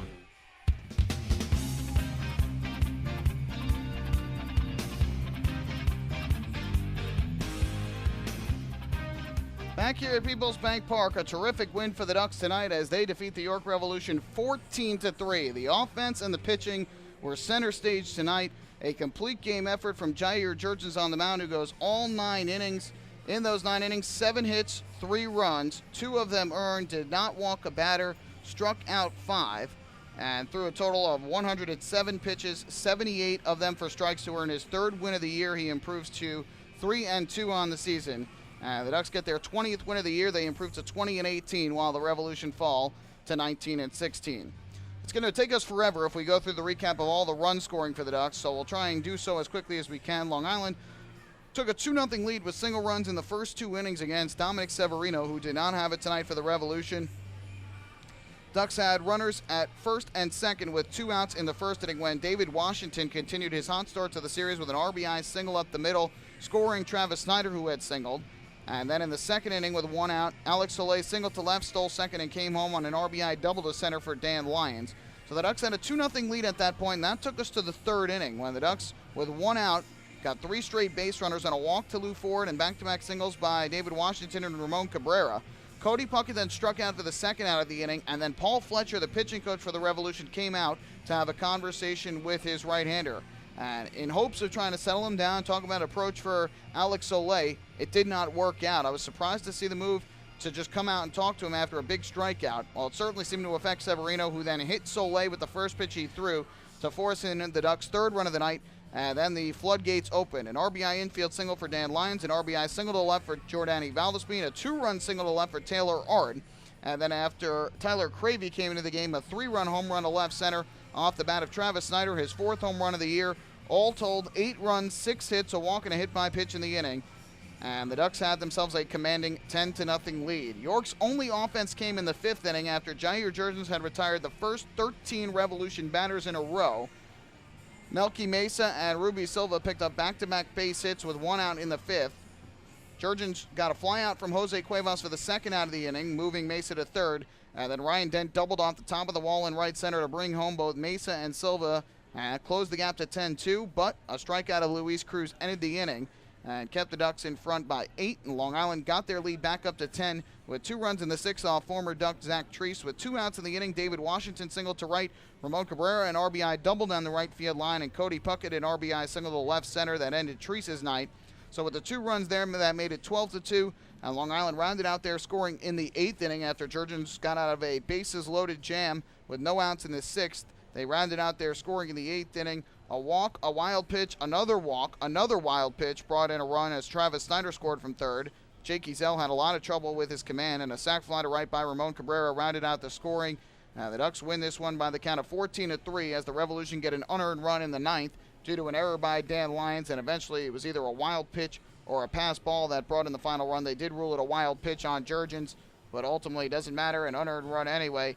The Ducks win this one by the final count of 14-3 over the York Revolution to even up this series at a game apiece. The final totals from tonight for the Ducks: 14 runs on 15 hits, 2 errors. They left 6 on base. Their 8-run 3rd inning, the largest run-scoring inning of the season for Long Island.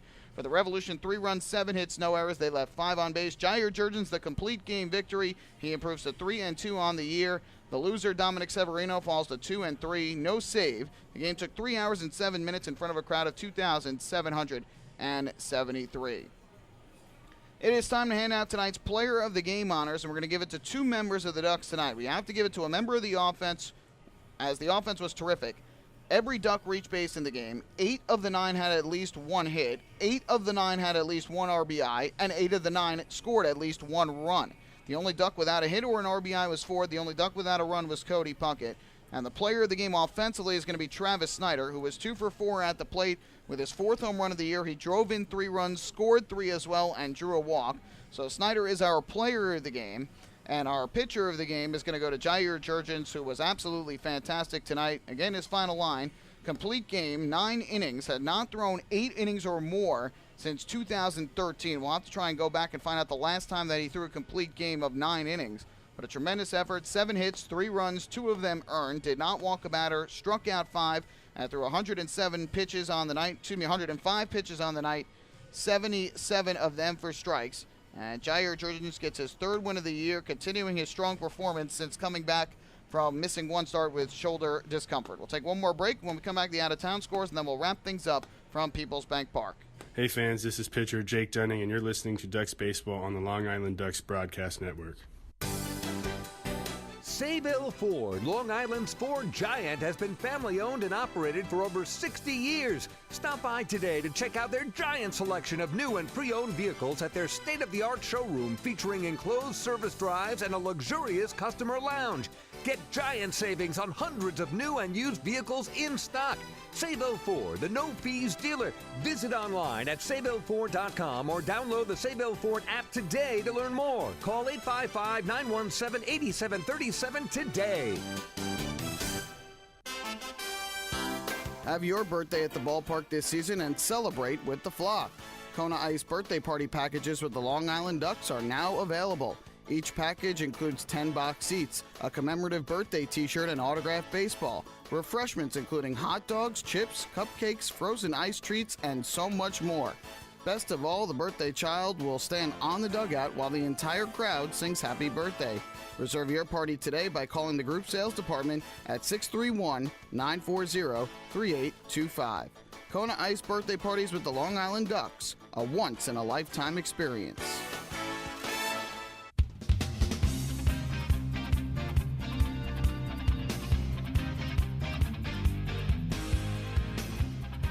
What a performance from the Ducks offense and Jair Jurgens tonight. The offense with 14 runs on a total of 15 hits in the game. The right-hander, Jair Jurgens, a complete game, allowing just 2 earned runs. And the Ducks win it 14-3 to take the opening game of the second game, of this 4-game series, which is now even at 1 apiece. Let's go through the out-of-town scoreboard before we wrap things up. Somerset Patriots get the win in New Britain tonight, 12-5 over the Bees. The winning pitcher, David Kubiak, improves to 2-0. The loser, Andy Van Hecken, falls to 1-4. Danny Dorn, his first home run of the season for the Patriots. Jason Rogers, his second of the year for New Britain. Dorn had 4 RBIs, trapped 3 hits, 2 RBIs, 2 runs to lead the way for Somerset. Blue Crabs defeat the Skeeters 13-5. It was a lot of routes tonight in the Atlantic League. Lots of offense taking center stage. Blue Crabs a 13-5 win. Casey Delgado, the win, improves to 3-3. Brett Marshall, the loss, falls to 2-2. There was no save in that one. Dennis Phipps, his 4th home run of the year. Kyle Kubica, his 6th. And Anthony Ginsanti, his 5th for the Skeeters in the loss. Meanwhile, Angelo Sanko hit his first home run. The former Duck for the Blue Crabs, going deep, had 4 RBIs on the night to lead the offense for Southern Maryland. And on the other Atlantic League game going on, they're in the bottom of the 8th inning. The Barnstormers an 8-2 lead over the Road Warriors. So Lancaster looking like they could pick up a game on both the Revolution, who lost tonight, and the Skeeters, who lost tonight. Starting pitcher was Joe Gardner. He's in line for the win. Scott Schumann now pitching. And on the Road Warriors side, Giovanni Soto started. He's in line for the loss. William Gabay is now on the mound. For Lancaster, 2 RBIs from Vladimir Frias to lead the way offensively. And a total of 4 other Barnstormers have picked up 1 RBI. Yankees get the leg up in the Subway Series to begin. They defeat the Mets 4-1. Chad Green, the win in relief of Masahiro Tanaka, improves to 4-0. Jacob deGrom pitched very well, but took the loss, falling to 4-1. Aroldis Chapman with his 16th save of the year. For the Yankees, Brett Gardner homered his 5th of the year, and Giancarlo Stanton with his 15th of the season. For the Mets, Brandon Nimmo hit his 8th home run of the season. So the Yankees get the victory over the Mets. Cavaliers with a 39-38 lead over the Golden State Warriors in the second quarter at Quicken Loans Arena, Game 4 of the NBA Finals. Cleveland needs a win to keep their season alive. A Golden State win gives them their 2nd straight NBA title. So that'll do it for the out-of-town scoreboard. This series will continue tomorrow with Game 3 of the 4-game series, the swing game in the series. And for the Ducks, they'll send right-hander John Brownell to the mound, who is 3-4 on the year with a 5.45 ERA. Some tough starts for Brownell, including his most recent one where he was roughed up by the Bees, but he came back with a tremendous effort this past Sunday in relief, pitching 6 innings and allowing just 1 unearned run, all out of the bullpen. His 2nd relief appearance in a Ducks uniform, first since 2012, and got the win in Long Island's 15-inning victory over the Bees. So he'll get the start. Meanwhile, Zach Rhodes, who has been terrific, first out of the bullpen, then on the mound as a starter for the Revolution, will start for York tomorrow. The right-hander is 2-1 with a 2.53 ERA. And we'll see if the Ducks offense can continue what they did tonight. A tremendous performance offensively, 14 runs, 15 hits. Meanwhile, the pitching was terrific from Jair Jurgens, who went the distance for his first complete game win as a Duck. That's going to do it for us tonight here at PeoplesBank Park. Once again, the final score was the Long Island Ducks defeating the York Revolution 14-3. We invite you to join us for our next Ducks broadcast, which will be tomorrow night when these two teams meet for the swing game of the 4-game set. Pre-game 6:15, first pitch 6:30. You can follow all the action right here on the Long Island Ducks Broadcast Network. My name is Michael Pollack. Thank you so very much for spending your Friday night with me. I hope you enjoyed the broadcast and the Ducks win. Have a great rest of your Saturday night. We'll do it all over again tomorrow evening here in York, Pennsylvania. Good night and so long from PeoplesBank Park.